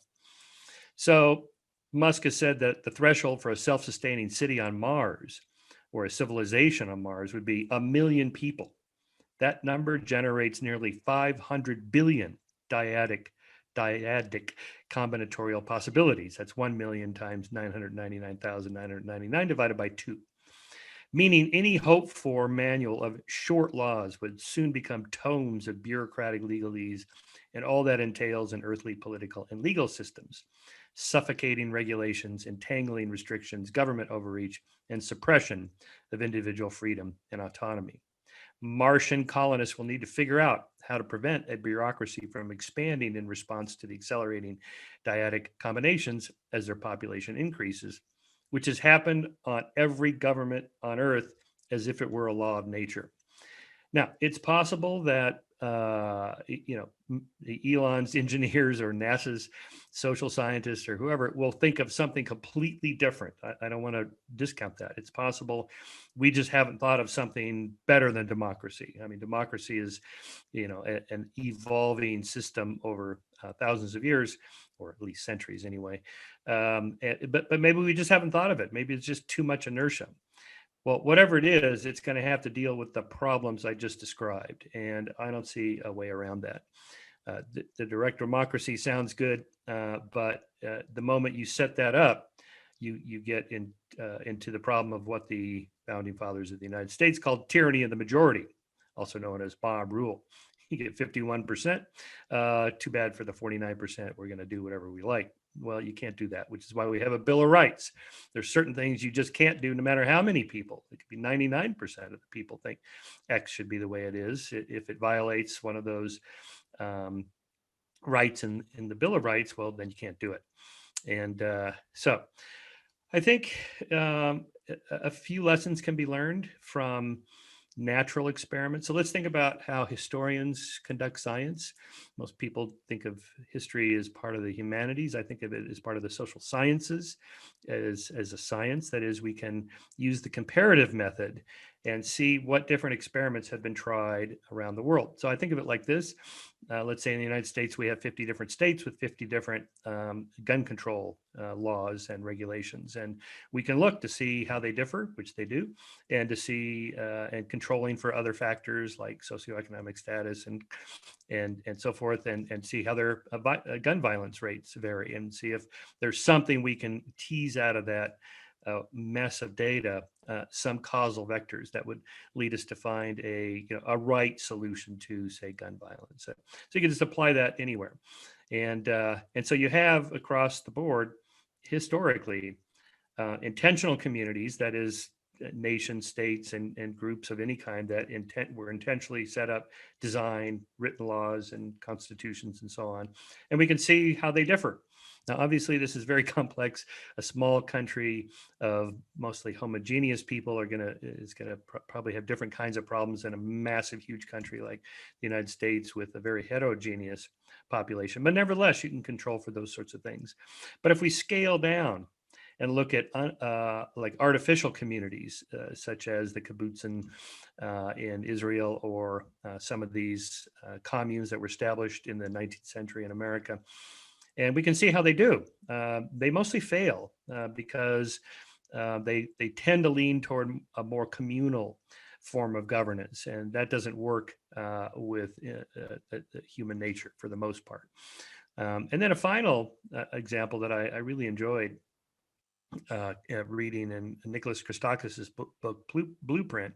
I was unaware that there's a database that he accessed, excuse me, of shipwreck survivors, and there's actually a book published in 1813, and here's the title of this book: of a collection of interesting accounts of naval disasters, with many particulars of the extraordinary adventures and sufferings of the crews of vessels wrecked at sea and of their treatment on distant shores. That's the title. Very 19th century title. So the book consists of 24 small-scale shipwreck societies that developed over a 400-year span from 1500 to 1900. Okay, just to be clear, a ship crashes, wrecks, the sailors survive and are rescued, or they don't survive, they all die. And so in terms of the database here, the populations range from 4 to 500 with a mean of 119. And so the duration of the unplanned societies range from 2 months to 15 years with a mean of 20 months. Some of the survivors killed and ate each other, murder and cannibalism, while others survived and flourished and were eventually rescued. What made the difference? So here's how Christakis puts it, quote, "The groups that typically fared best were those that had good leadership in the form of mild hierarchy without any brutality, friendships among the survivors, and evidence of cooperation and altruism." Close quote. The successful shipwreck society shared food equitably, took care of the sick and injured survivors, and worked together digging wells, burying the dead, building fires, and building escape boats. There was little hierarchy. For example, while on board, their ship's officers and enlisted men were separated. But on land, successful castaways integrated everyone in a cooperative, egalitarian, and more horizontal structure, putting aside prior hierarchical class differences in the interest of survival. Camaraderie emerged and friendships across such barriers were formed. So, and then Christakis presents a perfect experiment. This is like these natural experiments that happens. You can never get it approved by an IRB and committee. And this is when two ships, the Invercald and the Grafton, wrecked on the same island, Auckland, at the same time. This is South Pacific down by south of New Zealand. It's actually 290 miles south of New Zealand. So, I mean, it is way down there, super isolated. This happened in 1864. So 2 ships, the Invercald and the Grafton, same island, which is 26 miles long and 16 miles wide. They were separated from each other. I mean, they didn't even see each other, and their outcomes were starkly different. For the Invercald, 19 out of the 25 crew members made it to the island, but only 3 survived when rescued a year later. Whereas all 5 of the Grafton crew members made it to land, and all 5 were rescued 2 years later. Here's how Christakis puts it. The differential survival of the 2 groups may be ascribed to differences in initial salvage and differences in leadership, but it was also due to differences in social arrangements. Among the Invercald crews, there was an every man for himself attitude, whereas the men of the Grafton were cooperators. They shared food equitably, worked together toward common goals like repairing the dinghy, voted democratically for a leader who could be replaced by a new vote, dedicated themselves to their mutual survival, and treated one another as equals. So the characteristics that Nicholas Christakis outlines for the suite of characteristics that leads to a more harmonious organization, social organization, let's just call it that instead of a government. Here are the 8. 1, the capacity to have and recognize individual identity. That's our nature. We want to be individuals. 2, love for partners and offspring. Obviously, we're not isolated. We have family. 3, friendship. We also have extended family and community and so forth. Out to number 4, social networks. These are people we're not related to, but interact, not related to genetically, but interact with in reciprocally altruistic ways. 5, cooperation. 6, preference for one's own group. That is an in-group bias. Of course, you want to care for the other people in your group, so you are cooperative. Mild hierarchy, that is relative egalitarianism. You can't have a perfectly flat, horizontal social organization. You have to have some hierarchy, but not too much, especially if it's the hierarchy is imposed with violence. And 8, social learning and teaching. Whatever the right balance of these characteristics will be for the first Martians remains to be seen, but the overall balance to be sought is between individualism and group living. That is individual autonomy balanced with commitment to the community. So the problem here is that, by nature, if the social organization lets me just selfishly pursue my own individual and autonomous goals and desires at the cost of somebody else's, then that's not going to be conducive to our first Martian colony. So you have to, let's say, tweak the dials, to use a metaphor, to bring out our better angels and to attenuate our inner demons, those desires to, let's say, use other people. And So the prospects of establishing a human colony and eventually a human civilization on Mars not only boggles the mind and fires the imagination, it's a call to action to gather the best science we have on how best to live there, which is what this conference is all about. And so just to speak, I guess, just off the page here, the problem to be solved is a profound one. This is an excuse to think about historically to what extent humans are by nature trustworthy, cooperative, pro-social and so on, and to what extent we're selfish and greedy and potentially violent. And the answer is, of course, both. So it very much, even though much of this is heritable, sort of the logic of the selfish gene model, scaled up, that at some point, morality derives from the fact that I'm aware that you also have a human nature like mine that would lead you to pursue your own self-interest. And that I have that same nature.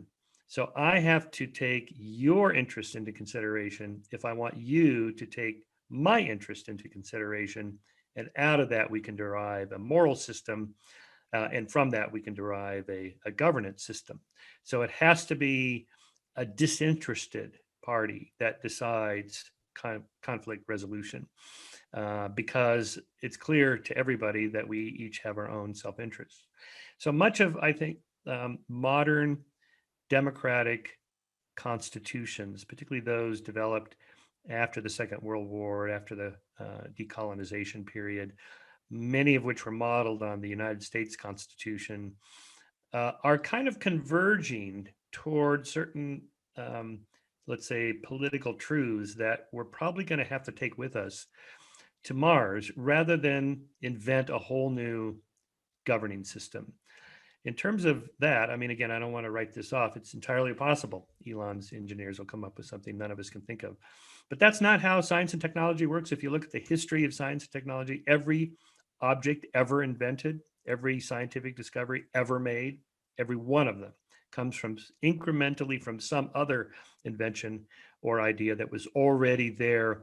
And this is why we have so much simultaneous invention and discovery in the history of science and technology. And I think the same is going to be true for social technologies, for governing systems like that. We're going to have to take with us the things we've learned. And I think we've learned a lot. I think there is a lot of moral progress that has happened despite the current controversies that we all wrangle about. The fact that those are getting smaller and smaller in nature means we've solved a lot of the big problems. And so I'll close with my own opening of what we might call the Martian Declaration of Independence. When in the course of human events it becomes necessary for one people to leave their planet and dissolve the political bands which have connected them to the people of the home planet, and to assume among the powers of Mars the separate and equal station to which the laws of nature entitle them, a decent respect to the opinions of earthlings requires that they should declare the causes which impel them to the separation to become Martians. And then we list the things we're unhappy about on Earth, which there's plenty to complain about. And then we might write a preamble to a Martian constitution. We, the people of the United States of Mars, in order to form a more perfect union, establish justice, ensure domestic tranquility, provide for the common defense, promote the general welfare, and secure the blessings of liberty to ourselves and our posterity, do ordain and establish this Constitution of the United States of Mars.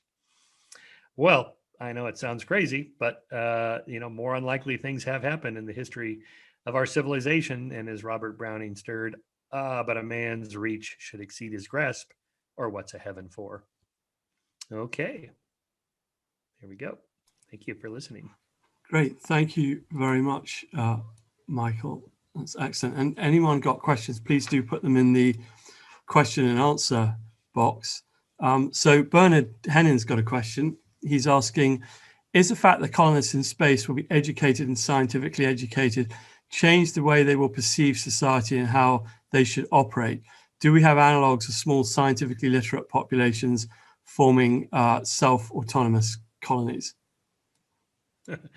Well, yes, I think it would help in this sense that not that scientists are somehow above human nature to have selfish desires and so on. Clearly, that's not the case.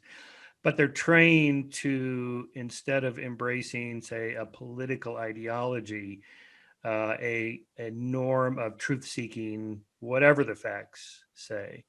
And even though scientists have their preferred theories, say that they are motivated to reason their way to support, the system itself requires them to look for the flaws in their own theories and to pursue truth and have a fact-based system, including moral system, and that would help. Are there any large scale? No, there's no large scale versions of this, but scientific communities themselves are inherently more peaceful and resolve conflicts less violently than, say, ideological or political groups, or certainly religious groups historically.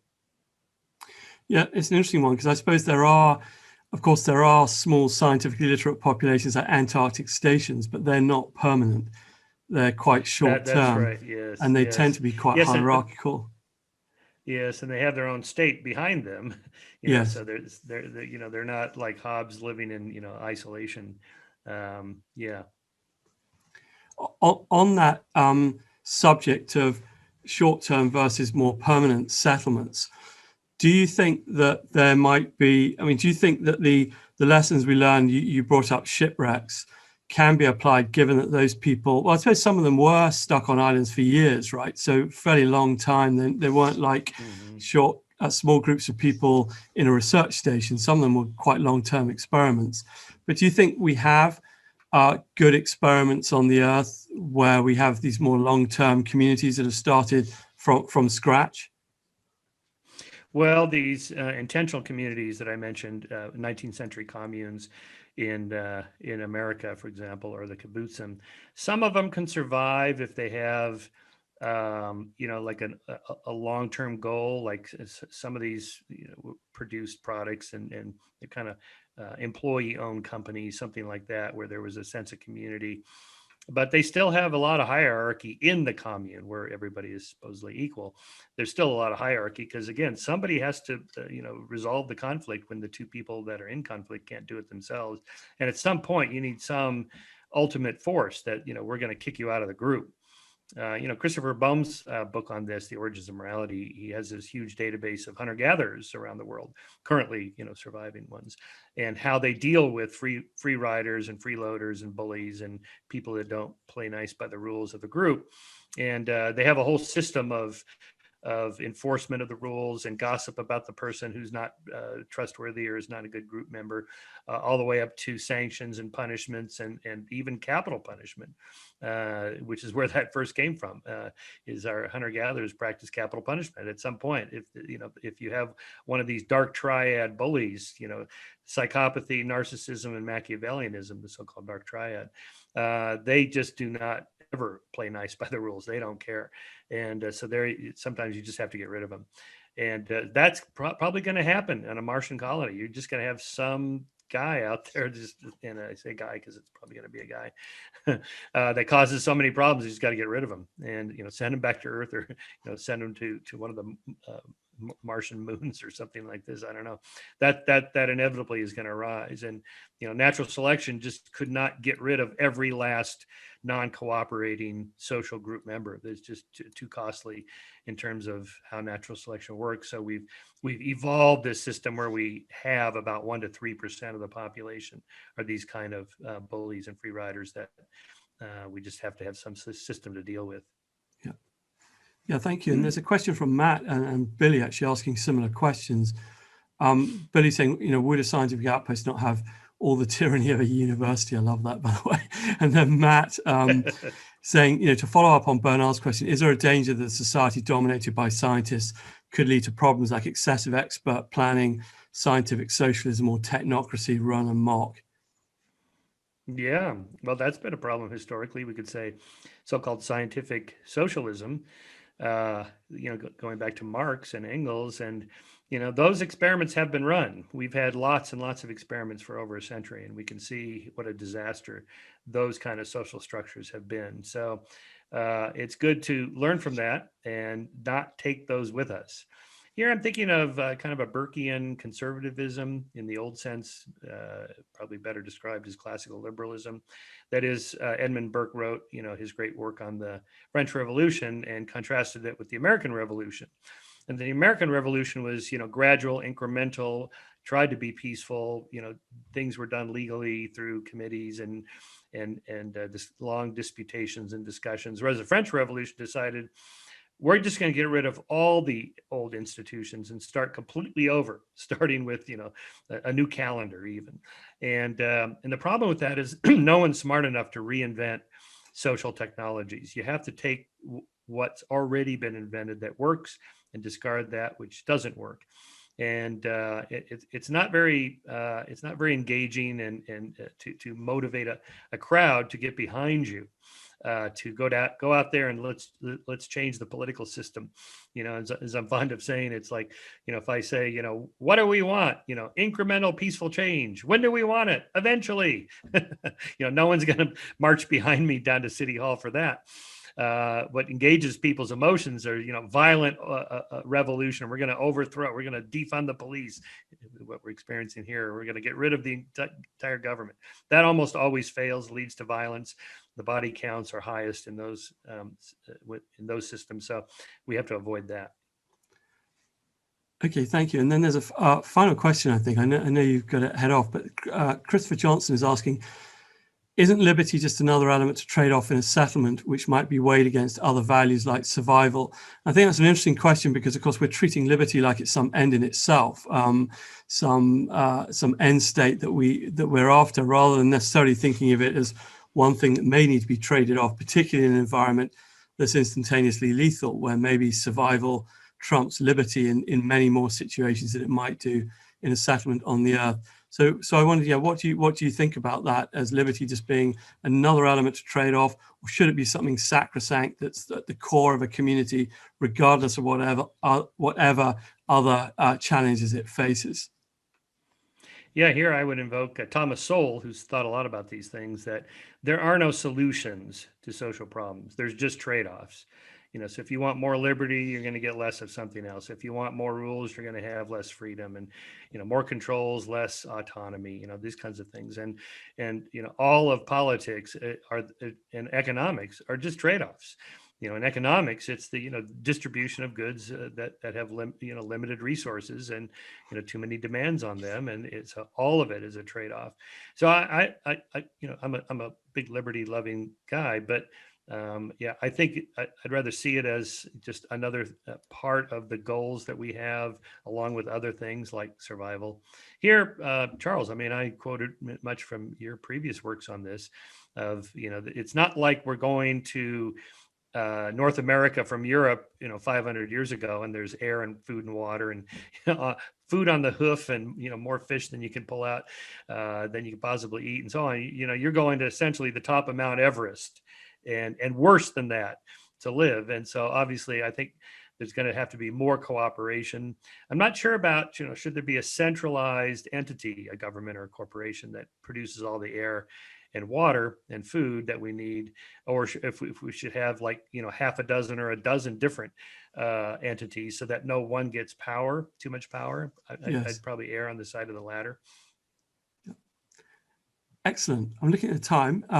I just wanted to thank you again for coming along. It was excellent to hear from you, and very fascinating discussion on analogs on Earth and how we can use those to think about extraterrestrial liberty. So thank you very much again, Michael, for joining us today. Everyone else will be back at 3:45 for our next speaker. So feel free to take a break, grab a cup of tea, coffee, whatever, and see you at 3:45. Thanks again. Thank you, Michael. All right, Charles. Thank you. Nice to see you. Yeah, good to see you again after pandemic. Maybe we'll see you. Yeah, well, hopefully this will end one day. Cheers. Yeah, it keeps going up and down. Just when we think it's over, and then it's like, oh no, starts another again. Wave. Yeah, we'll All right, see. Take care. Okay. Bye-bye. Cheers. Bye. Oh, send me the link. Send me the link when it's posted, and we'll share on social media. Yeah. Thanks. Excellent. Oh, let me just see. Okay. Good. Thank you, everyone, for coming along to our next talk. And again, if you have just turned up, welcome to the webinars on the Institutions of Extraterrestrial Liberty. And for our next talk, we're very pleased to have Jim Schwartz. Jim is Professor of Philosophy at Wichita State University, got his PhD from Wayne State University.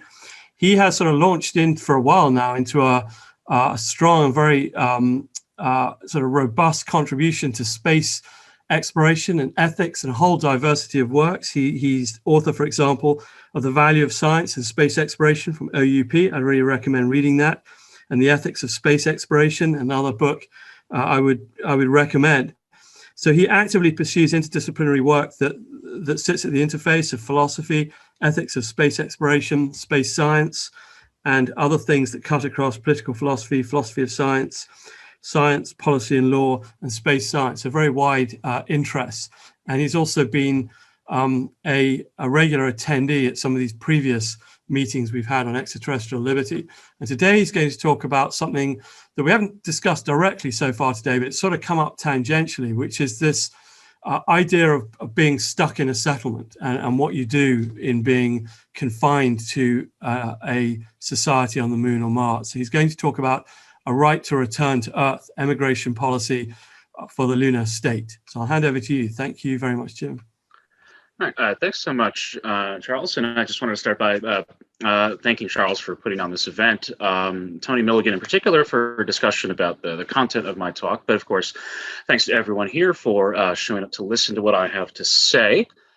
Just to give an outline of my remarks. So I want to kind of start by motivating my perspective on sort of lunar settlement in particular, and what kind of concerns that my views are responsive to. And I'll say I'm much more of an ethicist here than a political philosopher. I'm more interested in the moral arguments than in that everything I say is eminently politically feasible in the status quo. So I'm aware that my work kind of has what you might call a utopian flavor to it in some places. But I want to try to, lead you through the concerns I have about space settlement and why I think then that what we're looking at with what lunar settlement might look like might motivate really a strong desire to have a right to emigrate.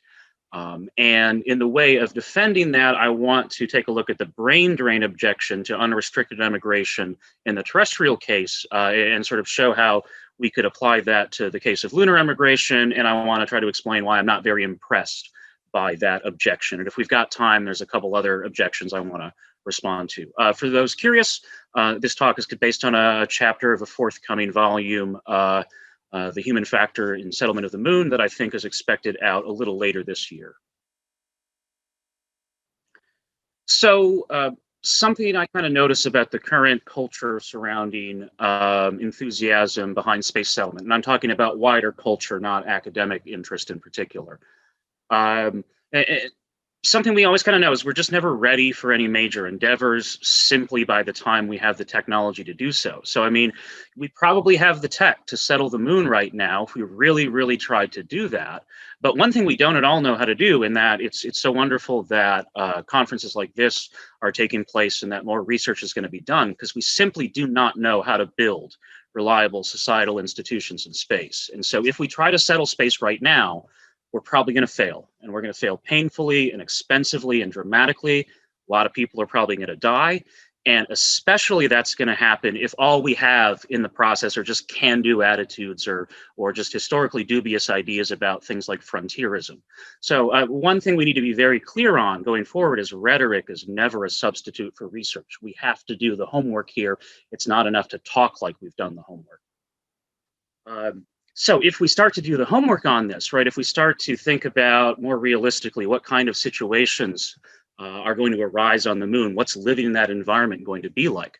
I think a promising model here is what social scientists talk about when they're talking about chronic technological disaster sites. That's essentially what we're proposing when we're proposing settling the moon, sending humans to a chronic technological disaster site. And then expecting them to, thrive and live and reproduce with no help other than what's already there. So if that's the proposal, right, if that's what we think space settlement's going to be like, just sending people to live in disaster zones, maybe we should reconsider if that's a good idea. But if we still want to do that, maybe because it's important to survive as a species and we need to do this long term, well, if we're going to throw people into those situations, we really have a responsibility to see that their basic needs are met. Because there is no guarantee. If you look at research related to community resilience in disaster zones, there are situations that bring people together. There are situations that tear people apart. We just don't have a guarantee that if you throw people on the moon, that they're going to cooperate to survive. So I really worry that if our priority is not figuring out how we can thrive as human communities in space, we might not even succeed at surviving. So survival as a goal doesn't sound like a very useful one for succeeding at space settlement to me.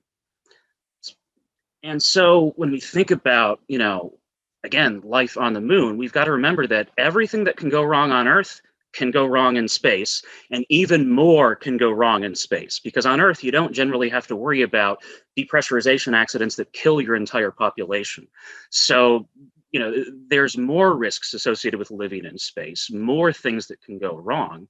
And it only stands to reason then that we should really think seriously about, lunar societies, space societies having obligations to provide more comprehensive rights and entitlements to their citizens compared to terrestrial states. I mean, if their situation is a more deprived one compared to ours, that to me says they need more help as a matter of course, the people living in these conditions.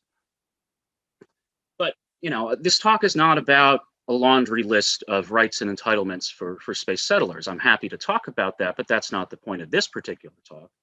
Rather, I'm a bit more worried here about what do we do when, not if, when things go wrong. So what happens when things go wrong on the moon, right? And what if things start to go so wrong that people feel the need to leave? And if the moon is the only space settlement at the time, the only place to leave is back to Earth. So what I want to argue is that not only should lunar states permit emigration, they should support it. They should protect a right to emigrate. And I'm not going to necessarily say that about Mars settlements or any other space settlements. My conclusions in this talk are restricted to the case of lunar settlement. I don't know what I'd yet say about the case of Mars. So let's just talk about the right to emigrate in general very briefly. This is not a revolutionary thing. This is already a part of international political norms. So you see a lot of talk about right to freedom of movement, which is going to imply the kinds of freedoms that I refer to when I talk about a right to emigrate, to relieving a state. And so that's already a part of the UEHR. But if you're not impressed with precedent, if you want arguments instead, we can point to things like some arguments from the political philosophy literature. So one way you could found a right to emigrate is that freedom of movement is necessary for protecting your other rights and liberties. So if you're in a place where your needs are not being met, and the only way to get your needs met is to go somewhere else, denial of freedom of movement prevents you from protecting your interests. Because institutions might have to worry about people leaving, citizens leaving. That provides some kind of pressure on institutions and states to reform to improve the conditions for their citizens.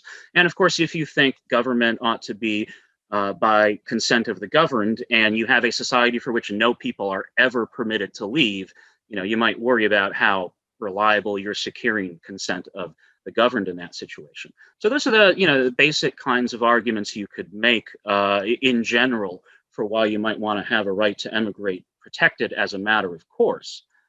But is the lunar case importantly different from that? Well, I think that on the face of it, that the conditions of life in a lunar settlement are probably going to give rise to a lot of desires to emigrate. Because there's not going to be a lot of people involved probably, and so there's not going to be a lot of choice about what job do I do, what do I learn.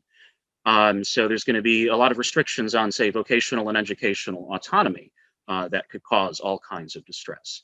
You've got to worry about maintaining minimum viable populations and not exceeding maximum population thresholds.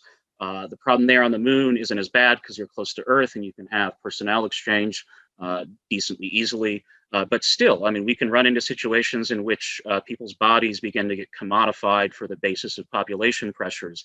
That is not a situation anyone should think of creating. In general, we're probably talking about really cramped, confined living conditions, so we don't have a lot of privacy available. That's going to have a deep psychological impact on a lot of people. And just think about the stress of existing in a world where you've got second-to-second threat of total societal collapse. As bad as COVID has been, we haven't experienced that yet. So we need to think very seriously about preparing for and supporting the people that would be living in those worlds permanently. And along with that, there's all kinds of ableism and other forms of discrimination that are going to arise in these situations. If we don't do work to try to mitigate those things, life is going to get more and more and more awful, and people are going to want to leave more and more and more. They're not going to want to stay to help build things. Now, there's two kind of obvious things you could try to do to prevent these problems from arising in the first place, because prevention is generally better than treatment, right? And so one thing to do is just to kind of set a really high minimum standard for starting a space settlement. Make sure that you don't even go unless you can provide a decent standard of living for the people that are up there. And if you can't even do that, at least make sure people have the ability to get the heck out and come back to Earth if things are pretty crummy. And those are not incompatible things. We can do both of them. We can set both of them as goals if we choose to. The fact that we don't have them as goals is just evidence we've chosen not to care about these things. And maybe it's time we should care more. Now, that's kind of positive case I want to present for why we should have a right to emigrate in lunar states. But I'm sure you're thinking of lots of reasons why this might not work. And I want to spend a little time talking about the brain drain objection to emigration. And this is in particular an objection to unrestricted rights to emigrate, and it arises for the most part in the context of lesser developed states that are experiencing sort of critical shortages in healthcare and other skilled workers. And those workers sometimes emigrate to more developed states. Europe and America are pretty common destinations where they can get higher wages, but now, you know, the places they leave have fewer medical workers, and the governments no longer have tax revenues, and so this can exacerbate already bad conditions for people living in states that don't have very good healthcare systems. And so, you know, if you just allow people that want to leave, that's going to make, you know, the least advantaged members of society even more worse off. And so we don't want to, you know, contribute to situations like that. So that's the kind of the thrust of this brain drain objection. And if we needed to apply it to the case of lunar emigration, it sounds like we could do that pretty easily. Because if we're thinking about a lunar settlement, its existence is fairly fragile in all likelihood. And so, you know, even one or two people that need to leave, that labor shortage could put the settlement in some sort of dire conditions. So, you know, maybe all workers are essential service workers on the moon, and emigration would just be this constant threat to the existence of the lunar state and threat to protecting the rights of its citizens. So I'm not that impressed by this objection to emigration, as I'll try to elaborate. So the premise that I'll take, and I share this with Gillian Brock, who is someone who does think that emigration restrictions are sometimes permissible, is that if those restrictions are permissible, that's only when they're pursued by states, by governments that are exercising their power legitimately.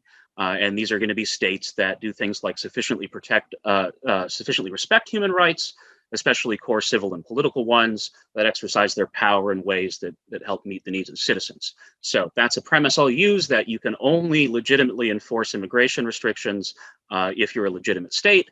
And the next premise as well, either the lunar state is going to be like that or it's not. It's either going to be legitimate in that way or it's not going to be. And what follows either way? Well, here's the first conclusion I want to draw on the horn of the dilemma if we think that the lunar state is founded in a way where it doesn't exercise its power legitimately. Well, if it's not a legitimate state, it can't legitimately enforce immigration restrictions. Okay, that's not a difficult conclusion to draw. And I think as a corollary there, we should acknowledge that it would just be monstrously negligent of us if we founded purposefully an illegitimate state on the moon. What we should do instead is wait until we've learned how to do better, and that will not take impossibly long, as the critics of waiting a little bit to learn often accuse. But what if it's the other horn of the dilemma? What if we're talking about a lunar state that kind of passes whatever hazy criteria for legitimacy we want to put in place? Well, I don't see how you can have a legitimate lunar state that doesn't have a pretty decent population size, that doesn't have things like labor surpluses, especially in essential services. So not only would that be a state where people are not as interested to leave, to emigrate, it would also be a state where the harm that's caused by emigration would be mitigated, if not eliminated entirely. And so, if you're worried about, future desires to emigrate, the solution there is just to make sure you're building your society in a way that makes people want to stay there, not want to flee there. So again, people want to stay in places where they have support and they can feel valuable and feel like they're helping to build something. If you don't offer them that, they're going to go elsewhere. And I think something that's really important to keep in mind is that when we talk about creating societies in space, we're not talking about these distant foreign cultures that already exist, that already have customs and traditions and ties to home territory that we have deep obligations to respect. That's not at all what we're talking about here.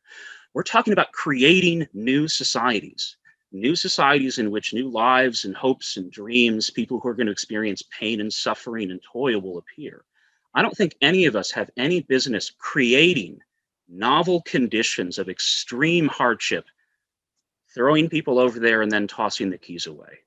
That's just a monstrously unethical thing to do. We need to think very deeply about supporting space settlement, not just instigating space settlement. Now, I want to be very clear. I'm not arguing against space settlement. In my book, I even say I think it's obligatory over the long term. And I'm not even arguing for some, infinitely long or unendurably long moratorium either. I think in the course of, maybe 2 to 3 decades, if we support the right kinds of research, we could figure out a lot of the things that we don't yet know. Instead, all I'm doing is arguing that we should wait on space settlement until we have a good plan for when things go wrong. I don't even think we have a plan yet, and they'll figure it out when they get up there is the opposite of a plan.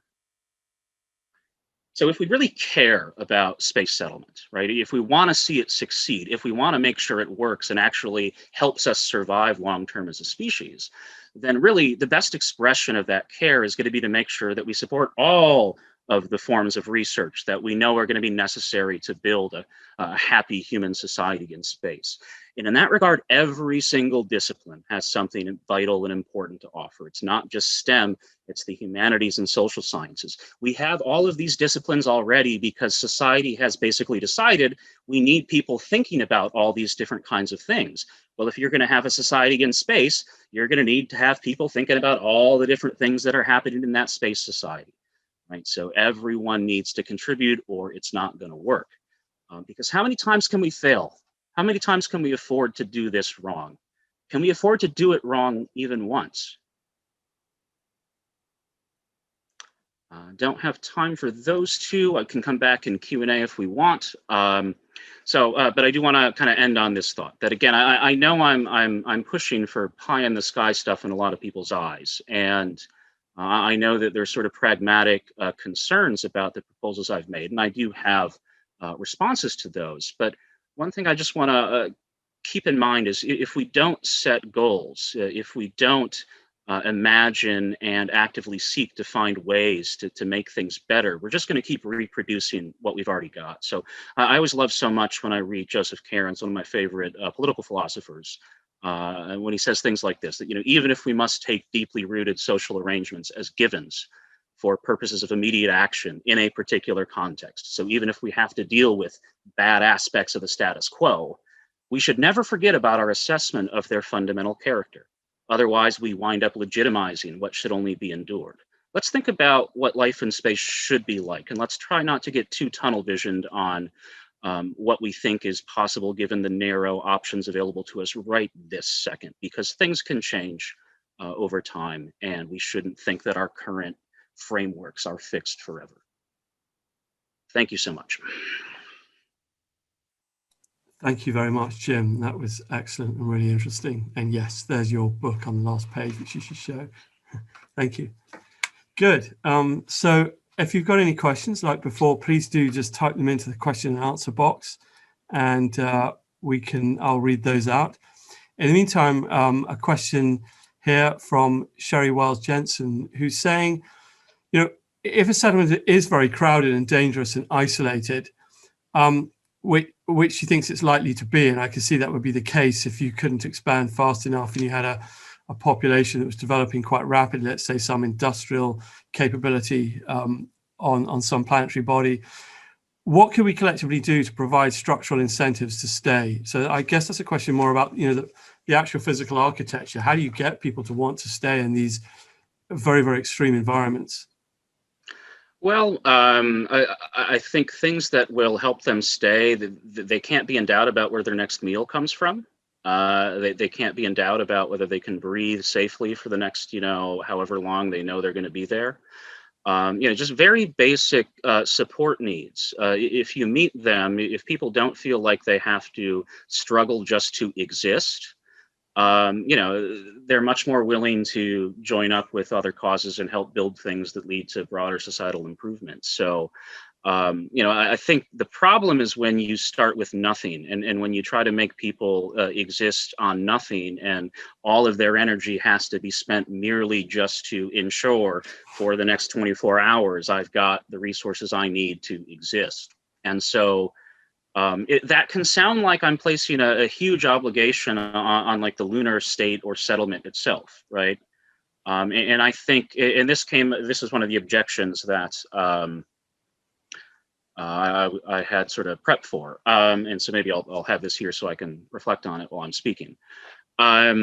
So, who shares the burden in building the institutions that are the ones that create the society that people want to remain? And, I don't have the answers there by any means. I think we can figure it out if we really try hard to do so.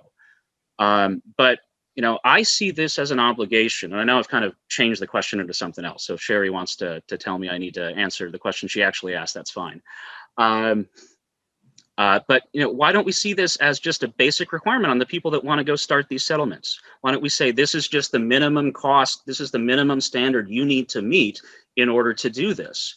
Why is it that treating people decently is seen as so negotiable in these situations? So I think if we create a world in space where people are treated decently, people are going to want to find their way to that world. If we create a world in space that looks like the expanse, people are going to want to stay on Earth. And just continuing that discussion of the actual infrastructure, what would you do to ensure the right to leave? And would that just be a question of trying to create launch facilities and rockets that were sufficiently reliable and a sufficient number of them to allow people to leave on a regular basis? Or would you, instantiate some rule where there's a certain number of rocket launches from the settlement back to Earth over a given period of time? How do you think this would work physically? Good. Well, I think it's got to start with sociology. I mean, I think we can get a roadmap for how serious the problem might be if we invest in the right research. And so, we can study populations under duress, and we can look at rates of emigration in different populations, and we can try to build some model for what percentage of people we think might, end up in this place if this was just a terrestrial state. And then we can try to figure out, okay, how does the lunar context change that? And so I think we've got to start by trying to figure out, how many people might want to leave. And you can start to build that in. You can start to think about, well, I just need that many lifeboats on my whatever. And so, but I don't think it's ultimately that expensive on top of what you've already got to do. It's way easier to get back to Earth from the moon. Almost everything you need to build and supply that trip is available on the moon. So the moon is not exactly resource poor for getting back to Earth if you need to. And if you have this active Earth-Moon transit system, the berths for people to come back to Earth are already there. It's not a massive addition to the infrastructure. But you might even consider that, everyone has an escape pod as a really great safety measure in the first place, because you've got all these additional oxygen production machines everywhere where people need to access them. So they're great little escape rooms in the case of an emergency that doesn't require evacuation. So, I mean, it wouldn't be impossible or even unaffordable ultimately to build some of these systems in as part of redundancies to other safety systems. So, yeah, we need to work out what it would cost, but we also don't need to do that under the presumption that it would cost infinite dollars and can't ever be considered, which is what I worry anytime anyone talks about, doing something more than the minimum. That's always the same response. And I worry it's just a way of avoiding talking about the issue sometimes. But Yeah. And Keith Agnew asks, on Earth, the right to emigrate is largely a negative right, but in space it would have to be a positive right with much more onerous obligations on others. Would that be a reason to limit that right? It really depends. And I'd want to go back to that question about the legitimacy of the state. And so, if the place that you want to leave from is a pretty nice place to be, and nevertheless, the sort of resources of the state are too limited to support very much in the way of emigration, I can see tension arising in cases like that. And I don't have a great judgment about what should happen there, because I think it's going to be so contextual that it's hard to predict in advance. I've lost the question at the moment, but yeah. If you could repeat the question, I could maybe sure. Say a little more. So Keith was saying on Earth, the right to emigrate is a negative right. In space, it will be a positive one, with potentially more onerous obligations. Would that actually be a reason to limit that right? Mm-hmm. Yeah, so a little more on Gillian Brock's arguments for sometimes having emigration restrictions. She'll outline a few more conditions about what it means for the state to be exercising its power legitimacy. She'll also talk about how the restrictions are always going to be limited to the essential service workers in times when there is a critical shortage, or at least when there's going to be pretty direct harmful consequences for the healthcare systems that they're emigrating away from. And so you could have a view like that here. I don't know if that's the view I'd want to adopt or something different, but I mean, you'd have to look at, what kind of worker is it that wants to leave, if they're a worker at all, or maybe someone who's not working.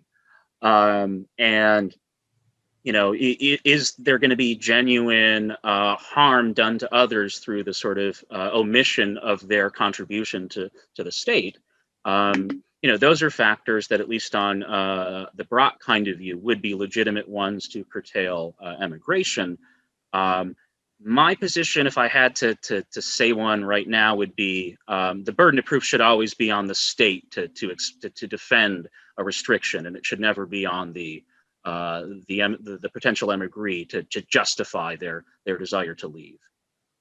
I'd like to see the burden of proof put in that way. Yeah.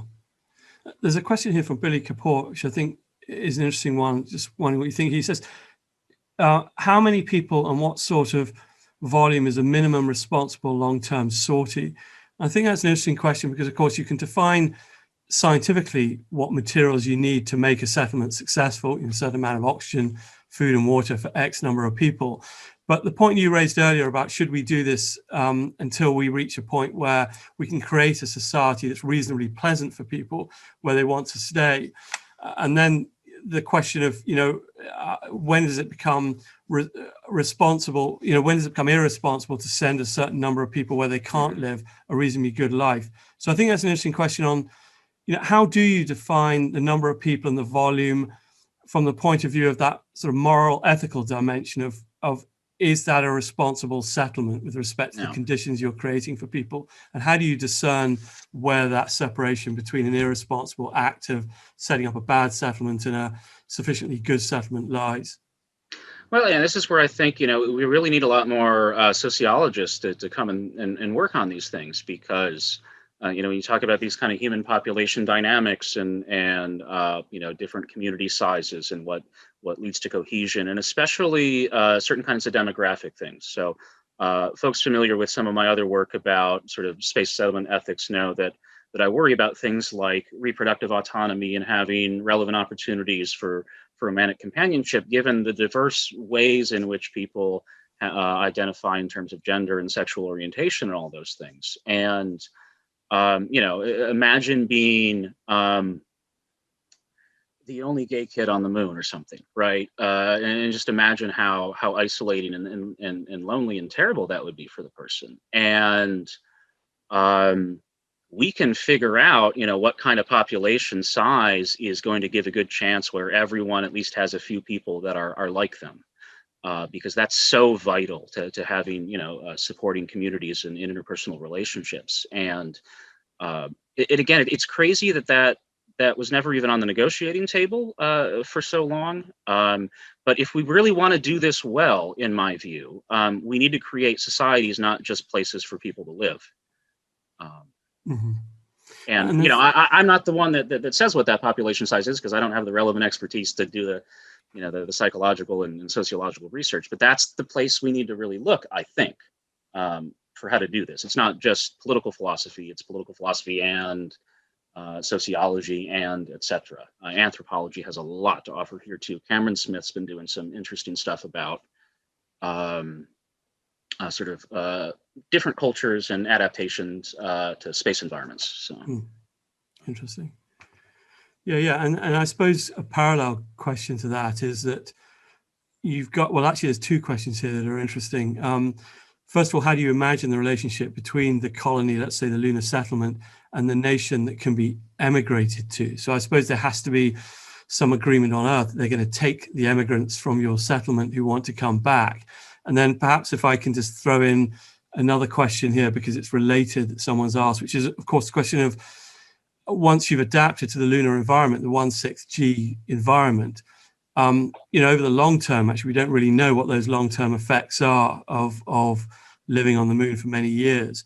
But maybe if it turns out to be physically difficult to adapt, the countries may not want to be taking immigrants from the moon who want to come back to the Earth, which sort of ties into this question of how do you build a satisfactory relationship between a lunar settlement and the state on Earth, such that this desire to emigrate can be made real. Yeah, on the physical adaptation point, if that's the case, then that's an even better reason why you don't do this hastily or shoddily, that you make sure you do it right the first time you do it. Because if people cannot leave because of sort of physiological reasons, then they're hostages to whatever conditions that you visit upon them. So to me, the possibility that you couldn't return to Earth is an even better reason why we need to do a good job of creating good societies in space. I would hope no state on Earth would be so awful and ableist as to not take in a refugee from the moon, even if they needed a bit of support. And also, I think it should just be a deal that states make with people that leave, that said, hey, if it's too bad, you can come back here, right? I don't think a nation should be in the business of denying a person that goes into space the ability to have terrestrial citizenship, again, if they desire it. So, there's stuff to work out there, but I don't see those as real insuperable difficulties to having a healthy emigration system if we've got a lunar state. And I suppose the answer would be similar, but another question here is, should you have the right to emigrate to an alternate lunar settlement? Or what about leaving Mars and going to the moon, whatever your preferences are?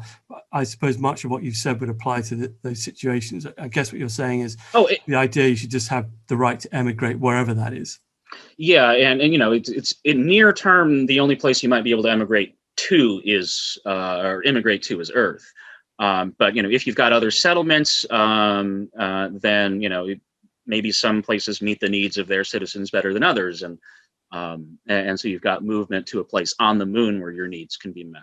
And I see there's something in the chat about what if you're born on the moon, and it's not just readaptation to Earth, it's adaptation period. And yeah, it's same issue there. It's make sure the place is one where everyone can be happy in, basically, and you won't have these problems. Or at least if you have them, they'll occur so less frequently. And I just think it's something important to keep in mind. If we support people in these ways, we avoid a lot of the problems that we worry about, right? Do you think they could end up being an enormous incentive to disallow emigration? So the thought that's running through my mind is, you've got these settlements across the solar system. They're all pretty extreme. I mean, even if you're a miner or a scientist and you like being there, it's not great. You're in confined environments, you're in potentially instantaneously lethal environments.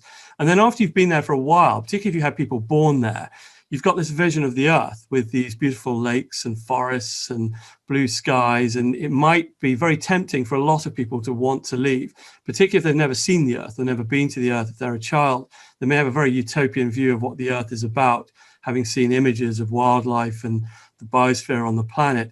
Could there not end up being an extremely strong incentive to disallow immigration, and one that is also tacitly agreed upon by different settlements. So the lunar settlements and the Martian settlements may be speaking to each other, saying, you know, we've really got to discourage people from wanting to leave. Otherwise, we're going to have mass emigration back to the Earth. So you end up with a sort of Machiavellian cabal of settlements doing their utmost to spread information to minimize the chances that anyone wants to leave and go back to the Earth. Is that a concern, and would that need some sort of completely unusual legal structure to stop that from happening? Yeah, I mean, I appreciate the significance of the potential concern. Do I have any idea what a remediation strategy for that would be? Not at the moment, by any means. Yeah, I don't know what to say about that issue. Because if the state really fears that people will leave because it maybe knows that it's not treating its people very well, and it's, you know, creating desires to leave, and moreover there's that other place that has all the lakes. Well, at some point I want to ask, if life on Earth is so preferable to that life to so many people, does that state have a right to exist? Right. I mean, at what point do you say you're trying so hard to do something that people actually aren't fit to do? And again, we need to figure out what's a better way to do this entirely. You know, I want to keep that open as the right thing to say about that situation. I'm not sure if it's the right thing to say about that situation, but it well could be if I thought about it long enough. No, I think that's a really fascinating question. And it is the elephant in the room, in that we all assume that space exploration is something that's going to happen because we're all enthusiastic about it. But in fact, these environments may be so extreme, it's not impossible that in, you know, 200, 300 years time, we just come to a conclusion that human space exploration is just not a very pleasant thing to do. We do it with robots, but basically we stay on this small planet despite the risk of extinction. We might still decide that space is not a pleasant place to go, and there may just be a few scattered people. Yeah, that even reminds me, I'm going to have to spoil, I guess, season 4 of The Expanse, but you know, when the sort of Mars is kind of collapsing societally, and people are fleeing out through the ring gate and everything, and you know, there are a lot of people there that don't want to leave, that still want Mars to be that sort of dream that society got founded in, and that becomes a tragic situation at that point. That becomes a situation in which there's no way to make a decision for which you're not causing a lot of people a lot of harm unnecessarily. And, you know, I want to think a lot more about how can we avoid creating those tragic situations. You know, there's a lot of work we can do before we get started on actually, you know, building something out there that will minimize the chances we run into these situations. Yes. But we shouldn't, you know, immediately take off the table the tools that would be needed to protect people when things start to get bad, if they do. Mm-hmm. Yeah, that's very, very interesting. I'm just seeing whether there's any other. There's just one question here: is can we apply the Sustainable Development Goals of the United Nations to lunar society? Then I'm not quite sure exactly what that's referring to. I guess. I mean. I would agree in general that we need to be mindful of issues related to sustainability. I just would want to say there's a lot of models of it, and you know, which one we apply to the space context, I think should keep a lot of the space context in mind. And sustainability of what, right? So I care a lot about space science as well, and there are human spaceflight activities that really run counter to some of the science activities, and right, you know, search for evidence of extraterrestrial life in the solar system, right? And so when we talk about sustaining things, maybe we should also talk about sustaining the ability to acquire new knowledge and understanding from scientifically studying the solar system. And that could run up against sustaining human populations. Alana Kralakowski, Martin Elvis, and Tony Milligan have written some great papers about how, you know, it's open what your objectives are, and thus what sustainability would mean, depending on whether you're there to live, you're there for money, you're there for science, and so on. Mm-hmm. And then finally, I think we should wrap up here soon, but your talk also got me thinking about the right to leave Earth. I mean, you're still on this planet, and there's potential for nuclear terrorism, there's hurricanes, tsunamis. These things are not found on the moon. Maybe for some people, extraterrestrial environments represent something better than the Earth from these perspectives, particularly if they've been exposed to these things. I mean, not nuclear terrorism. None of us, thankfully, so far have been exposed to that. But tsunamis and hurricanes are things that people experience. So if you're going to implement regulations, maybe even laws on the Moon or Mars for the right to emigrate, would you then create similar laws on the Earth in parallel? And would people not feel a sense of injustice that these laws exist in the solar system and they have no right to leave the Earth? So how would these new regulations elsewhere affect your view of how the right to emigrate might change on the Earth with respect to extraterrestrial locations? Oh, that's a fun question. Wow, yeah, I need to. That's fun. I mean, yeah, you want to be fair, and you want rules that everyone can follow, and you don't have special rules for special groups or something, right? To me, that's going to turn out to be a question of, how qualitatively different is life in space compared to life on Earth. I don't think there's any shame in saying that life on Earth gives you a lot of privileges that are absent in life in space, and thus, you just have so much already being on Earth. You shouldn't complain that they get slightly easier rules on the Moon or something, right?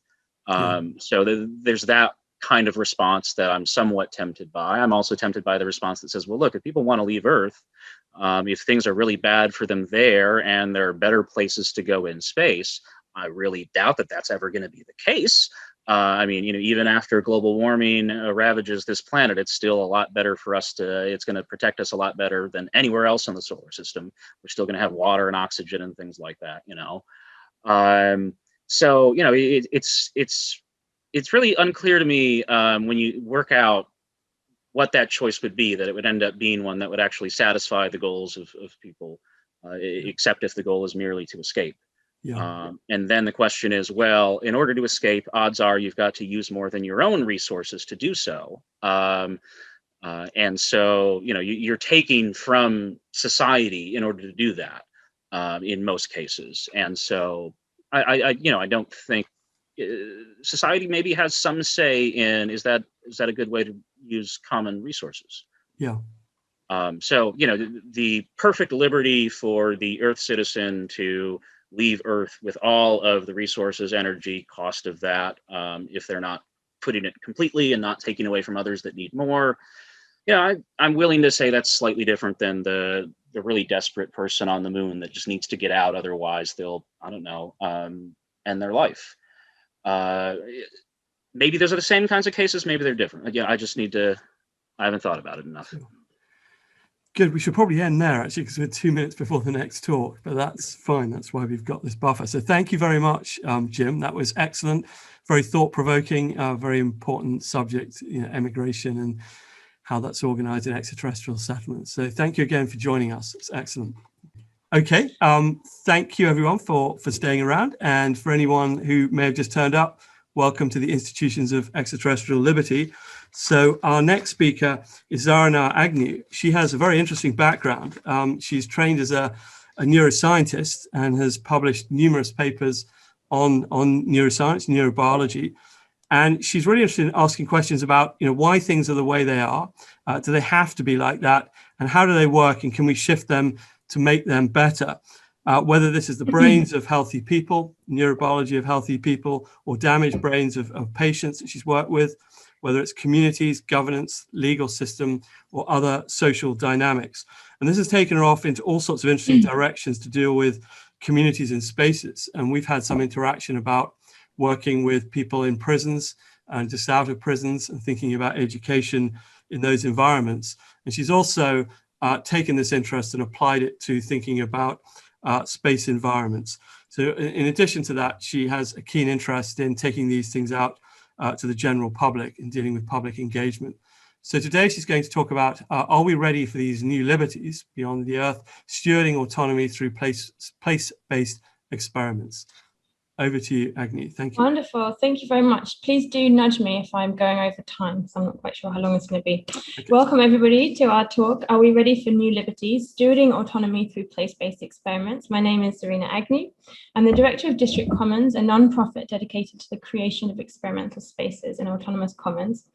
As Charles said, I spent most of my academic career as a neuroscientist before moving into behavioral and social sciences. And I now study human collectivity, not just as it is, but how it could be in altered social logics. So I'm going to talk to you today about the Second Life Project, which builds towards collective freedom centered on the wisdom, goals, and vision of citizens who've been directly impacted by incarceration. This community involves formerly incarcerated individuals, survivors of trauma and violence, academics, folks with mental illness and disabilities, entrepreneurs, a really diverse bunch of people. And the humans of Second Life are committed to alternative forms of justice and building collective freedoms for everybody through the power of self-governance.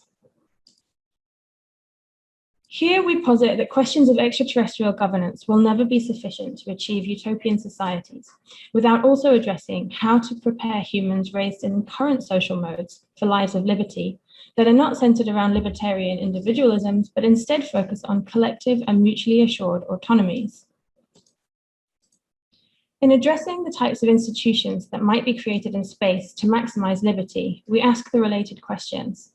Are we ready for liberty? And if not, how can we prepare? As a case study for this type of experimentation, we have been working on 2 prototype spaces that have explored the collective freedoms for perhaps some of the most liberty restricted and disenfranchised, the formerly incarcerated. Our community have all served indefinite life sentences and have collectively served many centuries incarcerated, and have not only been raised in the absence of access to effective government institutions, but have also arguably internalized their constraints. In their book, The Social Order of the Underworld, How Prison Gangs Govern the American Penal System, Skarbek reports, in the early 20th century, California prisons followed a norm system called the Convict Code, don't snitch, and some other things. By the end of the century, self-governance via the code had collapsed, and the system reorganized around race gangs. Some institutional economists approach prisons as laboratories for emergent self-governance because it is a tough environment for stable governance to emerge in, but it emerges anyway, and that's important. Here we describe an exploration of new forms of autonomy in a network of experimental spaces in the Bay Area. In building, prefiguring, and prototyping these types of communities, we have learned a great deal about what we call mutually assured, stewarded autonomy. So what is to be learned from the issue of re-entry? US prison rates are higher than anywhere else in the world. 1 in 9 prisoners are serving a life sentence, and California has the highest percentage of prisoners serving life. These humans often enter the system as children and frequently serve in excess of 20 years. On their return, housing, home, and community, fundamental parts of survival, are lacking. This renders much of their existence to bare survival. Under these conditions, it is very hard to be free and begs the question, to what are they returning? In an essay about surviving incarceration, Stephen Powers reflects, it's funny to appreciate a city from a jail bus, because it's that very city that's sending you away. And I mean all of it is sending you away. From the disciplinarians that fancy themselves educators, to the bullshit jobs that treat you like a crook from the first day, to the police who menace you everywhere you go. The city taught me the survival mechanisms it would ultimately punish me for, and there's no other way to understand it. These spaces were built with this precise problem in mind. And we ask, can we ensure that those returning to society are not, in fact, returning to the same social structures that let them down in the first place, but are actually leapfrogging into the autonomous and participatory commons? Can entering into these new or perhaps old social logics not only help people recover from a chronic absence of freedom, but actually develop and prototype new forms of collective autonomy? Why the commons? In their essay, Commoning as a Transformative Social Paradigm, David Bollier writes, in facing up to the many profound crises of our time, we face a conundrum that has no easy resolution. How are we to imagine and build a radically different system while living within the constraints of an incumbent system that aggressively resists transformational change? Our challenge is not just articulating attractive alternatives, but identifying credible strategies for actualizing them. This is precisely what these experimental spaces are attempting to do. This brings us then to these experimental spaces, which we consider as sites of what Howard Ehrlich refers to as a transfer culture. The home, as a major site of human social reproduction, is also a point of leverage for altering of biopolitical production. Biopolitical production is derived from Foucault's notion of biopower as the extension of state power over both the physical and political bodies of a population, extended as biopolitics to the complete control of individual life by society as well as the government. And it refers quantitatively to social reactions and qualitatively to consciousness and intimacy. Transfer cultures, then, are an attempt at future worlds right here amongst the status quo in the old world. These are experiments in the future made in the present. Specifically, transfer cultures are the manifestation of the ideas, processes, behaviors, skills, and activities that are needed to help humans transition from the current social formation to the incoming one. One of the things that one of our residents said to me early on was, Zarinah, I have been a caged animal all my life. You can't just open the door and let me walk out into the jungle. I will be eaten alive. And so as we started to build these spaces, we started to really realize what it means to start stewarding people's autonomy. These spaces afford us the option to prototype alternative ways of being, as well as ways of becoming other as subjects and of being governed otherwise. It is our proposal that sovereignty, whether individual or collective, cannot flourish without kinship. These are spaces where people heal from a life of suffering in a manner and in a time frame that suits them, distinct from mandated programs. This is a central component in their recovery from a long-standing abusive relationship with a punitive state and marks a very different, and for many returning citizens, a first attempt at collective freedom and mutually assured autonomy. It is our hypothesis that most people, not just the formerly incarcerated, may need similar embodied experiences to get to collective freedom and to prepare themselves for new liberties. Here we talk about some of the principles that have guided our learnings.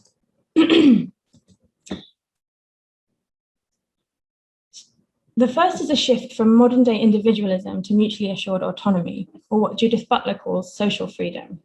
Butler writes, I'm most glad to have my personal liberty, but I only have it to the extent that there is a sphere of freedom in which I can operate.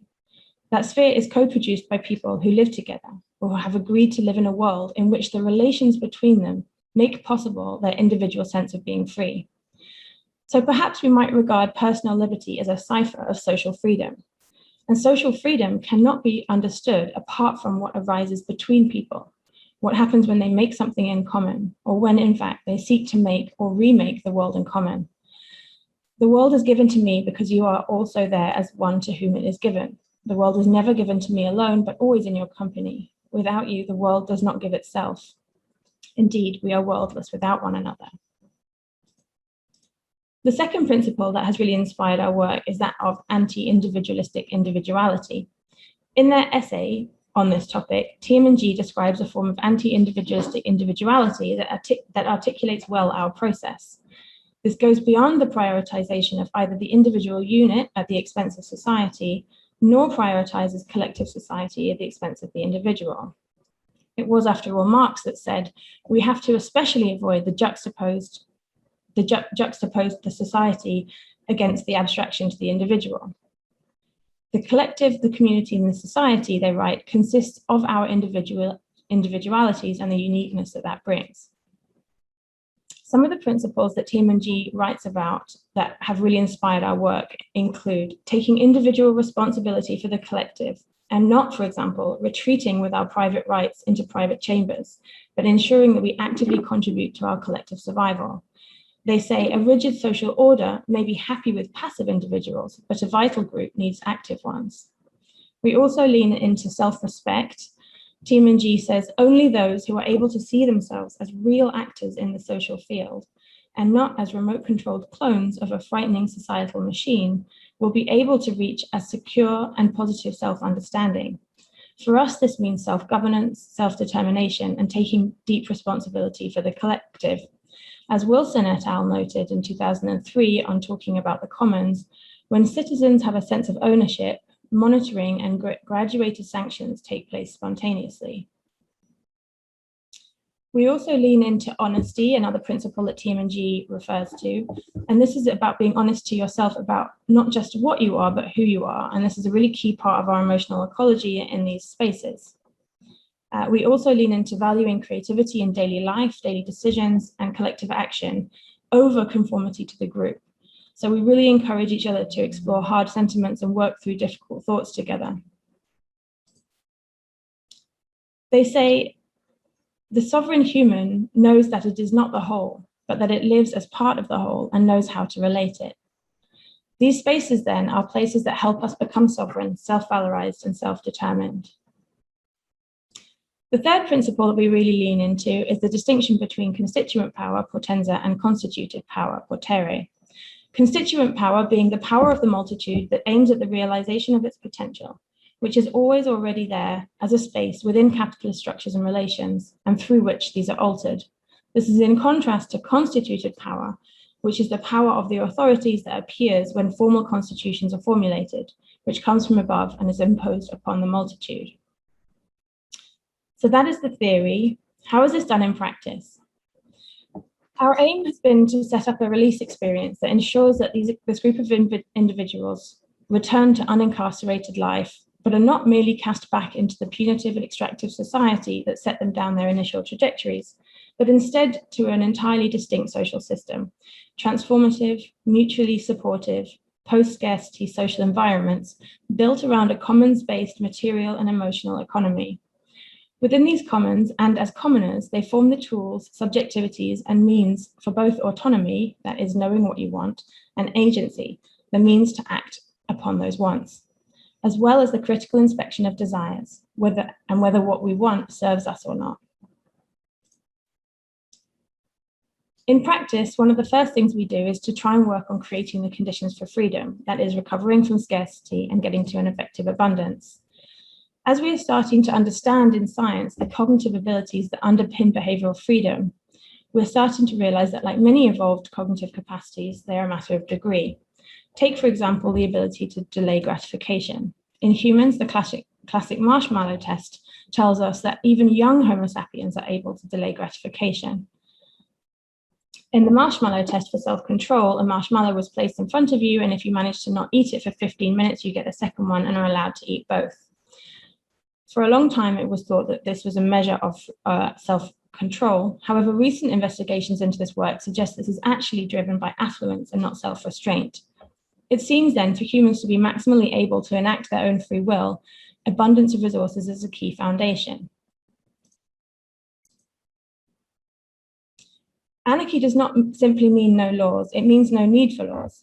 Anarchy requires individuals to behave responsibly. When individuals can live in peace without authorities to compel or punish them, when people have enough courage and sense to speak honestly and equally with each other, then and only then will anarchy be possible.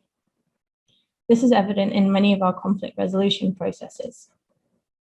A second factor that we lean into is the idea of freedom as an evolving process, an evolving developmental process that consists of both personal tools and social skills, as well as environmental factors.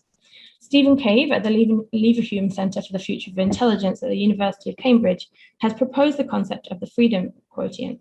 Like IQ, the FQ should tell us how free we are and how we can become even more so.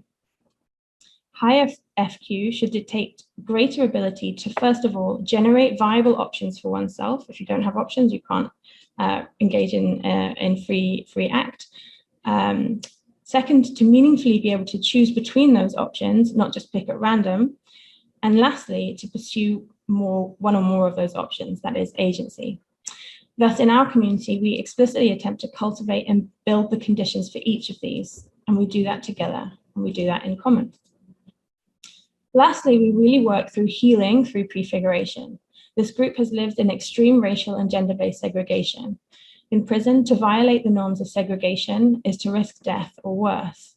In these spaces, we explicitly try to heal from such social violence, using the principle, creating windows where there were once walls. That is, putting people from very diverse environments around the dinner table together, not just to feed, but actually cook together. So that's engaging in collective action. This is a great equalizer, and around these tables, it does not matter where you come from or what you have done, only how you are acting today.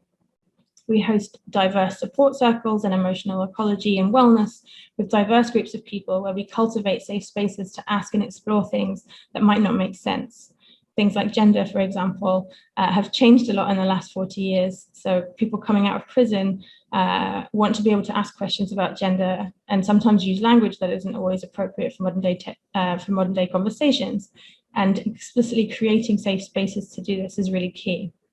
This also means moving away from social punishments that are very prevalent in prisons and healing from a history of difficult social dynamics that include tattletaling, profiling, suspicious behavior, territorial behavior, and of course, post-incarceration syndrome.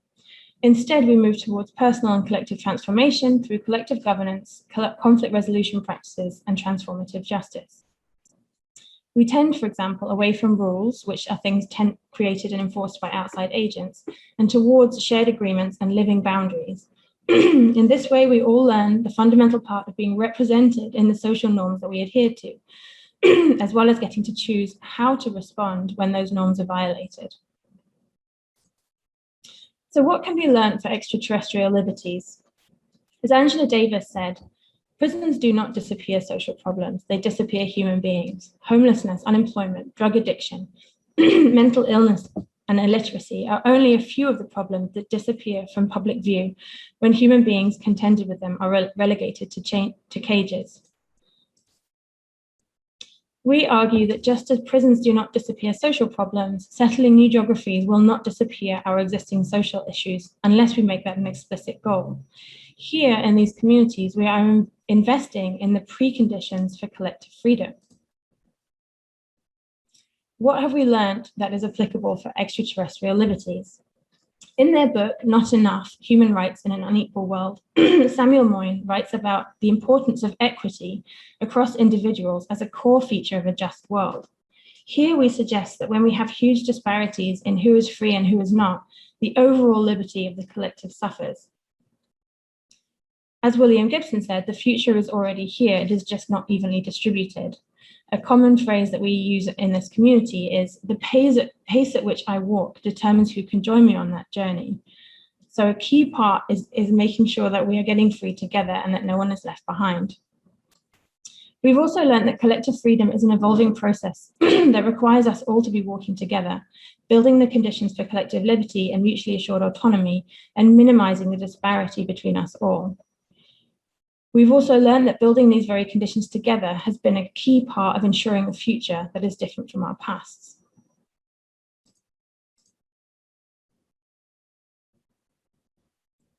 So far, we have discussed the creation of intentional home environments that are self-consciously centered around collective emancipation and stewarded autonomy. In asking our original question, are we ready for liberty?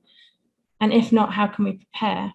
As a first step in answering these questions, we might turn to Foucault, who reasoned that the target nowadays is not to discover what we are, but to refuse what we are.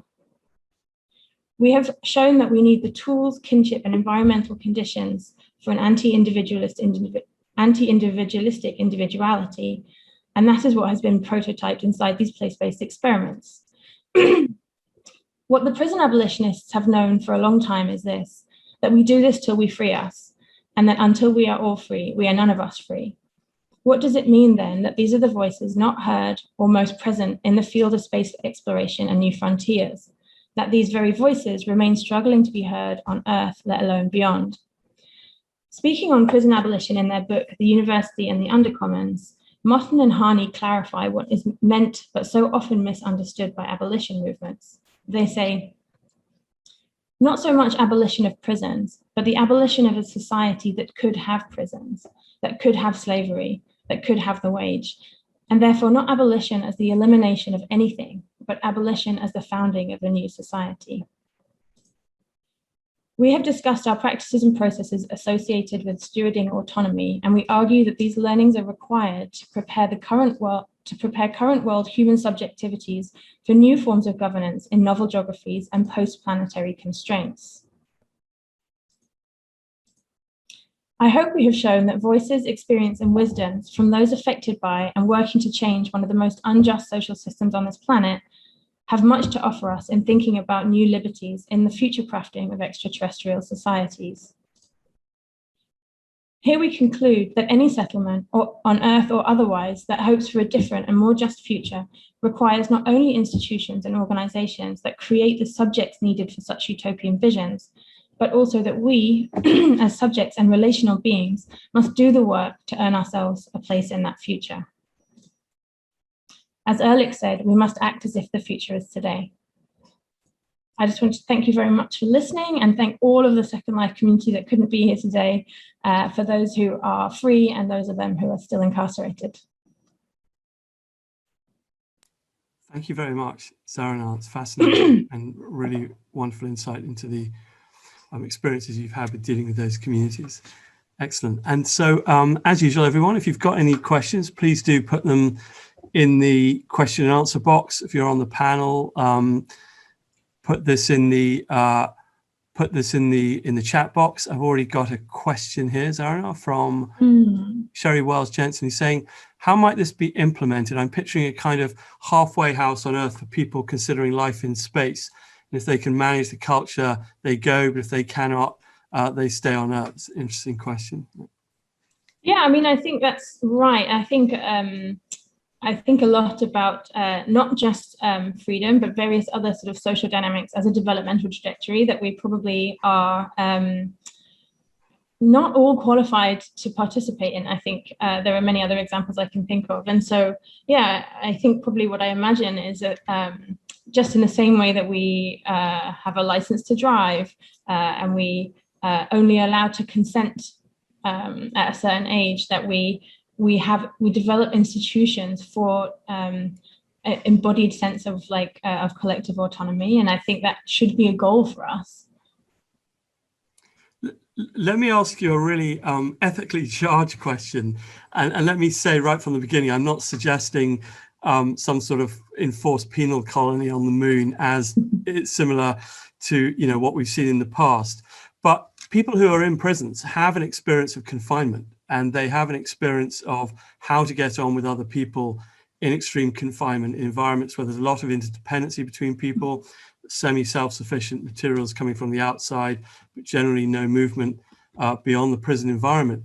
Do you think that some of these, the individuals you've come into contact with, might actually have a better insight than the rest of us on how to successfully build societies in space? And might they be the best people to send to the moon and Mars, voluntarily, of course, to use these experiences to build successful human societies?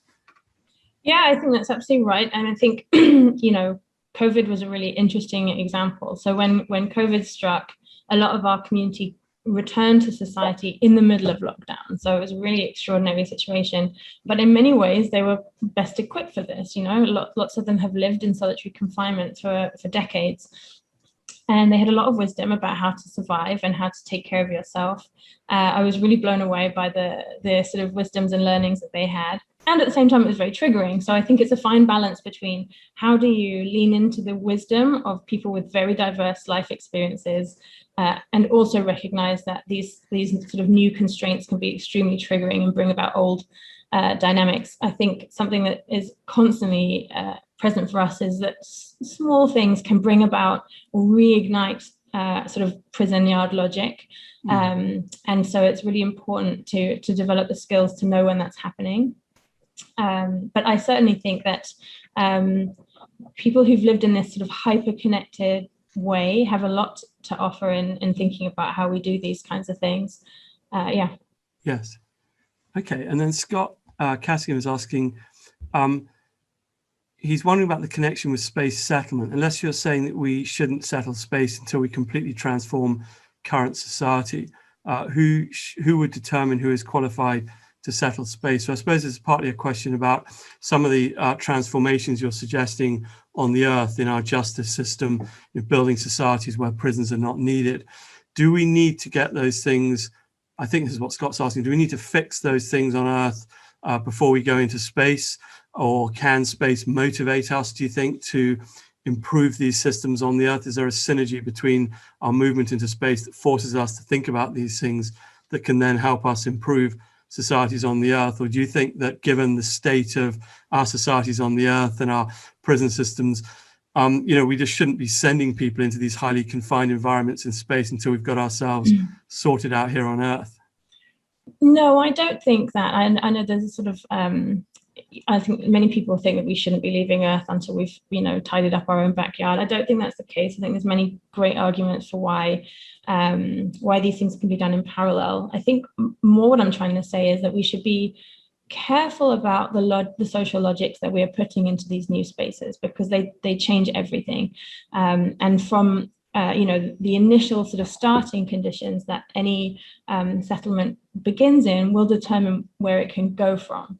And so I'm not saying that we shouldn't go into space until we fix all of our problems on Earth, but I do think we should make sure that the individuals that are settling these spaces should make sure that they are ready for this kind of thing, and that might mean doing a lot of personal work. That might be doing some relational work within the specific groups of people that are going, and really asking themselves, are we going to use this moment to be otherwise, or are we going to reproduce what the social dynamics and constraints that we have been raised in? And that's no mean feat. We are all products of the sort of power systems at play in our society, and it's very difficult to escape that. It's almost impossible to escape that as an individual. You can only really get free of these things in collective settings. Yeah, and just following on from that, I mean, I suppose an obvious question is, prisons on the Moon and Mars. So we build societies on the Moon and Mars that themselves are a little bit like prisons because they're confined. But nonetheless, even within that, there's going to be people that are going to transgress and presumably will encourage a lunar governance structure or a lunar Martian structure to have some sort of prison, even if in a very small community, it is literally just something like a county jail you put people in.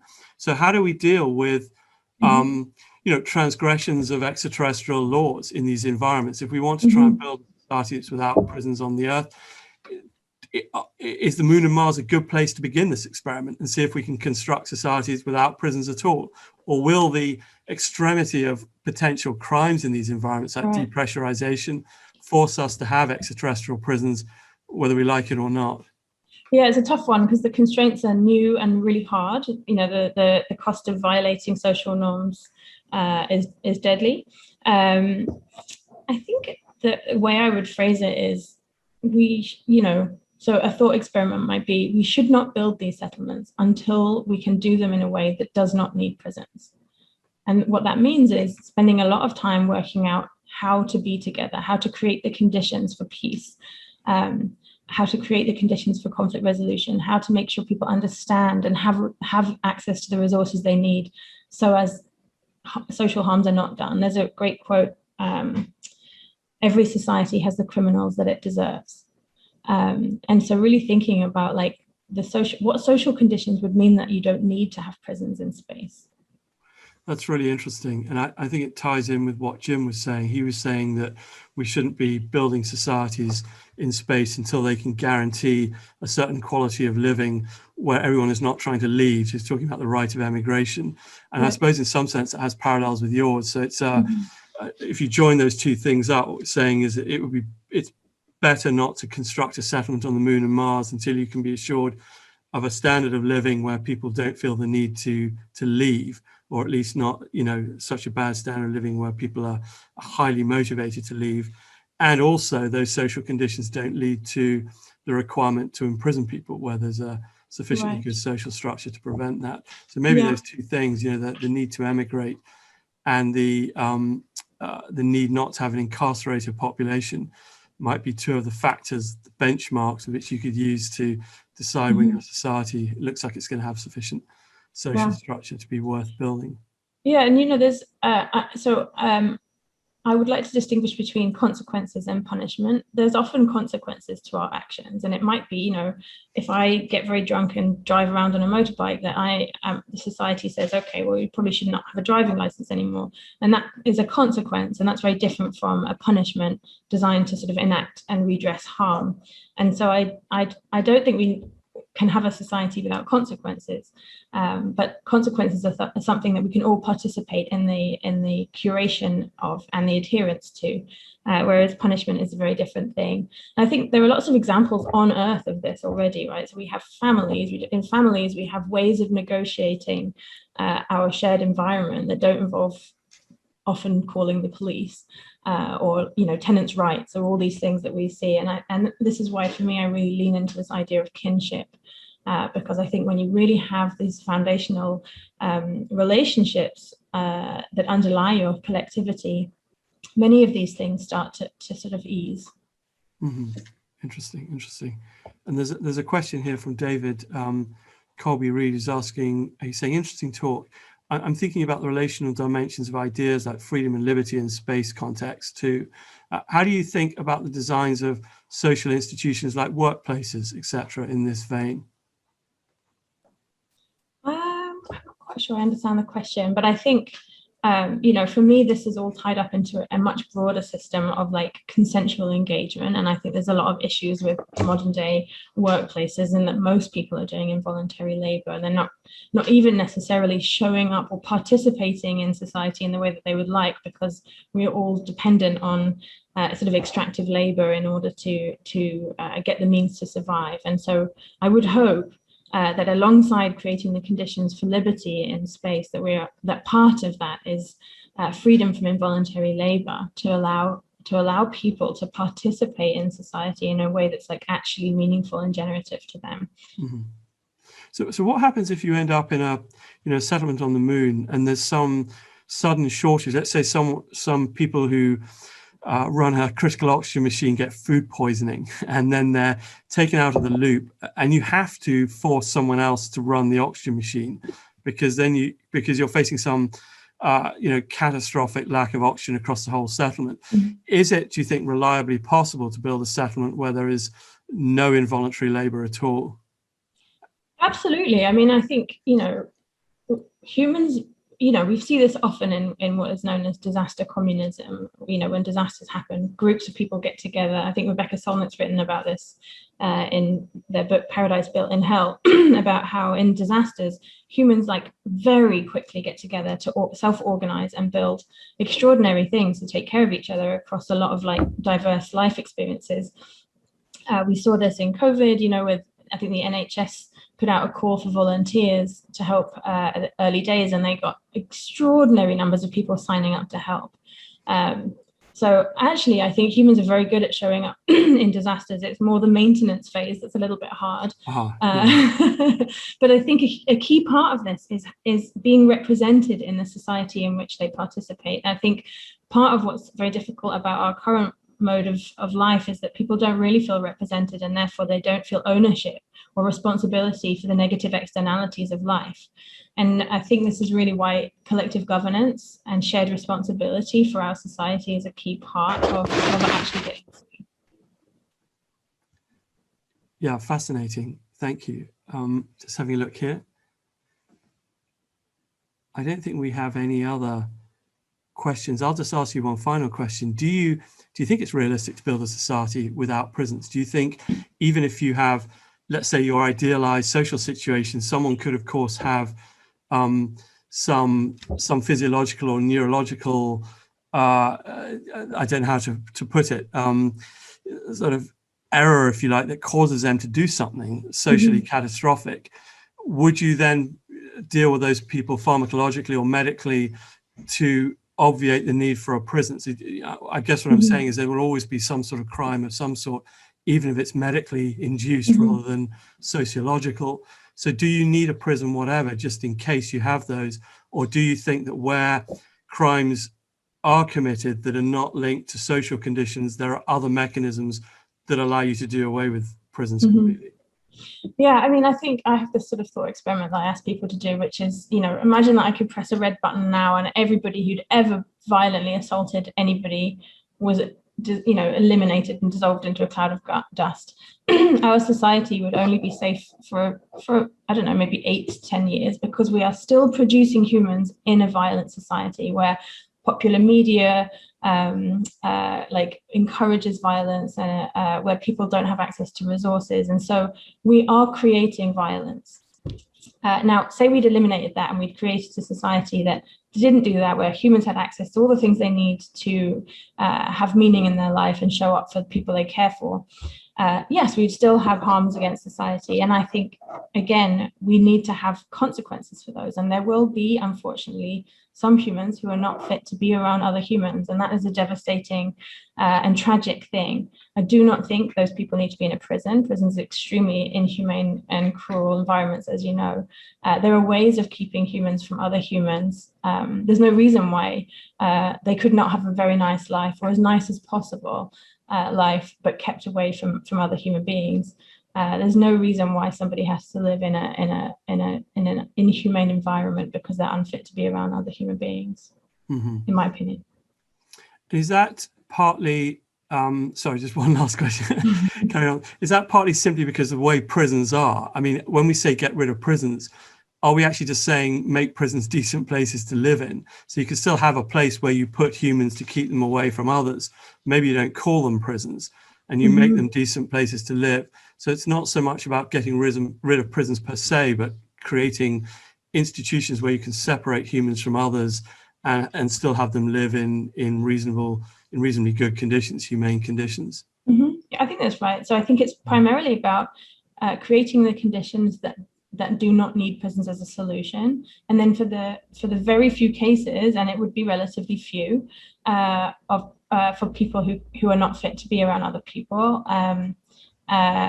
yeah, we can create spaces that are lovely. And there are presumably lots of ways that, as somebody's talking about here, psychopaths in the chat, there are presumably lots of ways that sociopaths and psychopaths or people who have like irreversible tendencies towards violence can still be useful for society, or show up in ways that are meaningful to them.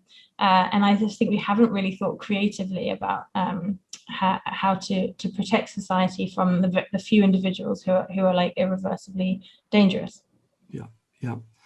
I completely agree with that. You know, we've had our experiences of getting people with life sentences designing Mars stations. So the fact that one part of your brain has made you do something, you know, I know it's not quite as simple as that, but, you know, there's plenty of stuff going on up there that's extremely productive and useful for societies. There's no reason for people to become unproductive because they've done something very bad. And that's just a way of rethinking the way we treat prisoners. Right. We shouldn't judge people by the single worst thing they've ever done, right? Yeah. That's a good way of summing up. Yeah. Thank you very much, Zarinah. We should stop there. It's 10 past and we'll take a brief break before the next speaker. Thank you very much for joining us. It's really fascinating. Another angle on liberties and communities of people we can draw upon to think about how we might build space settlements. So thanks a lot again. And for everyone else, we'll be back at 5:15 for the last talk of the day, when we'll be talking about the Cosmolegal proposal in outer space governance. So see you in a bit. Thanks a lot. Thank you everyone for coming along. And, you know, as usual, if you've just joined us, welcome to this webinar series on the institutions of extraterrestrial liberty. And I'm very pleased to introduce Elena Cirkovic. Is that correct pronunciation? Yes, pretty much. Cirkovic. You got it 99%. Okay. Yeah, good, 99. Okay, good. Great. And it's good to see you. She's a researcher at the University of Helsinki and a transdisciplinary scholar of international law.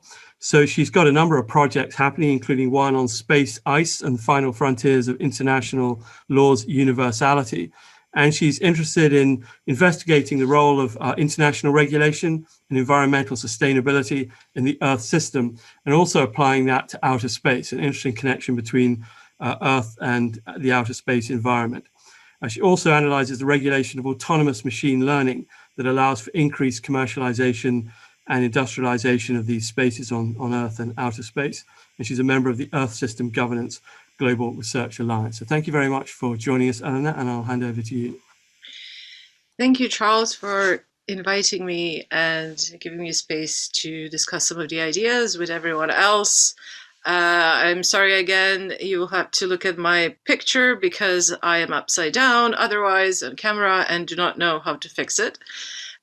So not to lose any more time from the presentation, I will just go straight ahead. So there are a couple of points, or more than a couple of points that I think are becoming more and more pertinent when it comes to space exploration, but specifically human activities in outer space. And I will not repeat many of the points that were already discussed throughout the day. I was going to give an overview that was already provided by Frans van der Dunk, this morning in the first presentation for those who saw it. So I will not, I was going to give an overview on outer space law and whatnot, but I think there are a few things that do need to be discussed with respect to law as a discipline and also international law. And moving on from there, because this is an interdisciplinary event, the question of interdisciplinarity, as well as alternate knowledges or ontologies, depending on how we want to approach, and perhaps also the environment on its own terms, or the agency of whatever we choose to see as non-human. And I say this very carefully because the concept of the non-human or the term is something that can be debated.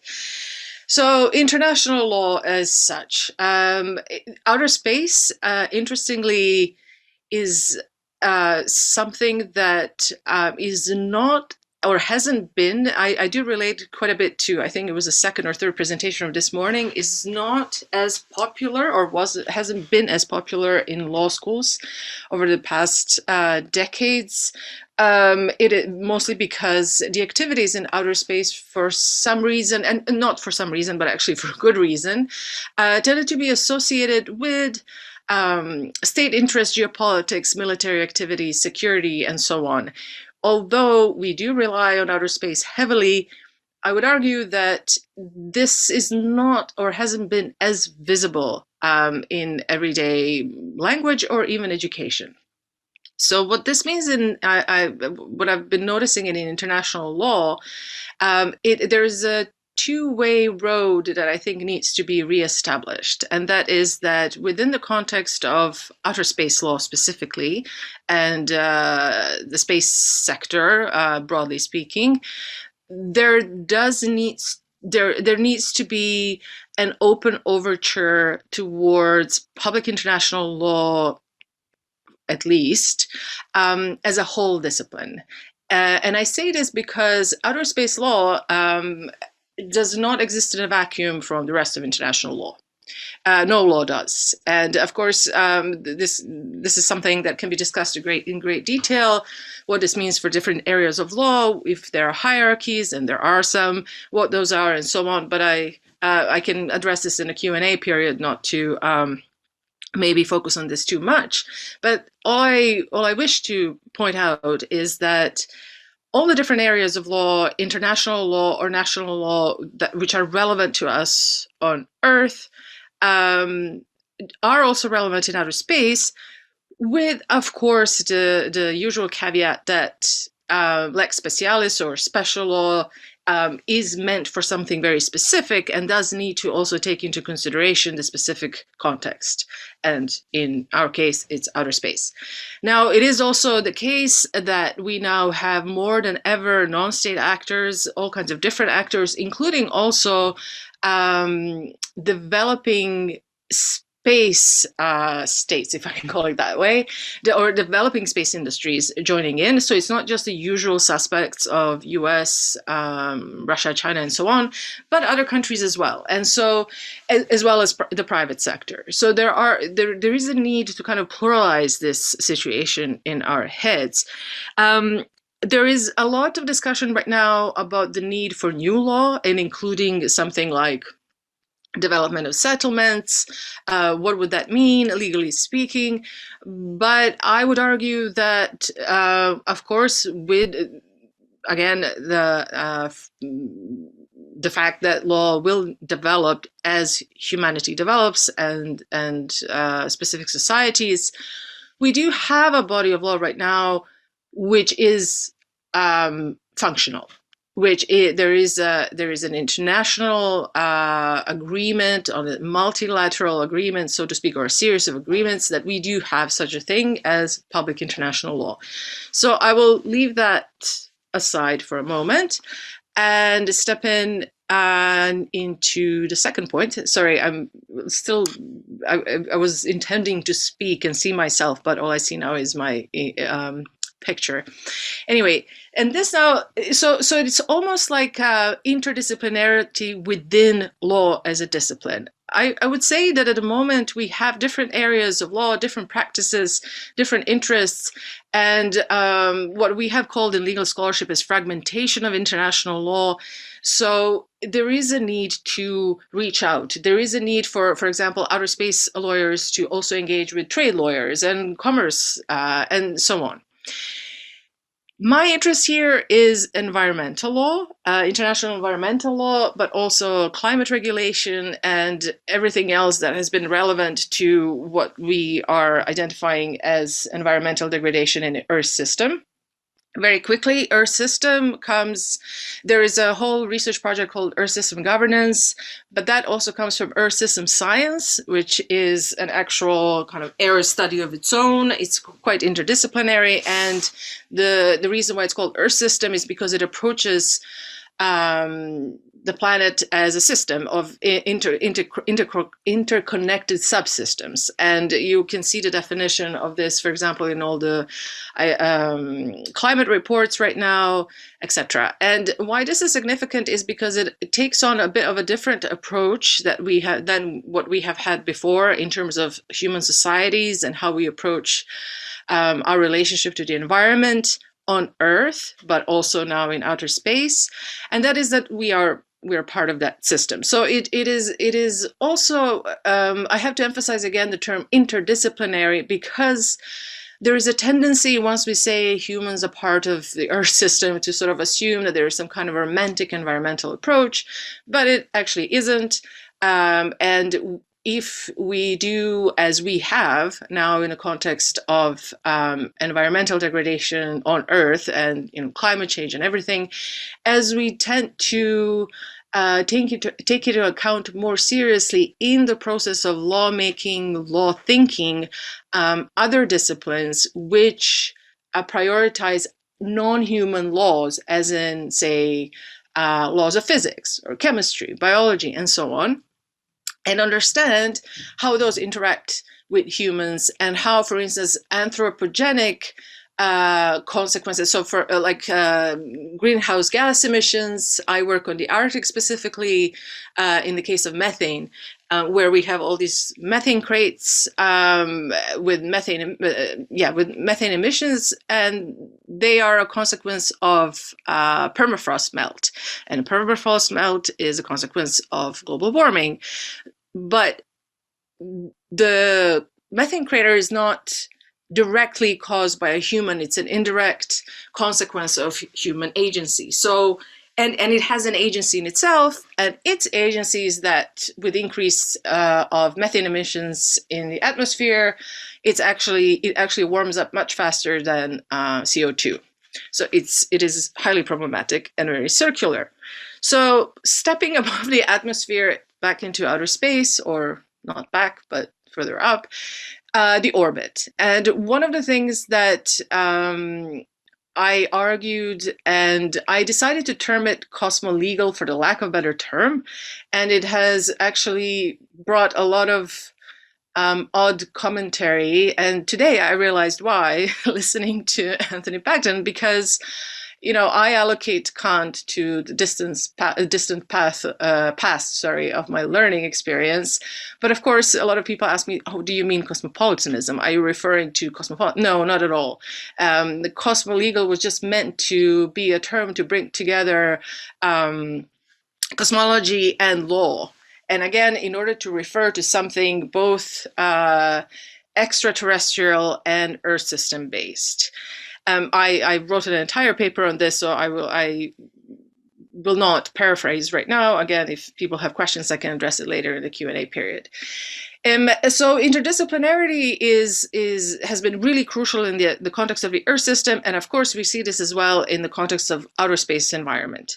We talk a lot about human activities in outer space, the relevance of human laws, human societies, but as it has been repeated over and over again, space is hard, and it's hard for a reason, and one of which is the fact that it's not a naturally friendly environment to human life, and does have to be modified in all the different ways, both for human bodies, our own, as well as the environment. for us to thrive there in whatever capacity. And I always shy away from maybe imagining in great detail what this might be, just because I stick to my own expertise. Because some of my colleagues actually at the University of Helsinki are questioning the very viability of Mars and Moon. They have some other ideas, but that's a project they're developing on their own, so I will not, I guess it can be Googled. So I will not discuss that specifically, but I will say that space environment on its own, already in Earth's orbits, has shown to us the limits. So just like similar to the problems that we have on Earth, we see them now in the orbits. They're not limitless. The environment is already saturated, and there are really real and potential risks and hazards. And there have been warnings for quite some time about space debris, but it took a while for it to be considered to the extent that it is being right now. And actually, as I've been listening, I'm at the conference today, but also for the past week and a half or 2 weeks, the legal subcommittee of the UN COPUS has also been in session. And all these discussions have been quite pertinent there, and they will have the presentations online as well on the UN COPUS website for those who might be interested. So interconnectivity, environmental degradation in the Earth system, environmental degradation in outer space, are they connected? Of course they are. The limit between the atmosphere and the orbit is, again, something beyond my expertise to discuss, but what is now becoming a very important subject that some of us are just starting to address is also the relationship between atmospheric pollution and orbital pollution, and how these impact each other. Not to mention that moving even beyond, we have the question of interplanetary contamination and what this might result in. So again, whatever human activities and whatever we might consider as, let's say, a liberty, we as a species, and specifically certain subgroups within our species that will lead and are leading the way in space exploration and activity, in future activities, will and have already decided about on certain rules and regulations, but there is a tremendous indeterminacy in what exactly is going to happen in the long run, or maybe even like middle. It doesn't even have to be too far in the future. How the environment will react, how we will react to the environment, and so on. And so when I'm thinking of something like a settlement, a lunar settlement or the Mars or whatever, it's not just what I or we decide to do there. We do, and this is heavily anticipated outside of social sciences, of course. What is this relationship going to be like, and will it even be sustainable for both the environment and the humans? And finally, I will just, because I want to make this short, because I think that there are lots of things to discuss and maybe better in a kind of in an exchange with the audience. And finally, there are so many different histories and knowledges among different communities, human communities, and relationship with space, outer space. So I would say that this is going to become relevant and really important in all further discussions. So what we discuss about just the very basics concepts of constitution, constitutional law, constituting a state, a society, democracy, liberty, all of those things mean very specific things in a particular line of thought, which was well discussed and described during the keynote today. But of course, there are so many other different ways of thinking. And these are, in law, we would refer to legal pluralism, but of course, even beyond law, there are just the relationship between the human and the non-human, or even to other humans and other planets. But again, I want to just throw this point out there because it's a mountain of a topic to address.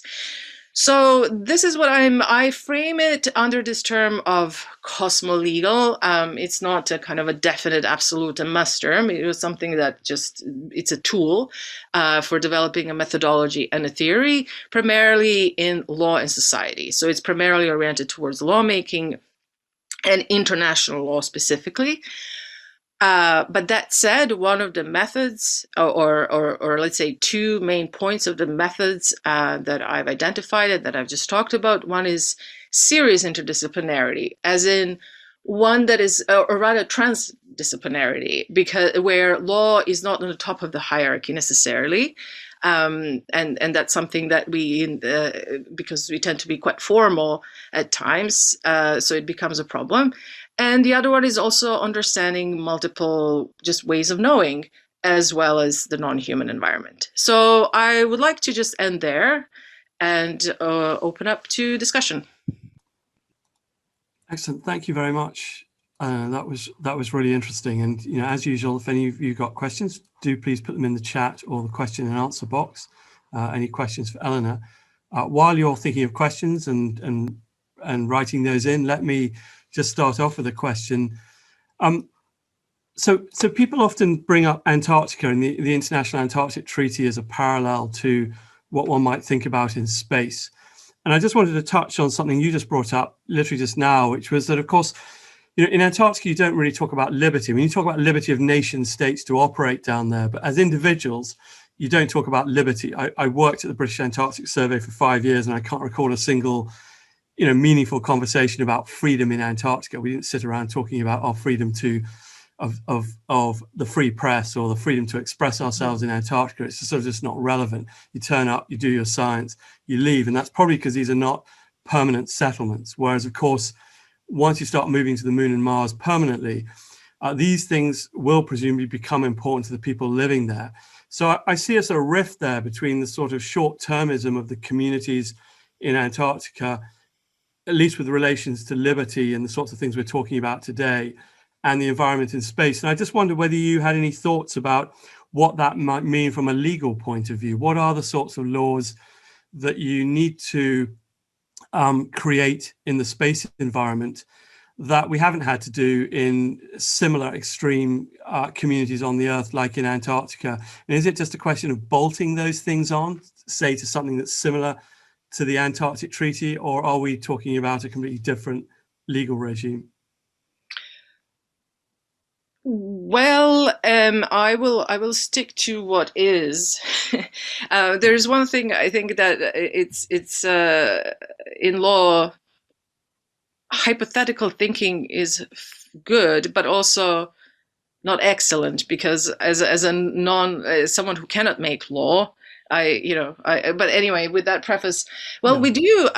So we have a treaty, which means that it's governed by the international law of treaties, which is so as a treaty.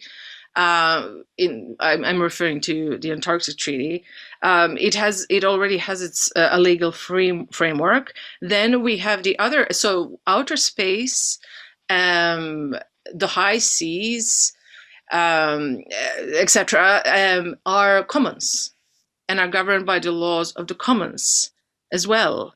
So this is something that that does need to be, and I'm not introducing this, by the way. It's been, if you look up the work of Professor Stephen Freeland and some others, Isabel Feichner, for example, wrote a really wonderful piece maybe about 3 years ago comparing the deep seas with outer space and mining in the deep seas and outer space, where we look at the law as is. So these are not legal vacuums, I would say. I mean, they're governed by, when I said before, fragmentation of international law, what I meant by that is that we have different areas of law, we have different types of agreements, different institutions, and some hierarchies, of course, as well. For instance, you cannot commit genocide anywhere. Mm-hmm. That's just Cohen's. Ideally speaking, I mean, I'll stop. before I dig myself even further from being upside down. But so I don't know if you see what I mean. So I don't see any of this as a legal vacuum. They're just different areas of law, and there are different instruments that we tap into to deal with them. But one thing that I do want to say, when you mentioned, are there people there? Are there human settlements? And it's often said that the reason why we do have a treaty in the Antarctica and not in the Arctic is because geopolitical interests are different, and because we have actual state borders up here. And I'm from Canada mostly, but also now living in Finland, and I'm always up here. So there is a. Yes, this is true to a certain extent, but even in the Arctic, if you think about it, and I always say this in comparison to outer space, if you think about the history of the Cold War, there were so many treaties and agreements between so-called enemy states, because they simply had to in the Arctic. Think about something like search and rescue. Mm-hmm. And this is what I think of when I think of the outer space as well. So in terms of, do we have an agreement here but not there, and how does it work? A lot of it is also informed by the environment itself, like an icebreaker. I don't know if you've ever been on one, but it's terms of engagement are a little bit different there. Yes. Okay. Interesting. There's a couple of questions that have come up in the chat, so I'll read these out. One from Saskia here, saying, thanks for your talk, Alan. A question: how do you think space law will include other onto-epistemologies you were referring to, especially within the context of the Sousa Santos and other critical legal thinkers making the point of the epistemic violence of law? Yes, I know what she's talking about. Well, it doesn't have to. I think the key word in the question is include. Mm-hmm. And I think that is also something that has been discussed by, well, not just Sousa Santos. I mean, even going back to violence before the law, Derrida's engagement with Benjamin, and law, the relationship between constitutional law, constitutional violence and the law. And by the way, this is something that, I thought about a lot during all the different presentations that we had today. How we talk about constitutions, but how do constitutions actually come to be? And one of the biggest problems in these so-called constitutions, and international law is a type of a constitution, let's call it a global constitution or planetary or whatnot, is, are we including something into the existing framework, or are we changing the framework itself?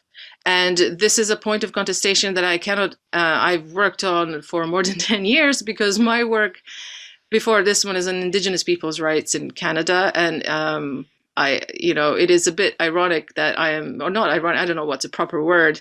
I am talking about settlements in outer space. We just had, perhaps people know, we just had these news coming from Canada where a grave of 215 children from residential schools were found. And that is also, that it's a physical violence. It is also an epistemological violence. It was also because it was meant to erase an entire way of knowing. And in fact, a colleague of mine and I are now writing an answer, or writing a commentary for the Canadian Space Agency from the perspective of Indigenous people's knowledge in Canada.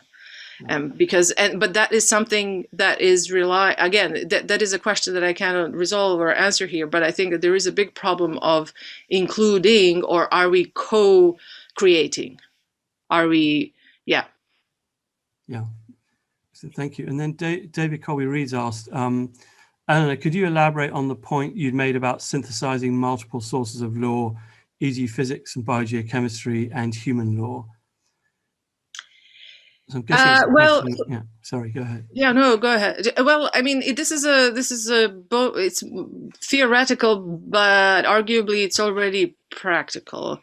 I'm thinking mostly of climate, because this is one of the areas of international law where it was made explicit that future law on mitigation of climate change needs to pay attention to other disciplines. And as in be directly informed. And now the question would be, well, is the law not always informed by various knowledges or disciplines? Yes and no. And this is also where we enter into the whole other area of debate, and that's the role of science. So physics and I'm thinking of your colleague, the name escapes me right now. She's a physicist, but she mostly is now a philosopher of science over at, I can't remember which university. Anyway, Nancy Cartwright. Because when we're also talking about physics, physics is also a human, it's a science. We engage with physics. We called it physics as to what's happening out there. This is a big philosophical question. It's as old as humanity. So what I mean by synthesizing here is that if I'm creating rules for mitigation of space debris, there needs to be input from more than just state representatives who may or may not be directly engaging in research dealing with the actual phenomenon itself. Mm-hmm. But again, I am aware this is a philosophical debate that is not very novel. Yeah, that's interesting. And I know you said the law is as things are, but I'm going to ask you to speculate again. Can you see any situation in the very far future where developing, so we often talk about, how we can use analogies on the Earth to develop space law, whether that's Antarctic or deep sea. As more people go into space and perhaps our activity in space becomes more expansive across the solar system, are there areas of terrestrial law that could be radically improved by our experience in space? Or are there examples of any terrestrial laws that have benefited from going out into space and getting a new legal perspective out there that then you apply to the Earth? So it's not just about Earth allowing us to develop space law, but could it work the other way around? Could it? It could. I think that one of the reasons why I study space law is because one of the questions that has always plagued, well, not just me, but many people, is how to think outside of ourselves, how to be outside of ourselves. And then, that again, another eternal question.